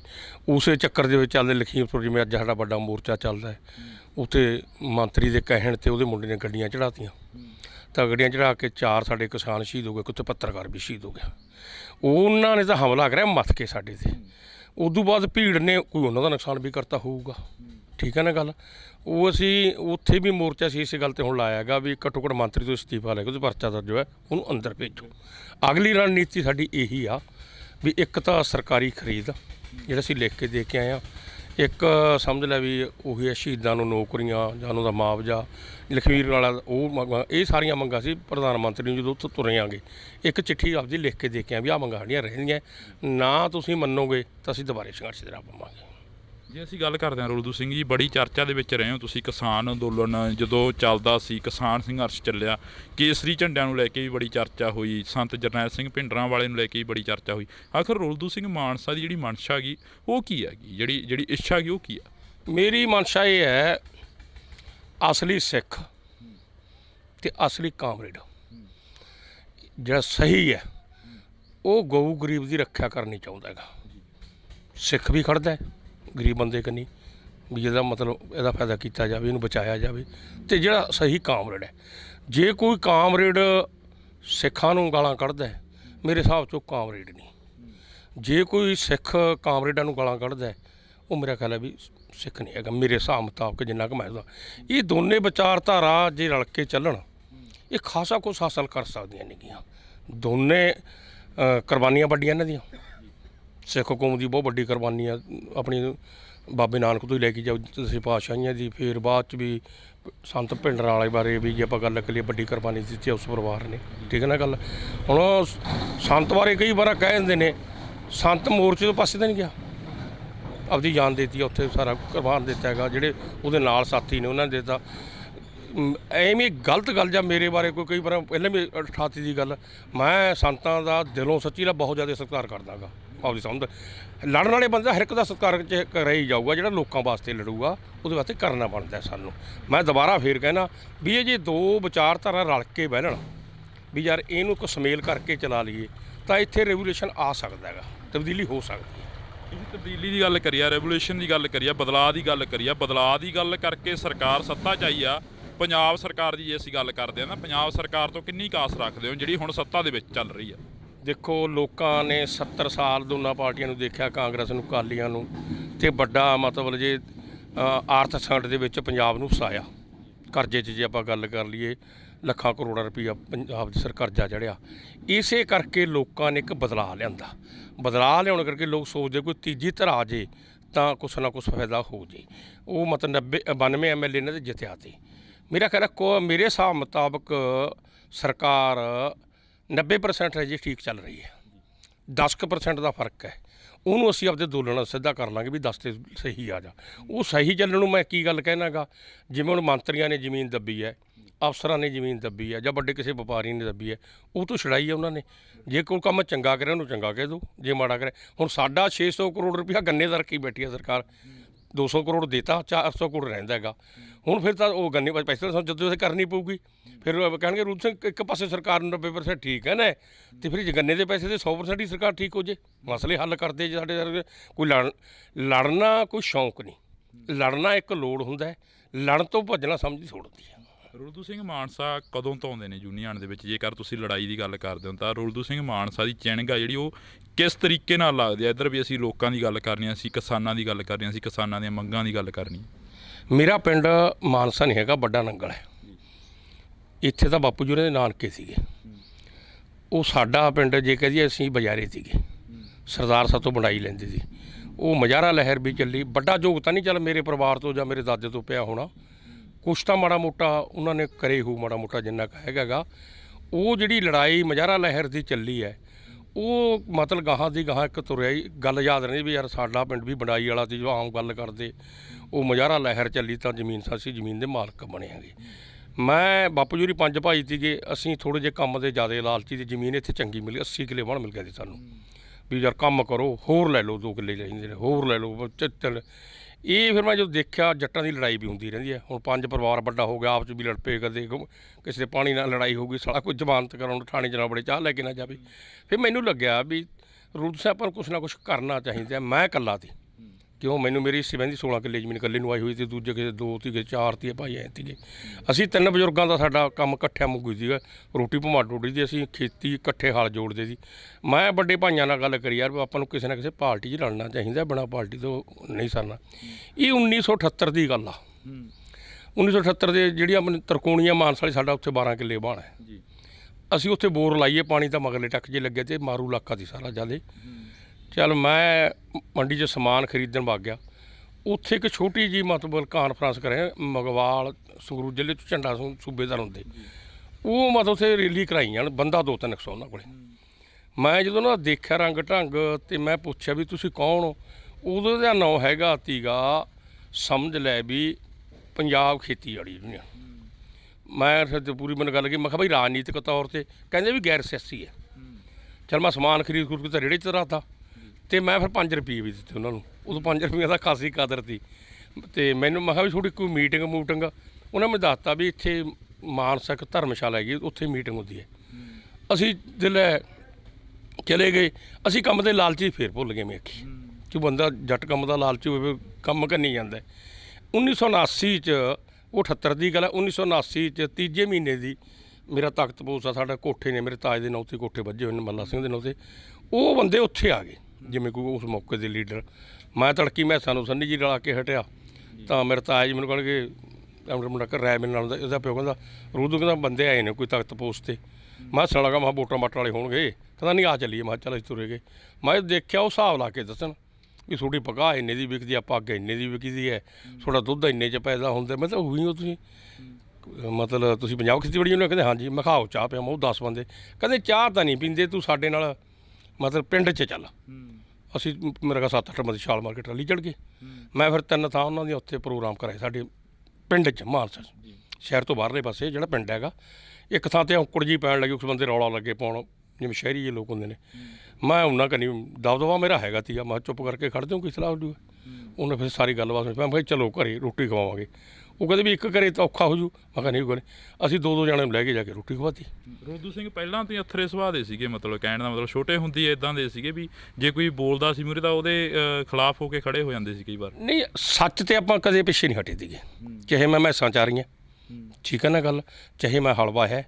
ਜਦੋਂ ਕਿਸੇ ਮੇਰਾ ਇੱਕ ਸੁਭਾਅ ਸੀ ਜੇ ਤਕੜਾ ਬੰਦਾ ਮਾੜੇ ਨੂੰ ਤਕੜਾ ਪਾਲੀ ਮਾੜੇ ਨੂੰ ਕੁੱਟਦਾ ਮੈਥੋਂ ਦੇਖਿਆ ਨਹੀਂ ਜਾਂਦਾ ਸੀਗਾ। ਮੈਂ ਵੀ ਤੇਰੀ ਕਹੀ ਕਿਸੇ ਲੈ ਵੀ ਤੂੰ ਇਹਨੂੰ ਕੁੱਟੇਂਗਾ ਮਤਲਬ ਕਰ ਖੇਤੀ ਜਾ ਕੋਈ ਪਾਣੀ ਨਹੀਂ ਵੱਢਣ ਦਿੰਦਾ ਜੋ ਕੁਛ ਨਹੀਂ ਕਰਨ ਦਾ ਮਾੜੇ ਕਿਸਾਨ ਨੂੰ।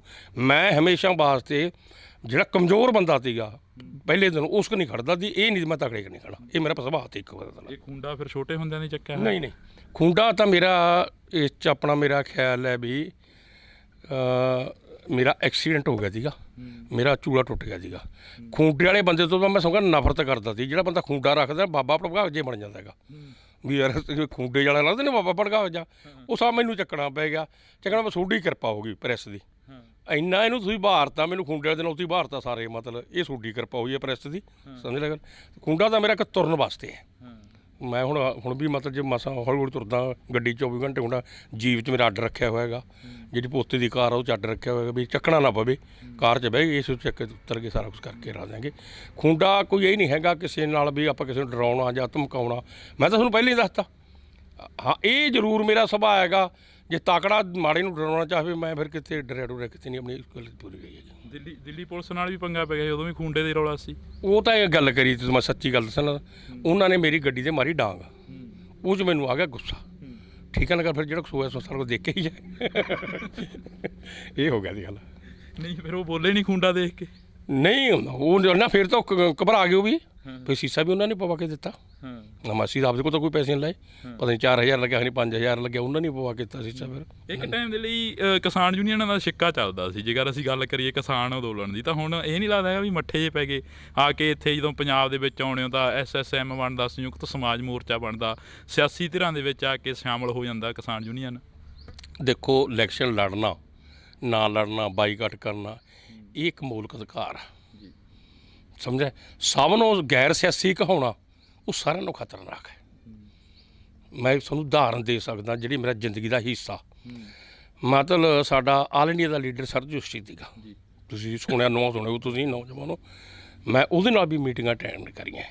ਉਹਨੇ ਪੱਕਾ ਨਾਰਾ ਲਾਇਆ ਸੀਗਾ ਵੀ ਅਸੀਂ ਗੈਰ ਸਿਆਸੀ ਹਾਂ, ਅਤੇ ਉਹਦੇ ਮਗਰ ਨਾਰੇ ਅਸੀਂ ਵੀ ਲਾਉਂਦੇ ਸੀ ਵੀ ਅਸੀਂ ਗੈਰ ਸਿਆਸੀ ਹਾਂ। ਤੁਹਾਡੇ ਸਾਹਮਣੇ ਹੈ ਉਹ ਗੈਰ ਸਿਆਸੀ ਕਹਿੰਦਾ ਉਹ ਦਿੱਲੀ ਦੇ ਵਿੱਚ ਮਤਲਬ ਇੱਕ ਵਾਰ ਤਕੜੇ ਮਹਿਕਮੇ ਦਾ ਚੇਅਰਮੈਨ ਬਣਿਆ।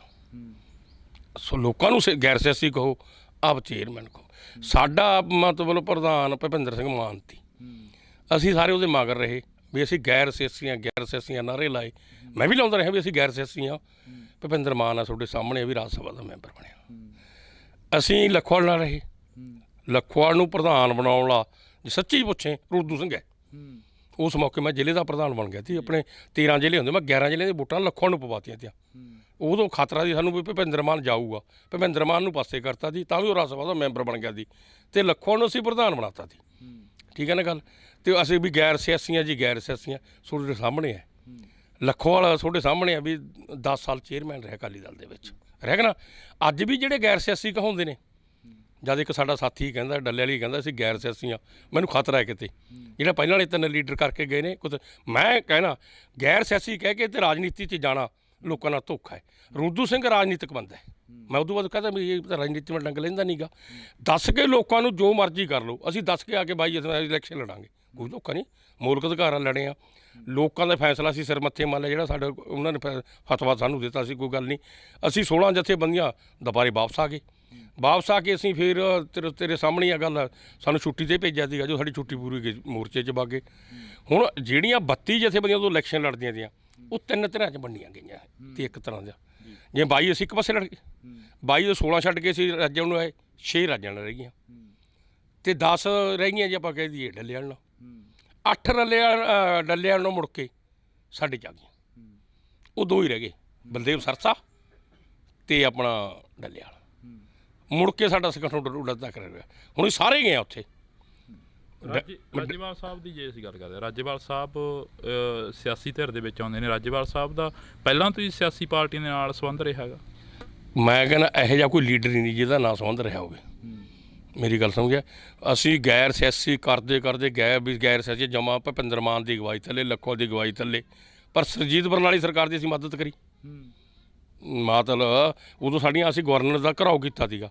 ਗਵਰਨਰ ਕਹਿੰਦੇ ਵੀ ਜਿੱਦੇ ਕੋਈ ਸਰਕਾਰ ਬਣ ਗਈ ਉੱਦਾਂ ਆਪਾਂ ਮਤਲਬ ਸਮਝ ਲਿਆ ਵੀ ਉਹ ਸਰਕਾਰ ਤੁਹਾਡੀਆਂ ਮੰਗਾਂ ਮੈਨੂੰ ਕਹਿੰਦਾ ਮੈਨੂੰ ਦੱਸੋ। ਅਸੀਂ ਕਿਹਾ ਵੀ ਸਾਡੇ ਕਨੈਕਸ਼ਨ ਕੱਟੀ ਜਾਂਦੇ ਨੇ, ਕਹਿੰਦਾ ਕੋਈ ਨਹੀਂ ਕੱਟੂ। ਇਦੋਂ ਬਾਅਦ ਅਸੀਂ ਕਿਹਾ ਵੀ ਸਾਨੂੰ ਕਰਜ਼ੇ 'ਚ ਫੜੀ, ਤਾਂ ਤੁਹਾਨੂੰ ਕੋਈ ਕਰਜ਼ੇ 'ਚ ਨਹੀਂ ਫੜੂਗਾ, ਪਰ ਜਿੱਦਾਂ ਕੋਈ ਸਰਕਾਰ ਬਣੀ ਤੁਸੀਂ ਉੱਦਾਂ ਹੀ ਮਤਲਬ ਕਰ ਦਿਓ।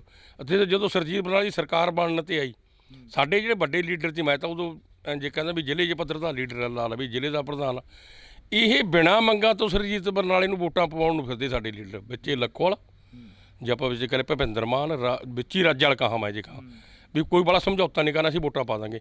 ਮੈਂ ਬਠਿੰਡਾ ਜ਼ਿਲ੍ਹਾ ਦਾੜੀ, ਮੈਂ ਜ਼ਿਲ੍ਹਾ ਪ੍ਰਧਾਨ ਸੀ। ਮੈਂ ਜਦੋਂ ਗਿਆ ਅਤੇ ਸਮਝ ਲਿਆ ਵੀ ਮੈਨੂੰ ਬੁੱਕਲ 'ਚ ਲੈ ਲਿਆ ਲਖਵਾਲ ਸਾਹਿਬ ਨੇ, ਕਹਿੰਦਾ ਵੋਟਾਂ ਬਾਰੇ ਕੀ ਮਸਲਾ ਹੈਗਾ। ਉਦੋਂ ਸ਼ਾਇਦ ਮੈਂ ਹਜੇ ਪ੍ਰਧਾਨ ਨਹੀਂ ਬਣੀ, ਉਦੋਂ ਮੇਰਾ ਖਿਆਲ ਹੈ ਮੈਂ ਮੀਤ ਪ੍ਰਧਾਨ ਦੇ ਜ਼ਿਲ੍ਹੇ ਦਾ ਸੀਨੀਅਰ ਮੀਤ ਪ੍ਰਧਾਨ ਸੀਗਾ, ਪ੍ਰਧਾਨ ਮੈਂ ਉਦੋਂ ਬਾਅਦ ਬਣਦਾ। ਮੈਂ ਆਖਿਆ ਜੀ ਜਿਹੜੀਆਂ ਆਪਣੀਆਂ ਮੰਗਾਂ ਮੰਨ ਜੂਗਾ, ਮੈਂ ਲਖਵਾਲ ਨੂੰ ਆਹੀ ਗੱਲ ਵੀ ਜਿਹੜਾ ਆਪਣੀਆਂ ਮੰਗਾਂ ਮੰਨ ਜੂਗਾ ਆਪਾਂ ਉਹਨੂੰ ਵੋਟਾਂ ਪਾਵਾਂਗੇ। ਕਹਿੰਦਾ ਜੇ ਕੋਈ ਨਾ ਮੰਨੇ ਫਿਰ ਮੈਂ ਜਿੱਥੇ ਮਰਜ਼ੀ ਵੋਟਾਂ ਪਾ ਦਿਓ, ਆਪਾਂ ਨੂੰ ਪੰਗਾ ਲੈਣ ਦੀ ਲੋੜ ਨਹੀਂ, ਜਿਹੜੀ ਜੋ ਮਰਜ਼ੀ ਪਾ ਦੇ, ਆਪਾਂ ਕਿਉਂ ਕਰੀਏ। ਮੈਨੂੰ ਫਿਰ ਇਹ ਗੱਲ ਮੋੜ ਕੇ ਆਪ ਕਹੀ ਲਖਵਾਲ ਨੇ, ਕਹਿੰਦਾ ਜੀ ਫਿਰ ਵੀ ਅਕਾਲੀਆਂ ਦੀ ਸਰਕਾਰ ਬਣ ਗਈ, ਜੋ ਉਦੋਂ ਹੈਗਾ ਜੀ ਬਣੂ ਅਕਾਲੀਆਂ ਸਰਕਾਰ ਬਣਨੀ ਹੈ। ਮੈਂ ਹੱਸਦੇ ਨੇ ਕਿਹਾ ਮੈਂ ਲਖਵਾਲ ਸਾਹਿਬ ਸਾਰਾ ਕੁਝ ਨੁਕਸਾਨ ਕਰ ਰਿਹਾ, ਗੁਰਦੁਆਰੇ ਢਵਾ ਲਏ, ਕਿੱਡਾ ਵੱਡਾ ਹਮਲਾ ਹੋ ਗਿਆ, ਫੌਜ ਲੱਗ ਗਈ। ਜੇ ਆਪਣੀਆਂ ਵੋਟਾਂ ਬਿਨਾਂ ਅਕਾਲੀ ਦਲ ਦਾ ਪੈਰ ਤਿਲ ਕੇ ਗਏ, ਇਹਨਾਂ ਨਾਲ ਕੀ ਬਣੂਗੀ। ਬਾਈ ਜਾਨ ਸਾਹਿਬ ਨੇ ਫੇਰ ਮੀਟਿੰਗ ਕਰੀ ਬਾਦਲ ਨਾਲ, ਬਰਨਾਲੇ ਨਾਲ ਰਲ ਕੇ, ਫਿਰ ਉਹ ਜਿੰਨੀਆਂ ਮੰਗਾਂ ਦੀਆਂ ਸਾਡੀਆਂ ਮੰਨੀਆਂ ਵੀ ਥੋੜ੍ਹੀਆਂ ਮੰਗਾਂ 4-5 ਮੰਗਾਂ ਦੀਆਂ 300 ਕਰੋੜ ਰੁਪਇਆ ਖਾਲਾਂ ਦਾ, ਬਿਜਲੀ ਸਮਝੌਤਾ, ਅਤੇ ਆਪਣਾ ਇੱਥੇ ਕੀ ਕਹਿੰਦੇ ਆਪਣਾ ਚੁੰਗੀ ਦਾ, ਇਹ ਕਈ ਮੰਗਾਂ ਤੀਆਂ ਸਾਰਾ ਅਸੀਂ ਕਰਿਆ। ਇਹ ਅਸੀਂ ਉਦੋਂ ਦੇ ਜਦੋਂ ਜਹਿਦ 'ਚ ਲੱਗੇ ਹੋਏ, ਕੋਈ ਅੱਜ ਦੇ ਨਹੀਂ ਲੱਗੇ। ਆ ਮੇਰਾ ਖਿਆਲ ਹੈ ਵੀ ਧੁੱਪ ਚਿੱਟੀ ਨਹੀਂ ਹੋਈ, ਇਹ ਸੰਘਰਸ਼ 'ਚ ਚਿੱਟੀ ਹੋਈ ਹੈ। ਜੇ ਅਸੀਂ ਗੱਲ ਕਰਦੇ ਹਾਂ, ਤੁਸੀਂ ਗੱਲ ਕਰੀ ਆ ਬਰਨਾਲਾ ਸਰਕਾਰ ਦੀ, ਉਸ ਤੋਂ ਪਹਿਲਾਂ ਇੱਕ ਸੰਘਰਸ਼ ਚੱਲਦਾ 1978 ਦੀ ਗੱਲ ਕਰਕੇ ਹਟਿਓ। 1978 ਦੇ ਵਿੱਚ 13 ਅਪ੍ਰੈਲ 1978 ਯਾਦ ਆ, ਜਦੋਂ ਇੱਕ ਸਾਕਾ ਵਾਪਰਦਾ, ਨਿਰੰਕਾਰੀਆ ਕਾਂਡ ਹੁੰਦਾ, ਨਿਰੰਕਾਰੀਆਂ ਦੇ ਵੱਲੋਂ 13 ਸਿੰਘ ਨੇ ਜਿਹੜੇ ਉਹ ਸ਼ਹੀਦ ਕਰੇ ਜਾਂਦੇ ਨੇ। ਉਹ ਉਸ ਬਾਰੇ ਕੁਛ ਪਤਾ ਥੋੜ੍ਹਾ ਬਹੁਤਾ? ਮੈਂ ਬਾਹਲਾ ਨਹੀਂ, ਮੈਨੂੰ ਉਹਦੇ ਬਾਰੇ ਇੰਨਾ ਗਿਆਨ ਹੈਗਾ, ਜਨ ਹੈਗਾ, ਜੋ ਬਾਅਦ 'ਚ ਜ਼ਰੂਰ ਸੁਣਿਆ ਵੀ ਜੇ ਇੱਕ ਸਿੱਖਾਂ ਦੀ ਲੜਾਈ ਦੀ ਨਿਉ ਜੜ ਉੱਥੋਂ ਹੀ ਟਿਕੀ ਹੈਗੀ। ਜਿਹੜੇ ਹੁਣ ਗਰਮ ਦਲੀਏ ਨੇ, ਜਦੋਂ ਇਹ ਨੁਕਸਾਨ ਹੋ ਗਿਆ ਇਸ ਗੱਲ 'ਤੇ ਵੀ ਇੱਕ ਧਰਮ ਵਾਲੇ ਨੇ ਦੂਜੇ ਧਰਮ ਦੇ ਮਤਲਬ ਉਹਨਾਂ ਨੂੰ ਸ਼ਹੀਦ ਕਰਤਾ ਬੰਦਿਆਂ ਨੂੰ, ਇਸੇ ਤੋਂ ਮੇਰੇ ਹਿਸਾਬ 'ਚ ਮੁੱਢ ਵੱਜਿਆ ਉੱਥੋਂ। ਜਿਹੜੀ ਗੱਲ ਹੈ ਮੈਨੂੰ ਬਾਹਲਾ ਉਸ ਮੌਕੇ ਦਾ ਨਹੀਂ ਪਤਾ, ਉਹ ਤਾਂ ਮੇਰੇ ਆਮ ਕਹਿੰਦੀ ਗੱਲ ਵੀ ਖੇਤੀ ਦੇ ਵਿੱਚ ਕੰਮ ਕਰਦੇ ਸੀਗੇ, ਵੀ ਉਹ ਠੀਕ ਨਹੀਂ ਸੀਗਾ। ਉਹ ਚਾਹੇ ਕਿਸੇ ਨੇ ਵੀ ਕਰਵਾਇਆ, ਕਿਸੇ ਉਸ ਮੌਕੇ ਦੇ ਅਫਸਰ ਨੇ ਕਰਾਇਆ, ਕਿਸੇ ਨੇ ਕਰਾਇਆ, ਉਹ ਨਹੀਂ ਹੋਣਾ ਚਾਹੀਦਾ। ਹੁਣ ਯਾਰ 10 ਬੰਦੇ ਇੱਕ ਥਾਂ ਲੁਕੇ ਬੈਠੇ ਨੇ, ਉਹਦੇ ਗੋਲੀ ਚਲਾਉਣ ਦੀ ਕੀ ਲੋੜ ਹੈ? ਉਹਦਾ ਘੇਰ ਲਓ, ਜੋ ਮਰਜ਼ੀ ਫੜ ਲਓ, 10 ਬੰਦੇ ਦੀ ਕੀ ਤਾਕਤ ਹੈ? ਪੁਲਿਸ ਮੁਰੇ ਜਾਂ ਆਪਾਂ ਗੱਲ ਕਰ ਦਈਏ। ਮੈਂ ਤਾਂ ਕਹਿੰਦਾ ਹੁਣ ਵੀ ਜਿਹੜਾ ਮੁਕਾਬਲਾ ਹੋਇਆ ਹੈ, ਜਿਹੜੇ ਮੈਂ ਕਹਿੰਦਾ ਸਾਡੇ ਮੂਸਾ ਦਾ ਜਿਹੜਾ ਮਰਡਰ ਹੋਇਆ ਸੀ, ਕਹਿੰਦਾ ਬਹੁਤ ਦੁੱਖ ਆ ਸਾਨੂੰ ਵੱਡਾ, ਠੀਕ ਹੈ ਨਾ ਗੱਲ। ਪਰ ਫਿਰ ਜਿਹੜੇ ਨੇ ਉਹ ਕਰਿਆ, ਜੇ ਉਹਨਾਂ ਨੂੰ ਵੀ ਐਂ ਗੋਲੀ ਨਾਲ ਮਾਰਨਾ, ਫਿਰ ਸਾਡੇ ਕੋਲ ਕਿਹੜਾ ਇਨਸਾਫ ਹੈ? ਅਦਾਲਤਾਂ ਕਾਹਦੇ ਵਾਸਤੇ ਨੇ? ਉਹਨੂੰ ਘੇਰ ਕੇ ਫੜੋ, ਕੁਛ ਕਰੋ, ਅਦਾਲਤ ਪੇਸ਼ ਕਰੋ, ਅਦਾਲਤ ਉਹਨੂੰ ਫਾਂਸੀ ਲਾਵੇ, ਕੁਛ ਲਾਵੇ, ਕਰਨਾ ਚਾਹੀਦਾ ਹੈਗਾ। ਇਹ ਨਹੀਂ ਹੈਗਾ ਵੀ ਬੰਦੇ ਨੂੰ ਘੇਰ ਕੇ ਉਹਦਾ ਮੁਕਾਬਲਾ ਬਣਾ ਦਿਓ। ਇਹ ਕਿਤੇ ਨਹੀਂ ਹੋਣਾ ਚਾਹੀਦਾ, ਕਿਸੇ ਸਰਕਾਰ 'ਚ ਨਹੀਂ ਹੋਣਾ ਚਾਹੀਦਾ। ਇਹ ਸਰਾਸਰ ਗਲਤ ਹੈ। ਜੋ ਉਹਨੇ ਨੇ ਕੋਈ ਚੱਲ ਵਾਧਾ ਹੋ ਵੀ ਗਿਆ, ਉਹਨੂੰ ਘੇਰ ਕੇ ਫੜਿਆ ਜਾ ਸਕਦਾ ਸੀਗਾ। ਅਸੀਂ ਬਹੁਤ ਬਹੁਤ ਧੰਨਵਾਦ ਕਰਾਂਗੇ। ਤਾਂ ਸਾਡੇ ਨਾਲ ਇਸ ਵਕਤ ਰੁਲਦੂ ਸਿੰਘ ਮਾਨਸਾ ਮੌਜੂਦ ਸਨ। ਤਾਂ ਇਹਨਾਂ ਦੀ ਜ਼ਿੰਦਗੀ ਨੂੰ ਲੈ ਕੇ ਗੱਲਬਾਤ ਹੋਈ ਆ, ਕਿਸਾਨ ਅੰਦੋਲਨ ਨੂੰ ਲੈ ਕੇ ਗੱਲਬਾਤ ਹੋਈ ਆ, ਤੇ ਦੋ ਨੌਜਵਾਨ ਜਿਹੜੇ ਇਸ ਪੰਜਾਬ ਦੀ ਮਿੱਟੀ ਦੇ ਨਾਲ ਜੁੜੇ ਹੋਏ ਸੀ, ਸ਼ੁਭਦੀਪ ਸਿੰਘ ਸਿੱਧੂ ਮੂਸੇਵਾਲਾ, ਤੇ ਜਿਸ ਨੂੰ ਕੌਮ ਨੇ ਕੌਮੀ ਯੋਧਾ ਐਲਾਨਿਆ ਭਾਈ ਸੰਦੀਪ ਸਿੰਘ ਉਰਫ ਦੀਪ ਸਿੱਧੂ, ਉਹ ਇਸ ਦੁਨੀਆ ਦੇ ਵਿੱਚ ਨਹੀਂ ਰਹੇ। ਤਾਂ ਉਹਨਾਂ ਨੂੰ ਲੈ ਕੇ ਵੀ ਥੋੜ੍ਹੀ ਬਹੁਤੀ ਗੱਲਬਾਤ ਹੋਈ ਆ। ਤਾਂ ਇਸੇ ਤਰ੍ਹਾਂ ਅਸੀਂ ਪੰਜਾਬ ਪੱਖੀ, ਪੰਜਾਬ ਦੇ ਲੋਕਾਂ ਦੀ ਗੱਲ ਕਰਦੇ ਰਹਾਂਗੇ। ਤਾਂ ਜੁੜੇ ਰਹਿਣਾ ਇੰਡੋਜ਼ TV ਆਸਟ੍ਰੇਲੀਆ ਦੇ ਨਾਲ। ਮੇਰੇ ਸਹਿਯੋਗੀ ਸਾਥੀ ਕੁਲਦੀਪ ਦੇ ਨਾਲ ਮੈਨੂੰ ਹਰਜਿੰਦਰ ਸਿੰਘ ਢਿੱਲੋਂ ਨੂੰ ਦਿਓ ਜੀ ਇਜਾਜ਼ਤ। ਧੰਨਵਾਦ। ਜੇ ਕੋਈ ਬੋਲਦਾ ਸੀ ਮੇਰੇ ਤਾਂ ਉਹਦੇ ਖਿਲਾਫ ਹੋ ਕੇ ਖੜੇ ਹੋ ਜਾਂਦੇ ਸੀ ਕਈ ਵਾਰ। ਨਹੀਂ, ਸੱਚ ਤੇ ਆਪਾਂ ਕਦੇ ਪਿੱਛੇ ਨਹੀਂ ਹਟੇ, ਚਾਹੇ ਮੈਂ ਮੈਸਾਂ ਚਾਰੀਆਂ, ਠੀਕ ਹੈ ਨਾ ਗੱਲ, ਚਾਹੇ ਮੈਂ ਹਲਵਾ ਹੈ। ਜਦੋਂ ਕਿਸੇ ਮੇਰਾ ਇੱਕ ਸੁਭਾਅ ਦੀ, ਜੇ ਤਾਕੜਾ ਬੰਦਾ ਮਾੜੀ ਨੂੰ ਤਾਕੜਾ ਪਾਲੀ, ਮਾੜੀ ਨੂੰ ਕੋੜਦਾ, ਮੈਂ ਤੋਂ ਦੇਖਿਆ ਨਹੀਂ। ਇਹ ਕੁੰਡਾ ਫਿਰ ਛੋਟੇ ਹੁੰਦਿਆਂ ਦੀ ਚੱਕਿਆ? ਨਹੀਂ ਨਹੀਂ, ਦਿੱਲੀ ਪੁਲਿਸ ਨਾਲ ਵੀ ਪੰਗਾ ਪੈ ਗਿਆ, ਉਦੋਂ ਵੀ ਕੁੰਡੇ ਦੇ ਰੌਲਾ ਸੀ। ਉਹਨਾਂ ਨੇ ਮੇਰੀ ਗੱਡੀ ਤੇ ਮਾਰੀ ਡਾਂਗ, ਉਹ 'ਚ ਮੈਨੂੰ ਆ ਗਿਆ ਤਬਦੀਲੀ ਦੀ ਗੱਲ ਕਰੀਏ, ਰੈਵੋਲੂਸ਼ਨ ਦੀ ਗੱਲ ਕਰੀਏ, ਬਦਲਾਅ ਦੀ ਗੱਲ ਕਰੀਏ। ਬਦਲਾਅ ਦੀ ਗੱਲ ਕਰਕੇ ਸਰਕਾਰ ਸੱਤਾ 'ਚ ਆਈ ਆ। ਪੰਜਾਬ ਸਰਕਾਰ ਦੀ ਅਸੀਂ ਗੱਲ ਕਰਦੇ ਹਾਂ ਤਾਂ ਪੰਜਾਬ ਸਰਕਾਰ ਤੋਂ ਕਿੰਨੀ ਕਾਸ ਰੱਖਦੇ ਹੋ ਜਿਹੜੀ ਹੁਣ ਸੱਤਾ ਦੇ ਵਿੱਚ ਚੱਲ ਰਹੀ ਹੈ? ਮੇਰਾ ਖਿਆਲ ਮੇਰੇ ਹਿਸਾਬ ਮੁਤਾਬਕ ਸਰਕਾਰ 10% ਦਾ ਫਰਕ ਹੈ।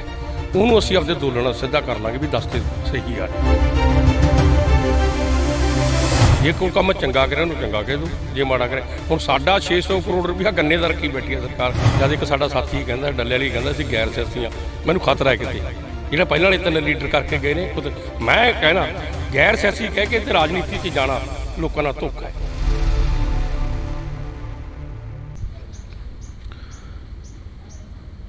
ਪੰਜਾਬੀਅਤ ਨੂੰ ਪਿਆਰ ਕਰਨ ਵਾਲੇ ਸਾਰੇ ਦਰਸ਼ਕਾਂ ਦਾ ਇੱਕ ਵਾਰ ਫੇਰ ਮੈਂ ਹਰਜਿੰਦਰ ਸਿੰਘ ਢਿੱਲੋਂ ਨਿੱਘਾ ਸਵਾਗਤ ਕਰਦਾ। ਤਾਂ ਅੱਜ ਅਸੀਂ ਫੇਰ ਲਗਾਤਾਰ ਚੱਲੇ ਹੋਏ ਹਾਂ ਪੰਜਾਬ ਦੇ ਦੌਰੇ 'ਤੇ, ਪੰਜਾਬ ਦੇ ਉਹਨਾਂ ਲੋਕਾਂ ਦੇ ਨਾਲ ਗੱਲ ਕਰਨ ਜਿਹੜੇ ਲੋਕਾਂ ਨੇ ਕਿਸਾਨ ਸੰਘਰਸ਼ ਦੇ ਵਿੱਚ ਇੱਕ ਮਿਹਨਤ ਕਰੀ ਤੇ ਇੱਕ ਬਹੁਤ ਵੱਡਾ ਜਿਹੜਾ ਕਿ ਹਿੱਸਾ ਪਾਇਆ, ਆਪਣੀ ਜ਼ਿੰਦਗੀ ਦਾ ਇੱਕ ਹਿੱਸਾ ਸੀ ਜਿਹੜਾ ਕਿਸਾਨ ਅੰਦੋਲਨ ਨੂੰ ਦਿੱਤਾ। ਤਾਂ ਸਾਡੇ ਨਾਲ ਇਸ ਵਕਤ ਕਿਸਾਨ ਆਗੂ ਰੁਲਦੂ ਸਿੰਘ ਮਾਨਸਾ ਮੌਜੂਦ ਨੇ। ਤਾਂ ਅਸੀਂ ਉਹਨਾਂ ਦੇ ਨਾਲ ਗੱਲਬਾਤ ਕਰਾਂਗੇ। ਰੁਲਦੂ ਸਿੰਘ ਮਾਨਸਾ ਇੱਕ ਉਹ ਆਗੂ ਨੇ ਜਿਹੜੇ ਹਰੇਕ ਜਗ੍ਹਾ ਦੇ ਉੱਪਰ ਮੌਜੂਦ ਰਹਿੰਦੇ ਸੀ, ਉਸ ਅੰਦੋਲਨ ਦੇ ਵਿੱਚ ਹਰੇਕ ਜਗ੍ਹਾ ਦੇ ਉੱਪਰ ਚਰਚਾ ਦਾ ਵਿਸ਼ਾ ਬਣੇ ਰਹੇ। ਤਾਂ ਅਸੀਂ ਗੱਲਬਾਤ ਕਰਦੇ ਹਾਂ। ਪਹਿਲਾਂ ਸਵਾਗਤ ਕਰਦੇ ਹਾਂ ਇੰਡੋਜ਼ TV 'ਤੇ। ਪਹਿਲਾਂ ਬਹੁਤ ਬਹੁਤ ਸਵਾਗਤ ਹੈ ਜੀ ਤੁਹਾਡਾ। ਸਤਿ ਸ੍ਰੀ ਅਕਾਲ ਜੀ। ਸਤਿ ਸ੍ਰੀ ਅਕਾਲ। ਜੇ ਅਸੀਂ ਗੱਲ ਕਰਦੇ ਹਾਂ ਕਿਸਾਨ ਅੰਦੋਲਨ ਦੀ, ਕਿਸਾਨ ਅੰਦੋਲਨ ਬੀਤ ਗਿਆ, ਕਿਸਾਨ ਅੰਦੋਲਨ ਚਲਾ ਗਿਆ, ਜਿਹੜੀ ਅੱਗੇ ਦੀ ਰਣਨੀਤੀ ਆ ਕਿਸਾਨ ਆਗੂਆਂ ਦੀ, ਉਹ ਕੀ ਰਹਿਣ ਵਾਲੀ ਆ? ਜਿਹੜਾ ਤਾਂ ਅੰਦੋਲਨ ਪਿੱਛੇ ਚੱਲਿਆ ਸੀ, 3 ਕਾਨੂੰਨ ਕਾਲੇ ਤੇ ਇੱਕ ਬਿਜਲੀ ਐਕਟ, ਇੱਕ ਪਰਾਲੀ ਐਕਟ, ਉਹਦੇ ਸੰਬੰਧ ਨੂੰ ਅਸੀਂ ਗਏ ਸੀ। ਅਸੀਂ ਜਿਹੜੇ ਲੜਨ ਵਾਲੇ ਲੋਕ ਸਮਝ ਰੱਖਦੇ ਸੀ, ਅਸੀਂ ਹੋਰ ਮੰਗ ਉਹਦੇ ਵਿੱਚ ਨਹੀਂ ਬਣ ਦਿੱਤੀ। ਉੱਥੇ 2-3 ਮੰਗਾਂ ਨਵੀਆਂ ਆ ਗਈਆਂ। ਇੱਕ ਤਾਂ ਜਿਵੇਂ ਸਰਕਾਰੀ ਖਰੀਦ ਆ, ਇੱਕ ਜਿਵੇਂ ਉਹ ਨਵੀਂ ਮੰਗ ਆ ਸਾਡੇ 'ਤੇ ਪਰਚੇ ਦਰਜ ਹੋ ਗਏ, ਇੱਕ ਸਾਡੇ ਨੌਜਵਾਨ ਜਾਂ ਕਿਸਾਨ ਆਗੂ ਸ਼ਹੀਦ ਵੀ ਹੋ ਗਏ ਉੱਥੇ, ਜੇ ਗੱਲ ਕਰੀਏ ਉਹਨਾਂ ਦਾ ਮੁਆਵਜ਼ਾ, ਨੌਕਰੀ। ਉਸੇ ਚੱਕਰ ਦੇ ਵਿੱਚ ਚੱਲਦੇ ਲਖੀਮਪੁਰ ਜਿਵੇਂ ਅੱਜ ਸਾਡਾ ਵੱਡਾ ਮੋਰਚਾ ਚੱਲਦਾ ਹੈ, ਉੱਥੇ ਮੰਤਰੀ ਦੇ ਕਹਿਣ 'ਤੇ ਉਹਦੇ ਮੁੰਡੇ ਨੇ ਗੱਡੀਆਂ ਚੜ੍ਹਾਤੀਆਂ, ਤਾਂ ਗੱਡੀਆਂ ਚੜ੍ਹਾ ਕੇ 4 ਸਾਡੇ ਕਿਸਾਨ ਸ਼ਹੀਦ ਹੋ ਗਏ, ਉੱਥੇ ਪੱਤਰਕਾਰ ਵੀ ਸ਼ਹੀਦ ਹੋ ਗਿਆ। ਉਹਨਾਂ ਨੇ ਤਾਂ ਹਮਲਾ ਕਰਿਆ ਮੱਥ ਕੇ ਸਾਡੇ 'ਤੇ। ਉਦੋਂ ਬਾਅਦ ਭੀੜ ਨੇ ਕੋਈ ਉਹਨਾਂ ਦਾ ਨੁਕਸਾਨ ਵੀ ਕਰਤਾ ਹੋਊਗਾ, ਠੀਕ ਹੈ ਨਾ ਗੱਲ। ਉਹ ਅਸੀਂ ਉੱਥੇ ਵੀ ਮੋਰਚਾ ਸੀ ਇਸੇ ਗੱਲ 'ਤੇ ਹੁਣ ਲਾਇਆ ਹੈਗਾ ਵੀ ਘੱਟੋ ਘੱਟ ਮੰਤਰੀ ਤੋਂ ਅਸਤੀਫਾ ਲੈ ਕੇ ਉਹਦੇ ਪਰਚਾ ਦਰਜ ਹੋਇਆ, ਉਹਨੂੰ ਅੰਦਰ ਭੇਜੋ। ਅਗਲੀ ਰਣਨੀਤੀ ਸਾਡੀ ਇਹੀ ਆ ਵੀ ਇੱਕ ਤਾਂ ਸਰਕਾਰੀ ਖਰੀਦ ਜਿਹੜਾ ਅਸੀਂ ਲਿਖ ਕੇ ਦੇ ਕੇ ਆਏ ਹਾਂ, ਇੱਕ ਸਮਝ ਲੈ ਵੀ ਉਹੀ ਹੈ ਸ਼ਹੀਦਾਂ ਨੂੰ ਨੌਕਰੀਆਂ ਜਾਂ ਉਹਨਾਂ ਦਾ ਮੁਆਵਜ਼ਾ, ਲਖਵੀਰ ਵਾਲਾ ਉਹ ਮੰਗਾਂ, ਇਹ ਸਾਰੀਆਂ ਮੰਗਾਂ ਸੀ ਪ੍ਰਧਾਨ ਮੰਤਰੀ ਨੂੰ ਜਦੋਂ ਉੱਥੋਂ ਤੁਰੇ ਆਂਗੇ। ਇੱਕ ਚਿੱਠੀ ਆਪਦੀ ਲਿਖ ਕੇ ਦੇ ਕੇ ਆ ਵੀ ਆਹ ਮੰਗਾਂ ਸਾਡੀਆਂ ਰਹਿੰਦੀਆਂ, ਨਾ ਤੁਸੀਂ ਮੰਨੋਗੇ ਤਾਂ ਅਸੀਂ ਦੁਬਾਰੇ ਸੰਘਰਸ਼ ਦੇ ਰਾਹ ਪਾਵਾਂਗੇ। ਜੇ ਅਸੀਂ ਗੱਲ ਕਰਦੇ ਹਾਂ ਰੁਲਦੂ ਸਿੰਘ ਜੀ, ਬੜੀ ਚਰਚਾ ਦੇ ਵਿੱਚ ਰਹੇ ਹੋ ਤੁਸੀਂ। ਕਿਸਾਨ ਅੰਦੋਲਨ ਜਦੋਂ ਚੱਲਦਾ ਸੀ, ਕਿਸਾਨ ਸੰਘਰਸ਼ ਚੱਲਿਆ, ਕੇਸਰੀ ਝੰਡਿਆਂ ਨੂੰ ਲੈ ਕੇ ਵੀ ਬੜੀ ਚਰਚਾ ਹੋਈ, ਸੰਤ ਜਰਨੈਲ ਸਿੰਘ ਭਿੰਡਰਾਂ ਵਾਲੇ ਨੂੰ ਲੈ ਕੇ ਵੀ ਬੜੀ ਚਰਚਾ ਹੋਈ। ਆਖਰ ਰੁਲਦੂ ਸਿੰਘ ਮਾਨਸਾ ਦੀ ਜਿਹੜੀ ਮਨਸ਼ਾ ਗਈ ਉਹ ਕੀ ਹੈਗੀ, ਜਿਹੜੀ ਇੱਛਾ ਗਈ ਉਹ ਕੀ ਆ? ਮੇਰੀ ਮਨਸ਼ਾ ਇਹ ਹੈ, ਅਸਲੀ ਸਿੱਖ ਤੇ ਅਸਲੀ ਕਾਮਰੇਡ ਜਿਹੜਾ ਸਹੀ ਹੈ ਉਹ ਗਊ ਗਰੀਬ ਦੀ ਰੱਖਿਆ ਕਰਨੀ ਚਾਹੁੰਦਾ ਹੈਗਾ। ਸਿੱਖ ਵੀ ਖੜਦਾ ਹੈ ਗਰੀਬ ਬੰਦੇ ਕੰਨੀ ਵੀ ਇਹਦਾ ਮਤਲਬ ਇਹਦਾ ਫਾਇਦਾ ਕੀਤਾ ਜਾਵੇ, ਇਹਨੂੰ ਬਚਾਇਆ ਜਾਵੇ। ਤੇ ਜਿਹੜਾ ਸਹੀ ਕਾਮਰੇਡ ਹੈ, ਜੇ ਕੋਈ ਕਾਮਰੇਡ ਸਿੱਖਾਂ ਨੂੰ ਗਾਲਾਂ ਕੱਢਦਾ ਹੈ, ਮੇਰੇ ਹਿਸਾਬ 'ਚ ਉਹ ਕਾਮਰੇਡ ਨਹੀਂ। ਜੇ ਕੋਈ ਸਿੱਖ ਕਾਮਰੇਡਾਂ ਨੂੰ ਗਾਲਾਂ ਕੱਢਦਾ ਹੈ, ਉਹ ਮੇਰਾ ਖਿਆਲ ਹੈ ਵੀ ਸਿੱਖ ਨਹੀਂ ਹੈਗਾ, ਮੇਰੇ ਹਿਸਾਬ ਮੁਤਾਬਕ ਜਿੰਨਾ ਕੁ ਮੈਂ ਦੱਸਦਾ। ਇਹ ਦੋਨੇ ਵਿਚਾਰਧਾਰਾ ਜੇ ਰਲ ਕੇ ਚੱਲਣ, ਇਹ ਖਾਸਾ ਕੁਛ ਹਾਸਲ ਕਰ ਸਕਦੀਆਂ ਨੇਗੀਆਂ। ਦੋਨੇ ਕੁਰਬਾਨੀਆਂ ਵੱਡੀਆਂ ਇਹਨਾਂ ਦੀਆਂ, ਸਿੱਖ ਕੌਮ ਦੀ ਬਹੁਤ ਵੱਡੀ ਕੁਰਬਾਨੀ ਆ, ਆਪਣੀ ਬਾਬੇ ਨਾਨਕ ਤੋਂ ਹੀ ਲੈ ਕੇ ਜਾਓ ਤੁਸੀਂ ਪਾਤਸ਼ਾਹੀਆਂ ਦੀ, ਫਿਰ ਬਾਅਦ 'ਚ ਵੀ ਸੰਤ ਭਿੰਡਰਾਂ ਵਾਲੇ ਬਾਰੇ ਵੀ ਜੇ ਆਪਾਂ ਗੱਲ ਕਰੀਏ, ਵੱਡੀ ਕੁਰਬਾਨੀ ਦਿੱਤੀ ਉਸ ਪਰਿਵਾਰ ਨੇ, ਠੀਕ ਹੈ ਨਾ ਗੱਲ।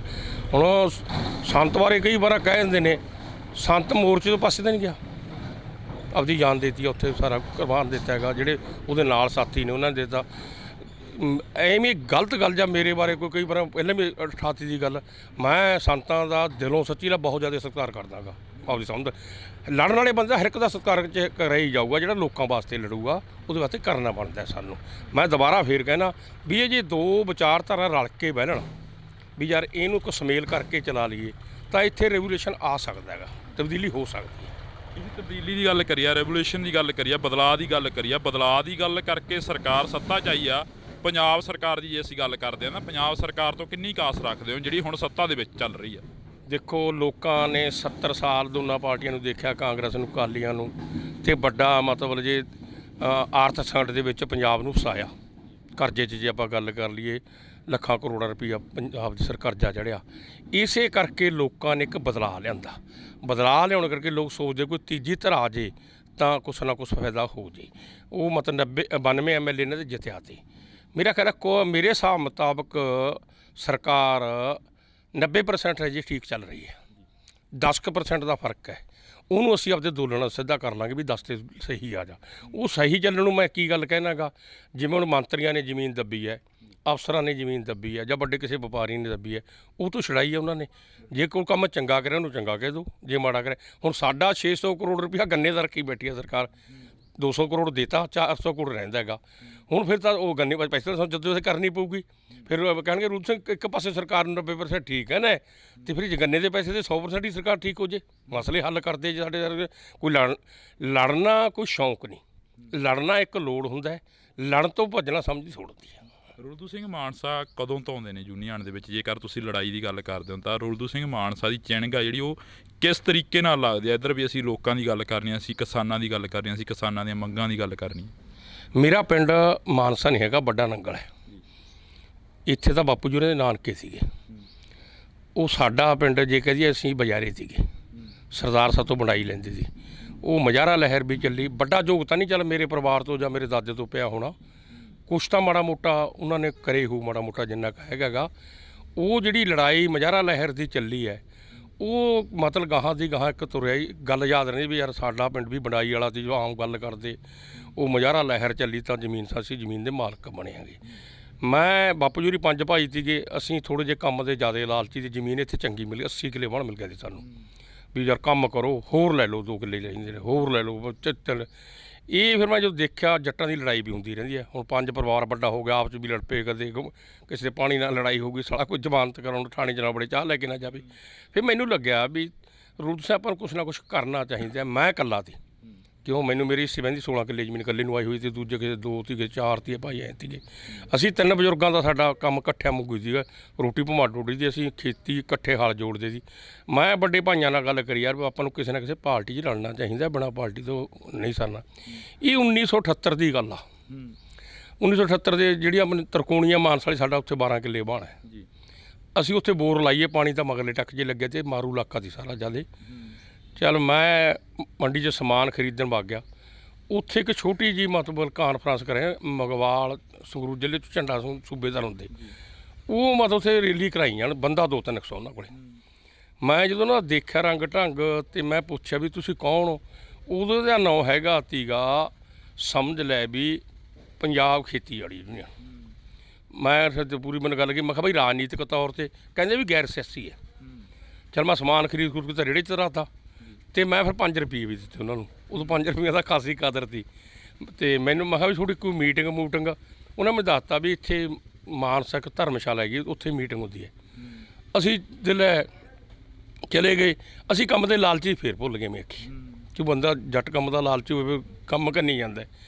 1979 'ਚ, ਉਹ 78 ਦੀ ਗੱਲ ਹੈ, 1979 'ਚ 3 ਮਹੀਨੇ ਦੀ ਮੇਰਾ ਤਖਤ ਪੋਸ ਆ, ਸਾਡਾ ਕੋਠੇ ਨੇ ਮੇਰੇ ਤਾਏ ਦੇ ਨਾਂ 'ਤੇ ਕੋਠੇ ਵੱਜੇ ਹੋਏ ਨੇ, ਮੱਲਾ ਸਿੰਘ ਦੇ ਨਾਂ 'ਤੇ। ਉਹ ਬੰਦੇ ਉੱਥੇ ਆ ਗਏ ਜਿਵੇਂ ਕੋਈ ਉਸ ਮੌਕੇ ਦੇ ਲੀਡਰ। ਮੈਂ ਤੜਕੀ ਮੈਸਾਂ ਨੂੰ ਸੰਨੀ ਜੀ ਰਲਾ ਕੇ ਹਟਿਆ, ਤਾਂ ਮੇਰੇ ਤਾਇਆ ਜੀ ਮੈਨੂੰ ਕਹਿਣਗੇ ਮੁੰਡਾ ਘਰ ਰਾਇ ਮੇਰੇ ਨਾਲ ਦਾ, ਇਹਦਾ ਪਿਓ ਕਹਿੰਦਾ ਰੂਦੂ ਕਹਿੰਦਾ ਬੰਦੇ ਆਏ ਨੇ ਕੋਈ ਤਖਤ ਪੋਸ 'ਤੇ। ਮੈਂ ਸੁਣ ਲਗਾ, ਮੈਂ ਵੋਟਾਂ ਵਾਟਾਂ ਵਾਲੇ ਹੋਣਗੇ। ਕਹਿੰਦਾ ਨਹੀਂ ਆ ਚੱਲੀਏ। ਮੈਂ ਚੱਲ ਅਸੀਂ ਤੁਰੇ ਗਏ। ਮੈਂ ਦੇਖਿਆ ਉਹ ਹਿਸਾਬ ਲਾ ਕੇ ਦੱਸਣ ਵੀ ਤੁਹਾਡੀ ਪਗਾਹ ਇੰਨੇ ਦੀ ਵਿਕਦੀ ਆ, ਪੱਗ ਇੰਨੇ ਦੀ ਵਿਕਦੀ ਹੈ, ਤੁਹਾਡਾ ਦੁੱਧ ਇੰਨੇ 'ਚ ਪੈਦਾ ਹੁੰਦਾ। ਮੈਂ ਤਾਂ ਉਹੀ ਹੋ ਤੁਸੀਂ, ਮਤਲਬ ਤੁਸੀਂ ਪੰਜਾਬ ਖੇਤੀਬਾੜੀ ਯੂਨੀਅਨ? ਕਹਿੰਦੇ ਹਾਂਜੀ। ਮੈਂ ਖਾਓ ਚਾਹ ਪਿਆ। ਮੈਂ ਉਹ 10 ਬੰਦੇ ਕਹਿੰਦੇ ਚਾਹ ਤਾਂ ਨਹੀਂ ਪੀਂਦੇ, ਤੂੰ ਸਾਡੇ ਨਾਲ ਮਤਲਬ ਪਿੰਡ 'ਚ ਚੱਲ। ਅਸੀਂ ਮੇਰਾ ਕਹਾ 7-8 ਬੰਦੇ ਛਾਲ ਮਾਰ ਕੇ ਟਰਾਲੀ ਚੜ੍ਹ ਗਏ। ਮੈਂ ਫਿਰ 3 ਥਾਂ ਉਹਨਾਂ ਦੀਆਂ ਉੱਥੇ ਪ੍ਰੋਗਰਾਮ ਕਰਾਏ ਸਾਡੇ ਪਿੰਡ 'ਚ, ਮਾਨਸਾ ਸ਼ਹਿਰ ਤੋਂ ਬਾਹਰਲੇ ਪਾਸੇ ਜਿਹੜਾ ਪਿੰਡ ਹੈਗਾ। ਇੱਕ ਥਾਂ 'ਤੇ ਔਂਕੜ ਜੀ ਪੈਣ ਲੱਗੀ, ਉਸ ਬੰਦੇ ਰੌਲਾ ਲੱਗੇ ਪਾਉਣ, ਜਿਵੇਂ ਸ਼ਹਿਰੀ ਜਿਹੇ ਲੋਕ ਹੁੰਦੇ ਨੇ। ਮੈਂ ਉਹਨਾਂ ਕਨੀ ਦਬਦਬਾ ਮੇਰਾ ਹੈਗਾ ਤੀਗਾ, ਮੈਂ ਚੁੱਪ ਕਰਕੇ ਖੜ੍ਹ ਦਿਓ, ਕੋਈ ਸਲਾਹ ਉੱਡੂ। ਉਹਨੇ ਫਿਰ ਸਾਰੀ ਗੱਲਬਾਤ ਮੈਂ ਕਿਹਾ ਚਲੋ ਘਰੇ ਰੋਟੀ ਖਵਾਵਾਂਗੇ। ਉਹ ਕਹਿੰਦੇ ਵੀ ਇੱਕ ਘਰੇ ਤਾਂ ਔਖਾ ਹੋ ਜੂ। ਮੈਂ ਕਿਹਾ ਨਹੀਂ ਕੋਈ ਨਹੀਂ। ਅਸੀਂ 2-2 ਜਣੇ ਨੂੰ ਲੈ ਕੇ ਜਾ ਕੇ ਰੋਟੀ ਖਵਾਤੀ। ਰੋਦੂ ਸਿੰਘ ਪਹਿਲਾਂ ਤੋਂ ਹੀ ਅਥਰੇ ਸੁਭਾਅ ਦੇ ਸੀਗੇ, ਮਤਲਬ ਕਹਿਣ ਦਾ ਮਤਲਬ ਛੋਟੇ ਹੁੰਦੀ ਇੱਦਾਂ ਦੇ ਸੀਗੇ ਵੀ ਜੇ ਕੋਈ ਬੋਲਦਾ ਸੀ ਮੂਹਰੇ ਤਾਂ ਉਹਦੇ ਖਿਲਾਫ ਹੋ ਕੇ ਖੜੇ ਹੋ ਜਾਂਦੇ ਸੀ ਕਈ ਵਾਰ। ਨਹੀਂ, ਸੱਚ ਤੇ ਆਪਾਂ ਕਦੇ ਪਿੱਛੇ ਨਹੀਂ ਹਟੇ ਸੀਗੇ, ਚਾਹੇ ਮੈਂ ਮੈਸਾਂ ਚਾਰੀਆਂ, ਠੀਕ ਹੈ ਨਾ ਗੱਲ, ਚਾਹੇ ਮੈਂ ਹਲਵਾ ਹੈ। ਜਦੋਂ ਕਿਸੇ ਮੇਰਾ ਇੱਕ ਸੁਭਾਅ ਸੀ, ਜੇ ਤਾਕੜਾ ਬੰਦਾ ਮਾੜੇ ਨੂੰ ਤਾਕੜਾ ਪਾਲੀ, ਮਾੜੇ ਨੂੰ ਕੁੱਟਦਾ, ਮੈਥੋਂ ਦੇਖਿਆ ਨਹੀਂ ਜਾਂਦਾ ਸੀਗਾ। ਮੈਂ ਵੀ ਤੇਰੀ ਕਹੀ ਕਿਸੇ ਲੈ ਵੀ ਤੂੰ ਇਹਨੂੰ ਕੁੱਟੇਂਗਾ, ਮਤਲਬ ਕਰ ਖੇਤੀ ਜਾਂ ਕੋਈ ਪਾਣੀ ਨਹੀਂ ਵੱਢਣ ਦਿੰਦਾ, ਜੋ ਕੁਛ ਨਹੀਂ ਕਰਨ ਦਾ ਮਾੜੇ ਕਿਸਾਨ ਨੂੰ। ਮੈਂ ਹਮੇਸ਼ਾ ਵਾਸਤੇ ਜਿਹੜਾ ਕਮਜ਼ੋਰ ਬੰਦਾ ਸੀਗਾ ਪਹਿਲੇ ਦਿਨ ਉਸ ਕੋ ਨਹੀਂ ਖੜਦਾ ਸੀ। ਇਹ ਨਹੀਂ ਮੈਂ ਤਕੜੇ ਨਹੀਂ ਖੜਾ, ਇਹ ਮੇਰਾ ਸੁਭਾਅ ਸੀ ਇੱਕ ਵਾਰ। ਇਹ ਖੁੰਡਾ ਫਿਰ ਛੋਟੇ ਹੁੰਦਿਆਂ ਨਹੀਂ ਚੱਕਿਆ? ਨਹੀਂ, ਖੁੰਡਾ ਤਾਂ ਮੇਰਾ ਇਸ 'ਚ ਆਪਣਾ ਮੇਰਾ ਖਿਆਲ ਹੈ ਵੀ ਮੇਰਾ ਐਕਸੀਡੈਂਟ ਹੋ ਗਿਆ ਸੀਗਾ, ਮੇਰਾ ਚੂੜਾ ਟੁੱਟ ਗਿਆ ਸੀਗਾ। ਖੂੰਡੇ ਵਾਲੇ ਬੰਦੇ ਤੋਂ ਤਾਂ ਮੈਂ ਸਮਝਾ ਨਫ਼ਰਤ ਕਰਦਾ ਸੀ। ਜਿਹੜਾ ਬੰਦਾ ਖੂੰਡਾ ਰੱਖਦਾ ਬਾਬਾ ਭੜਕਾਵ ਜੇ ਬਣ ਜਾਂਦਾ ਹੈਗਾ ਵੀ ਯਾਰ ਖੂੰਡੇ ਵਾਲਾ ਲੱਗਦੇ ਨੇ ਬਾਬਾ ਭੜਕਾਵ ਜਾ। ਉਹ ਸਭ ਮੈਨੂੰ ਚੱਕਣਾ ਪੈ ਗਿਆ। ਚੱਕਣਾ, ਮੈਂ ਤੁਹਾਡੀ ਕਿਰਪਾ ਹੋ ਗਈ ਪ੍ਰੈਸ ਦੀ, ਇੰਨਾ ਇਹਨੂੰ ਤੁਸੀਂ ਬਹਾਰਤਾ, ਮੈਨੂੰ ਖੂੰਡੇ ਵਾਲੇ ਦੇ ਨਾਲ ਤੁਸੀਂ ਬਹਾਰਤਾ ਸਾਰੇ, ਮਤਲਬ ਇਹ ਤੁਹਾਡੀ ਕਿਰਪਾ ਹੋਈ ਹੈ ਪ੍ਰੈਸ ਦੀ, ਸਮਝ ਲਿਆ। ਖੂੰਡਾ ਤਾਂ ਮੇਰਾ ਇੱਕ ਤੁਰਨ ਵਾਸਤੇ ਹੈ। ਮੈਂ ਹੁਣ ਵੀ ਮਤਲਬ ਜੇ ਮਸਾਂ ਹੌਲੀ ਹੌਲੀ ਤੁਰਦਾ, ਗੱਡੀ 24 ਘੰਟੇ ਹੁੰਦਾ, ਜੀਪ 'ਚ ਮੇਰਾ ਅੱਡ ਰੱਖਿਆ ਹੋਇਆ ਹੈਗਾ। ਜਿਹੜੀ ਪੋਤੇ ਦੀ ਕਾਰ ਆ ਉਹ 'ਚ ਅੱਡ ਰੱਖਿਆ ਹੋਇਆ ਵੀ ਚੱਕਣਾ ਨਾ ਪਵੇ, ਕਾਰ 'ਚ ਬਹਿ ਗਏ ਇਸ ਚੱਕ ਕੇ ਉੱਤਰ ਕੇ ਸਾਰਾ ਕੁਛ ਕਰਕੇ ਲਾ ਦਿਆਂਗੇ। ਖੂੰਡਾ ਕੋਈ ਇਹ ਨਹੀਂ ਹੈਗਾ ਕਿਸੇ ਨਾਲ ਵੀ ਆਪਾਂ ਕਿਸੇ ਨੂੰ ਡਰਾਉਣਾ ਜਾਂ ਧਮਕਾਉਣਾ। ਮੈਂ ਤਾਂ ਤੁਹਾਨੂੰ ਪਹਿਲਾਂ ਹੀ ਦੱਸਤਾ। ਹਾਂ, ਇਹ ਜ਼ਰੂਰ ਮੇਰਾ ਸੁਭਾਅ ਹੈਗਾ, ਜੇ ਤਾਕੜਾ ਮਾੜੇ ਨੂੰ ਡਰਾਉਣਾ ਚਾਹਵੇ ਮੈਂ ਫਿਰ ਕਿਤੇ ਡਰਿਆ ਡੁਰਿਆ ਕਿਤੇ ਨਹੀਂ, ਆਪਣੀ ਗੱਲ ਪੂਰੀ ਗਈ ਹੈਗੀ। ਦਿੱਲੀ ਪੁਲਿਸ ਨਾਲ ਵੀ ਪੰਗਾ ਪੈ ਗਿਆ, ਉਦੋਂ ਵੀ ਖੂੰਡੇ ਦੇ ਰੌਲਾ ਸੀ। ਉਹ ਤਾਂ ਇਹ ਗੱਲ ਕਰੀ ਤੁਸੀਂ, ਮੈਂ ਸੱਚੀ ਗੱਲ ਦੱਸਣਾ, ਉਹਨਾਂ ਨੇ ਮੇਰੀ ਗੱਡੀ 'ਤੇ ਮਾਰੀ ਡਾਂਗ, ਉਹ 'ਚ ਮੈਨੂੰ ਆ ਗਿਆ ਗੁੱਸਾ, ਠੀਕ ਹੈ ਨਾ। ਫਿਰ ਜਿਹੜਾ ਸੋਇਆ ਸਾਰਾ ਕੁਝ ਦੇਖ ਕੇ ਹੀ ਜਾਏ ਇਹ ਹੋ ਗਿਆ ਦੀ ਗੱਲ। ਨਹੀਂ ਫਿਰ ਉਹ ਬੋਲੇ ਨਹੀਂ ਖੂੰਡਾ ਦੇਖ ਕੇ? ਨਹੀਂ, ਉਹ ਨਾ ਫਿਰ ਤਾਂ ਘਬਰਾ ਗਏ ਉਹ ਵੀ। ਫਿਰ ਸੀਸਾ ਵੀ ਉਹਨਾਂ ਨੇ ਪਵਾ ਕੇ ਦਿੱਤਾ। ਮਾਸੀ ਆਪਦੇ ਕੋਲ ਤਾਂ ਕੋਈ ਪੈਸੇ ਨਹੀਂ ਲਾਏ, ਪਤਾ ਨਹੀਂ 4000 ਲੱਗਿਆ, ਨਹੀਂ 5000 ਲੱਗਿਆ, ਉਹਨਾਂ ਨੇ ਪਵਾ ਕੇ ਦਿੱਤਾ ਸੀਸਾ। ਫਿਰ ਇੱਕ ਟਾਈਮ ਦੇ ਲਈ ਕਿਸਾਨ ਯੂਨੀਅਨਾਂ ਦਾ ਸਿੱਕਾ ਚੱਲਦਾ ਸੀ, ਜੇਕਰ ਅਸੀਂ ਗੱਲ ਕਰੀਏ ਕਿਸਾਨ ਅੰਦੋਲਨ ਦੀ, ਤਾਂ ਹੁਣ ਇਹ ਨਹੀਂ ਲੱਗਦਾ ਹੈਗਾ ਵੀ ਮੱਠੇ ਜਿਹੇ ਪੈ ਗਏ ਆ ਕੇ ਇੱਥੇ ਜਦੋਂ ਪੰਜਾਬ ਦੇ ਵਿੱਚ ਆਉਣੇ ਹੋ ਤਾਂ SSM ਬਣਦਾ, ਸੰਯੁਕਤ ਸਮਾਜ ਮੋਰਚਾ ਬਣਦਾ, ਸਿਆਸੀ ਧਿਰਾਂ ਦੇ ਵਿੱਚ ਆ ਕੇ ਸ਼ਾਮਲ ਹੋ ਜਾਂਦਾ ਕਿਸਾਨ ਯੂਨੀਅਨ। ਦੇਖੋ, ਇਲੈਕਸ਼ਨ ਲੜਨਾ ਨਾ ਲੜਨਾ, ਬਾਈਕਾਟ ਕਰਨਾ, ਇਹ ਇੱਕ ਮੌਲਿਕ ਅਧਿਕਾਰ ਆ, ਸਮਝਿਆ। ਸਭ ਨੂੰ ਗੈਰ ਸਿਆਸੀ ਕਹਾਉਣਾ ਉਹ ਸਾਰਿਆਂ ਨੂੰ ਖਤਰਨਾਕ ਹੈ। ਮੈਂ ਤੁਹਾਨੂੰ ਉਦਾਹਰਨ ਦੇ ਸਕਦਾ ਜਿਹੜੀ ਮੇਰਾ ਜ਼ਿੰਦਗੀ ਦਾ ਹਿੱਸਾ। ਮਤਲਬ ਸਾਡਾ ਆਲ ਇੰਡੀਆ ਦਾ ਲੀਡਰ ਸਰਜੋਤ ਸੀਗਾ, ਤੁਸੀਂ ਸੁਣਿਆ ਸੁਣਿਓ ਤੁਸੀਂ ਨੌਜਵਾਨੋ, ਮੈਂ ਉਹਦੇ ਨਾਲ ਵੀ ਮੀਟਿੰਗਾਂ ਅਟੈਂਡ ਕਰੀਆਂ। ਉਹਨੇ ਪੱਕਾ ਨਾਅਰਾ ਲਾਇਆ ਸੀਗਾ ਵੀ ਅਸੀਂ ਗੈਰ ਸਿਆਸੀ ਹਾਂ, ਅਤੇ ਉਹਦੇ ਮਗਰ ਨਾਅਰੇ ਅਸੀਂ ਵੀ ਲਾਉਂਦੇ ਸੀ ਵੀ ਅਸੀਂ ਗੈਰ ਸਿਆਸੀ ਹਾਂ। ਤੁਹਾਡੇ ਸਾਹਮਣੇ ਹੈ ਉਹ ਗੈਰ ਸਿਆਸੀ ਕਹਿੰਦਾ ਉਹ ਦਿੱਲੀ ਦੇ ਵਿੱਚ ਮਤਲਬ ਇੱਕ ਬੜੇ ਤਕੜੇ ਮਹਿਕਮੇ ਦਾ ਚੇਅਰਮੈਨ ਬਣਿਆ। ਸੋ ਲੋਕਾਂ ਨੂੰ ਗੈਰ ਸਿਆਸੀ ਕਹੋ, ਆਪ ਚੇਅਰਮੈਨ ਕਹੋ। ਸਾਡਾ ਮਤਲਬ ਪ੍ਰਧਾਨ ਭੁਪਿੰਦਰ ਸਿੰਘ ਮਾਨ ਸੀ, ਅਸੀਂ ਸਾਰੇ ਉਹਦੇ ਮਗਰ ਰਹੇ ਵੀ ਅਸੀਂ ਗੈਰ ਸਿਆਸੀਆਂ ਨਾਅਰੇ ਲਾਏ। ਮੈਂ ਵੀ ਲਾਉਂਦਾ ਰਿਹਾ ਵੀ ਅਸੀਂ ਗੈਰ ਸਿਆਸੀ ਹਾਂ। ਭੁਪਿੰਦਰ ਮਾਨ ਆ ਤੁਹਾਡੇ ਸਾਹਮਣੇ ਵੀ ਰਾਜ ਸਭਾ ਦਾ ਮੈਂਬਰ ਬਣਿਆ। ਅਸੀਂ ਲੱਖੋਵਾਲ ਨਾਲ ਰਹੇ, ਲੱਖੋਵਾਲ ਨੂੰ ਪ੍ਰਧਾਨ ਬਣਾਉਣ ਲਾ ਜੇ ਸੱਚੀ ਪੁੱਛੇ ਰੂਦੂ ਸਿੰਘ ਹੈ। ਉਸ ਮੌਕੇ ਮੈਂ ਜ਼ਿਲ੍ਹੇ ਦਾ ਪ੍ਰਧਾਨ ਬਣ ਗਿਆ ਸੀ। ਆਪਣੇ 13 ਜ਼ਿਲ੍ਹੇ ਹੁੰਦੇ, ਮੈਂ 11 ਜ਼ਿਲ੍ਹੇ ਦੇ ਵੋਟਾਂ ਲੱਖੋਵਾਲ ਨੂੰ ਪਵਾਤੀਆਂ ਤੀਆਂ। ਉਦੋਂ ਖਤਰਾ ਸੀ ਸਾਨੂੰ ਵੀ ਭੁਪਿੰਦਰ ਮਾਨ ਜਾਊਗਾ, ਭੁਪਿੰਦਰ ਮਾਨ ਨੂੰ ਪਾਸੇ ਕਰਤਾ ਸੀ, ਤਾਂ ਵੀ ਉਹ ਰਾਜ ਸਭਾ ਦਾ ਮੈਂਬਰ ਬਣ ਗਿਆ ਸੀ ਅਤੇ ਲੱਖੋਵਾਲ ਨੂੰ ਅਸੀਂ ਪ੍ਰਧਾਨ ਬਣਾਤਾ ਸੀ। ਠੀਕ ਹੈ ਨਾ ਗੱਲ। ਅਤੇ ਅਸੀਂ ਵੀ ਗੈਰ ਸਿਆਸੀਆਂ ਜੀ, ਗੈਰ ਸਿਆਸੀਆਂ ਤੁਹਾਡੇ ਸਾਹਮਣੇ ਹੈ। ਲੱਖੋਵਾਲ ਤੁਹਾਡੇ ਸਾਹਮਣੇ ਆ ਵੀ 10 ਸਾਲ ਚੇਅਰਮੈਨ ਰਿਹਾ ਅਕਾਲੀ ਦਲ ਦੇ ਵਿੱਚ, ਰਹਿ ਗਿਆ ਨਾ। ਅੱਜ ਵੀ ਜਿਹੜੇ ਗੈਰ ਸਿਆਸੀ ਕਹਾਉਂਦੇ ਨੇ, ਜਦ ਇੱਕ ਸਾਡਾ ਸਾਥੀ ਕਹਿੰਦਾ ਡੱਲੇ ਵਾਲੀ ਕਹਿੰਦਾ ਅਸੀਂ ਗੈਰ ਸਿਆਸੀ ਹਾਂ, ਮੈਨੂੰ ਖਤਰਾ ਹੈ ਕਿਤੇ ਜਿਹੜਾ ਪਹਿਲਾਂ ਵਾਲੇ 3 ਲੀਡਰ ਕਰਕੇ ਗਏ ਨੇ ਕੁਝ। ਮੈਂ ਕਹਿਣਾ ਗੈਰ ਸਿਆਸੀ ਕਹਿ ਕੇ ਤੇ ਰਾਜਨੀਤੀ 'ਚ ਜਾਣਾ ਲੋਕਾਂ ਨਾਲ ਧੋਖਾ ਹੈ। ਰੂਦੂ ਸਿੰਘ ਰਾਜਨੀਤਿਕ ਬੰਦਾ ਹੈ, ਮੈਂ ਉਦੋਂ ਬਾਅਦ ਕਹਿੰਦਾ ਵੀ ਇਹ ਤਾਂ ਰਾਜਨੀਤੀ ਵਿੱਚ ਡੰਗ ਲੈਂਦਾ ਨਹੀਂ ਗਾ। ਦੱਸ ਕੇ ਲੋਕਾਂ ਨੂੰ ਜੋ ਮਰਜ਼ੀ ਕਰ ਲਓ, ਅਸੀਂ ਦੱਸ ਕੇ ਆ ਕੇ ਬਾਈ ਅਸੀਂ ਇਲੈਕਸ਼ਨ ਲੜਾਂਗੇ, ਕੋਈ ਧੋਖਾ ਨਹੀਂ। ਮੌਲਿਕ ਅਧਿਕਾਰਾਂ ਲੜੇ ਆ, ਲੋਕਾਂ ਦਾ ਫੈਸਲਾ ਸੀ ਸਿਰ ਮੱਥੇ ਮੰਨ ਲਿਆ ਜਿਹੜਾ ਸਾਡਾ ਉਹਨਾਂ ਨੇ ਫਤਵਾ ਸਾਨੂੰ ਦਿੱਤਾ ਸੀ, ਕੋਈ ਗੱਲ ਨਹੀਂ। ਅਸੀਂ 16 ਜਥੇਬੰਦੀਆਂ ਦੁਬਾਰੇ ਵਾਪਸ ਆ ਕੇ ਅਸੀਂ ਫਿਰ ਤੇਰੇ ਸਾਹਮਣੇ ਆ ਗੱਲ, ਸਾਨੂੰ ਛੁੱਟੀ 'ਤੇ ਭੇਜਿਆ ਸੀਗਾ ਜੋ ਸਾਡੀ ਛੁੱਟੀ ਪੂਰੀ ਗਈ, ਮੋਰਚੇ 'ਚ ਵਗ ਗਏ। ਹੁਣ ਜਿਹੜੀਆਂ 32 ਜਥੇਬੰਦੀਆਂ ਤੋਂ ਇਲੈਕਸ਼ਨ ਲੜਦੀਆਂ ਤੀਆਂ ਉਹ 3 ਤਰ੍ਹਾਂ 'ਚ ਵੰਡੀਆਂ ਗਈਆਂ ਅਤੇ ਇੱਕ ਤਰ੍ਹਾਂ ਦਾ ਜਿਵੇਂ 22 ਅਸੀਂ ਇੱਕ ਪਾਸੇ ਲੜ ਗਏ, 22 ਤੋਂ 16 ਛੱਡ ਕੇ ਅਸੀਂ ਰਾਜਾਂ ਨੂੰ ਆਏ, 6 ਰਾਜਾਂ ਨਾਲ ਰਹਿ ਗਈਆਂ ਅਤੇ 10 ਰਹਿ ਗਈਆਂ ਜੇ ਆਪਾਂ ਕਹਿ ਦਈਏ ਡੱਲੇ ਵਾਲ ਨਾਲ। 8 ਡੱਲੇ ਵਾਲ ਨੂੰ ਮੁੜ ਕੇ ਸਾਡੇ 'ਚ ਆ ਗਈਆਂ, ਉਹ 2 ਹੀ ਰਹਿ ਗਏ, ਬਲਦੇਵ ਸਰਸਾ ਅਤੇ ਆਪਣਾ ਡੱਲੇ ਵਾਲ। ਮੁੜ ਕੇ ਸਾਡਾ ਸੰਗਠਨ ਉੱਡਦਾ ਕਰ ਰਿਹਾ। ਹੁਣ ਇਹ ਸਾਰੇ ਗਏ ਆ ਉੱਥੇ। ਰਾਜੇਵਾਲ ਸਾਹਿਬ ਦੀ ਜੇ ਅਸੀਂ ਗੱਲ ਕਰਦੇ ਹਾਂ, ਰਾਜੇਵਾਲ ਸਾਹਿਬ ਸਿਆਸੀ ਧਿਰ ਦੇ ਵਿੱਚ ਆਉਂਦੇ ਨੇ। ਰਾਜੇਵਾਲ ਸਾਹਿਬ ਦਾ ਪਹਿਲਾਂ ਤੋਂ ਹੀ ਸਿਆਸੀ ਪਾਰਟੀ ਦੇ ਨਾਲ ਸੰਬੰਧ ਰਿਹਾ ਹੈਗਾ। ਮੈਂ ਕਹਿੰਦਾ ਇਹੋ ਜਿਹਾ ਕੋਈ ਲੀਡਰ ਹੀ ਨਹੀਂ ਜਿਹਦਾ ਨਾ ਸੰਬੰਧ ਰਿਹਾ ਹੋਵੇ। ਮੇਰੀ ਗੱਲ ਸਮਝਿਆ। ਅਸੀਂ ਗੈਰ ਸਿਆਸੀ ਕਰਦੇ ਗੈਰ ਸਿਆਸੀ ਜਮਾ ਭੁਪਿੰਦਰ ਮਾਨ ਦੀ ਅਗਵਾਈ ਥੱਲੇ, ਲੱਖੋਵਾਲ ਦੀ ਅਗਵਾਈ ਥੱਲੇ, ਪਰ ਸੁਰਜੀਤ ਬਰਨਾਲੀ ਸਰਕਾਰ ਦੀ ਅਸੀਂ ਮਦਦ ਕਰੀ। ਮਤਲਬ ਉਦੋਂ ਸਾਡੀਆਂ ਅਸੀਂ ਗਵਰਨਰ ਦਾ ਘਰਾਓ ਕੀਤਾ ਸੀਗਾ। ਗਵਰਨਰ ਕਹਿੰਦੇ ਵੀ ਜਿੱਦੇ ਕੋਈ ਸਰਕਾਰ ਬਣ ਗਈ ਉਦੋਂ ਆਪਾਂ ਮਤਲਬ ਸਮਝ ਲਿਆ ਵੀ ਉਹ ਸਰਕਾਰ ਤੁਹਾਡੀਆਂ ਮੰਗਾਂ ਮੈਨੂੰ ਕਹਿੰਦਾ ਮੈਨੂੰ ਦੱਸੋ। ਅਸੀਂ ਕਿਹਾ ਵੀ ਸਾਡੇ ਕਨੈਕਸ਼ਨ ਕੱਟੀ ਜਾਂਦੇ ਨੇ, ਕਹਿੰਦਾ ਕੋਈ ਨਹੀਂ ਕੱਟੂ ਇਦੋਂ ਬਾਅਦ। ਅਸੀਂ ਕਿਹਾ ਵੀ ਸਾਨੂੰ ਕਰਜ਼ੇ 'ਚ ਫੜੀ ਤਾਂ ਤੁਹਾਨੂੰ ਕੋਈ ਕਰਜ਼ੇ 'ਚ ਨਹੀਂ ਫੜੂਗਾ, ਪਰ ਜਿੱਦੇ ਕੋਈ ਸਰਕਾਰ ਬਣੀ ਤੁਸੀਂ ਉੱਦਾਂ ਹੀ ਮਤਲਬ ਕਰ ਦਿਓ। ਅਤੇ ਜਦੋਂ ਸੁਰਜੀਤ ਬਰਨਾਲੀ ਸਰਕਾਰ ਬਣਨ 'ਤੇ ਆਈ, ਸਾਡੇ ਜਿਹੜੇ ਵੱਡੇ ਲੀਡਰ ਸੀ, ਮੈਂ ਤਾਂ ਉਦੋਂ ਜੇ ਕਹਿੰਦਾ ਵੀ ਜ਼ਿਲ੍ਹੇ 'ਚ ਪੱਧਰ ਦਾ ਲੀਡਰ ਲਾ ਲਾ ਵੀ ਜ਼ਿਲ੍ਹੇ ਦਾ ਪ੍ਰਧਾਨ, ਇਹ ਬਿਨਾਂ ਮੰਗਾਂ ਤੋਂ ਸੁਰਜੀਤ ਬਰਨਾਲੇ ਨੂੰ ਵੋਟਾਂ ਪਵਾਉਣ ਨੂੰ ਫਿਰਦੇ ਸਾਡੇ ਲੀਡਰ। ਵਿੱਚ ਲੱਖੋਵਾਲ ਜੇ ਆਪਾਂ ਵਿੱਚ ਕਰੇ ਭੁਪਿੰਦਰ ਮਾਨ ਵਿੱਚ ਹੀ ਰਾਜੇ ਵਾਲ ਕਹਾਂ, ਮੈਂ ਜੇ ਕਹਾਂ ਵੀ ਕੋਈ ਬੜਾ ਸਮਝੌਤਾ ਨਹੀਂ ਕਰਨਾ, ਅਸੀਂ ਵੋਟਾਂ ਪਾ ਦਾਂਗੇ। ਮੈਂ ਬਠਿੰਡਾ ਜ਼ਿਲ੍ਹਾ ਤਾੜੀ ਮੈਂ ਜ਼ਿਲ੍ਹਾ ਪ੍ਰਧਾਨ ਸੀ, ਮੈਂ ਜਦੋਂ ਗਿਆ ਅਤੇ ਸਮਝ ਲਿਆ ਵੀ ਮੈਨੂੰ ਬੁੱਕਲ 'ਚ ਲੈ ਲਿਆ ਲੱਖੋਵਾਲ ਸਾਹਿਬ ਨੇ, ਕਹਿੰਦਾ ਵੋਟਾਂ ਬਾਰੇ ਕੀ ਮਸਲਾ ਹੈਗਾ। ਉਦੋਂ ਸ਼ਾਇਦ ਮੈਂ ਹਜੇ ਪ੍ਰਧਾਨ ਨਹੀਂ ਬਣੀ, ਉਦੋਂ ਮੇਰਾ ਖਿਆਲ ਹੈ ਮੈਂ ਮੀਤ ਪ੍ਰਧਾਨ ਦੇ ਜ਼ਿਲ੍ਹੇ ਦਾ ਸੀਨੀਅਰ ਮੀਤ ਪ੍ਰਧਾਨ ਸੀਗਾ, ਪ੍ਰਧਾਨ ਮੈਂ ਉਦੋਂ ਬਾਅਦ ਬਣਦਾ। ਮੈਂ ਆਖਿਆ ਜੀ ਜਿਹੜੀਆਂ ਆਪਣੀਆਂ ਮੰਗਾਂ ਮੰਨ ਜੂਗਾ, ਮੈਂ ਲੱਖੋਵਾਲ ਨੂੰ ਆਹੀ ਗੱਲ ਵੀ ਜਿਹੜਾ ਆਪਣੀਆਂ ਮੰਗਾਂ ਮੰਨ ਜੂਗਾ ਆਪਾਂ ਉਹਨੂੰ ਵੋਟਾਂ ਪਾਵਾਂਗੇ। ਕਹਿੰਦਾ ਜੇ ਕੋਈ ਨਾ ਮੰਨੇ ਫਿਰ ਮੈਂ ਜਿੱਥੇ ਮਰਜ਼ੀ ਵੋਟਾਂ ਪਾ ਦਿਓ, ਆਪਾਂ ਨੂੰ ਪੰਗਾ ਲੈਣ ਦੀ ਲੋੜ ਨਹੀਂ, ਜਿੰਨੀ ਜੋ ਮਰਜ਼ੀ ਪਾ ਦੇ, ਆਪਾਂ ਕਿਉਂ ਕਰੀਏ। ਮੈਨੂੰ ਫਿਰ ਇਹ ਗੱਲ ਮੋੜ ਕੇ ਆਪ ਕਹੀ ਲੱਖੋਵਾਲ ਨੇ, ਕਹਿੰਦਾ ਜੀ ਫਿਰ ਵੀ ਅਕਾਲੀਆਂ ਦੀ ਸਰਕਾਰ ਬਣ ਗਈ, ਜੋ ਉਦੋਂ ਹੈਗਾ ਜੀ ਬਣੂ ਅਕਾਲੀ ਸਰਕਾਰ ਬਣਨੀ ਹੈ। ਮੈਂ ਹੱਸਦੇ ਨੇ ਕਿਹਾ ਮੈਂ ਲੱਖੋਵਾਲ ਸਾਹਿਬ ਸਾਰਾ ਕੁਝ ਨੁਕਸਾਨ ਕਰ ਰਿਹਾ, ਗੁਰਦੁਆਰੇ ਢਵਾ ਲਏ, ਕਿੱਡਾ ਵੱਡਾ ਹਮਲਾ ਹੋ ਗਿਆ, ਫੌਜ ਲੱਗ ਗਈ। ਜੇ ਆਪਣੀਆਂ ਵੋਟਾਂ ਬਣਾ ਅਕਾਲੀ ਦਲ ਦਾ ਪੈਰ ਚੱਲ ਕੇ ਗਿਆ, ਇਹਨਾਂ ਨਾਲ ਕੀ ਬਣੂਗੀ। ਬਾਈ ਜਾਨ ਸਾਹਿਬ ਨੇ ਫੇਰ ਮੀਟਿੰਗ ਕਰੀ ਬਾਦਲ ਨਾਲ ਬਰਨਾਲੇ ਨਾਲ ਰਲ ਕੇ, ਫਿਰ ਉਹ ਜਿੰਨੀਆਂ ਮੰਗਾਂ ਦੀਆਂ ਸਾਡੀਆਂ ਮੰਨੀਆਂ ਵੀ ਥੋੜ੍ਹੀਆਂ ਮੰਗਾਂ 4-5 ਮੰਗਾਂ ਦੀਆਂ 300 ਕਰੋੜ ਰੁਪਇਆ ਖਾਲਾਂ ਦਾ, ਬਿਜਲੀ ਸਮਝੌਤਾ ਅਤੇ ਆਪਣਾ ਇੱਥੇ ਕੀ ਕਹਿੰਦੇ ਆਪਣਾ ਚੁੰਗੀ ਦਾ, ਇਹ ਕਈ ਮੰਗਾਂ ਤੀਆਂ ਸਾਰਾ ਅਸੀਂ ਕਰਿਆ। ਇਹ ਅਸੀਂ ਉਦੋਂ ਦੇ ਜਦੋਂ ਜਹਿਦ 'ਚ ਲੱਗੇ ਹੋਏ, ਕੋਈ ਅੱਜ ਦੇ ਨਹੀਂ ਲੱਗੇ। ਆ ਮੇਰਾ ਖਿਆਲ ਹੈ ਵੀ ਧੁੱਪ ਚਿੱਟੀ ਨਹੀਂ ਹੋਈ, ਇਹ ਸੰਘਰਸ਼ 'ਚ ਚਿੱਟੀ ਹੋਈ ਹੈ। ਜੇ ਅਸੀਂ ਗੱਲ ਕਰਦੇ ਹਾਂ, ਤੁਸੀਂ ਗੱਲ ਕਰੀ ਆ ਬਰਨਾਲਾ ਸਰਕਾਰ ਦੀ, ਉਸ ਤੋਂ ਪਹਿਲਾਂ ਇੱਕ ਸੰਘਰਸ਼ ਚੱਲਦਾ 1978 ਦੀ ਗੱਲ ਕਰਕੇ ਹਟੇ। 1978 ਦੇ ਵਿੱਚ 13 ਅਪ੍ਰੈਲ 1978 ਯਾਦ ਆ ਜਦੋਂ ਇੱਕ ਸਾਕਾ ਵਾਪਰਦਾ, ਨਿਰੰਕਾਰੀਆ ਕਾਂਡ ਹੁੰਦਾ, ਨਿਰੰਕਾਰੀਆਂ ਦੇ ਵੱਲੋਂ 13 ਸਿੰਘ ਨੇ ਜਿਹੜੇ ਉਹ ਸ਼ਹੀਦ ਕਰੇ ਜਾਂਦੇ ਨੇ। ਉਹ ਉਸ ਬਾਰੇ ਕੁਛ ਪਤਾ ਥੋੜ੍ਹਾ ਬਹੁਤਾ? ਮੈਂ ਬਾਹਲਾ ਨਹੀਂ, ਮੈਨੂੰ ਉਹਦੇ ਬਾਰੇ ਇੰਨਾ ਗਿਆਨ ਹੈਗਾ ਜਿੰਨਾ ਹੈਗਾ ਜੋ ਬਾਅਦ 'ਚ ਜ਼ਰੂਰ ਸੁਣਿਆ ਵੀ ਜੇ ਇੱਕ ਸਿੱਖਾਂ ਦੀ ਲੜਾਈ ਦੀ ਨਿਉ ਜੜ ਉੱਥੋਂ ਹੀ ਟਿਕੀ ਹੈਗੀ। ਜਿਹੜੇ ਹੁਣ ਗਰਮ ਦਲੀਏ ਨੇ, ਜਦੋਂ ਇਹ ਨੁਕਸਾਨ ਹੋ ਗਿਆ ਇਸ ਗੱਲ ਤੇ ਵੀ ਇੱਕ ਧਰਮ ਵਾਲੇ ਨੇ ਦੂਜੇ ਧਰਮ ਦੇ ਮਤਲਬ ਉਹਨਾਂ ਨੂੰ ਸ਼ਹੀਦ ਕਰਤਾ ਬੰਦਿਆਂ ਨੂੰ, ਇਸੇ ਤੋਂ ਮੇਰੇ ਹਿਸਾਬ 'ਚ ਮੁੱਢ ਵੱਜਿਆ ਉੱਥੋਂ ਜਿਹੜੀ ਗੱਲ ਹੈ। ਮੈਨੂੰ ਬਾਹਲਾ ਉਸ ਮੌਕੇ ਦਾ ਨਹੀਂ ਪਤਾ, ਉਹ ਤਾਂ ਮੇਰੇ ਆਮ ਕਹਿੰਦੇ ਗੱਲ ਵੀ ਖੇਤੀ ਦੇ ਵਿੱਚ ਕੰਮ ਕਰਦੇ ਸੀਗੇ ਵੀ ਉਹ ਠੀਕ ਨਹੀਂ ਸੀਗਾ। ਉਹ ਚਾਹੇ ਕਿਸੇ ਨੇ ਵੀ ਕਰਵਾਇਆ, ਕਿਸੇ ਉਸ ਮੌਕੇ ਦੇ ਅਫਸਰ ਨੇ ਕਰਾਇਆ, ਕਿਸੇ ਨੇ ਕਰਾਇਆ, ਉਹ ਨਹੀਂ ਹੋਣਾ ਚਾਹੀਦਾ। ਹੁਣ ਯਾਰ 10 ਬੰਦੇ ਇੱਕ ਥਾਂ ਲੁਕੇ ਬੈਠੇ ਨੇ, ਉਹਤੇ ਗੋਲੀ ਚਲਾਉਣ ਦੀ ਕੀ ਲੋੜ ਹੈ? ਉਹਦਾ ਘੇਰ ਲਓ, ਜਦੋਂ ਮਰਜ਼ੀ ਫੜ ਲਓ, 10 ਬੰਦੇ ਦੀ ਕੀ ਤਾਕਤ ਹੈ? ਪੁਲਿਸ ਮੁਰੇ ਜਾਂ ਆਪਾਂ ਗੱਲ ਕਰ ਦਈਏ ਉਹਦਾ। ਮੈਂ ਤਾਂ ਕਹਿੰਦਾ ਹੁਣ ਵੀ ਜਿਹੜਾ ਮੁਕਾਬਲਾ ਹੋਇਆ ਹੈ, ਜਿਹੜੇ ਮੈਂ ਕਹਿੰਦਾ ਸਾਡੇ ਮੂਸਾ ਦਾ ਜਿਹੜਾ ਮਰਡਰ ਹੋਇਆ ਸੀ, ਕਹਿੰਦਾ ਬਹੁਤ ਦੁੱਖ ਆ ਸਾਨੂੰ ਵੱਡਾ, ਠੀਕ ਹੈ ਨਾ ਗੱਲ। ਪਰ ਫਿਰ ਜਿਹੜੇ ਨੇ ਉਹ ਕਰਿਆ, ਜੇ ਉਹਨਾਂ ਨੂੰ ਵੀ ਐਂ ਗੋਲੀ ਨਾਲ ਮਾਰਨਾ, ਫਿਰ ਸਾਡੇ ਕੋਲ ਕਿਹੜਾ ਇਨਸਾਫ ਹੈ? ਅਦਾਲਤਾਂ ਕਾਹਦੇ ਵਾਸਤੇ ਨੇ? ਉਹਨੂੰ ਘੇਰ ਕੇ ਫੜੋ, ਕੁਛ ਕਰੋ, ਅਦਾਲਤ ਪੇਸ਼ ਕਰੋ, ਅਦਾਲਤ ਉਹਨੂੰ ਫਾਂਸੀ ਲਾਵੇ, ਕੁਛ ਲਾਵੇ, ਕਰਨਾ ਚਾਹੀਦਾ ਹੈਗਾ। ਇਹ ਨਹੀਂ ਹੈਗਾ ਵੀ ਬੰਦੇ ਨੂੰ ਕਰੀਆ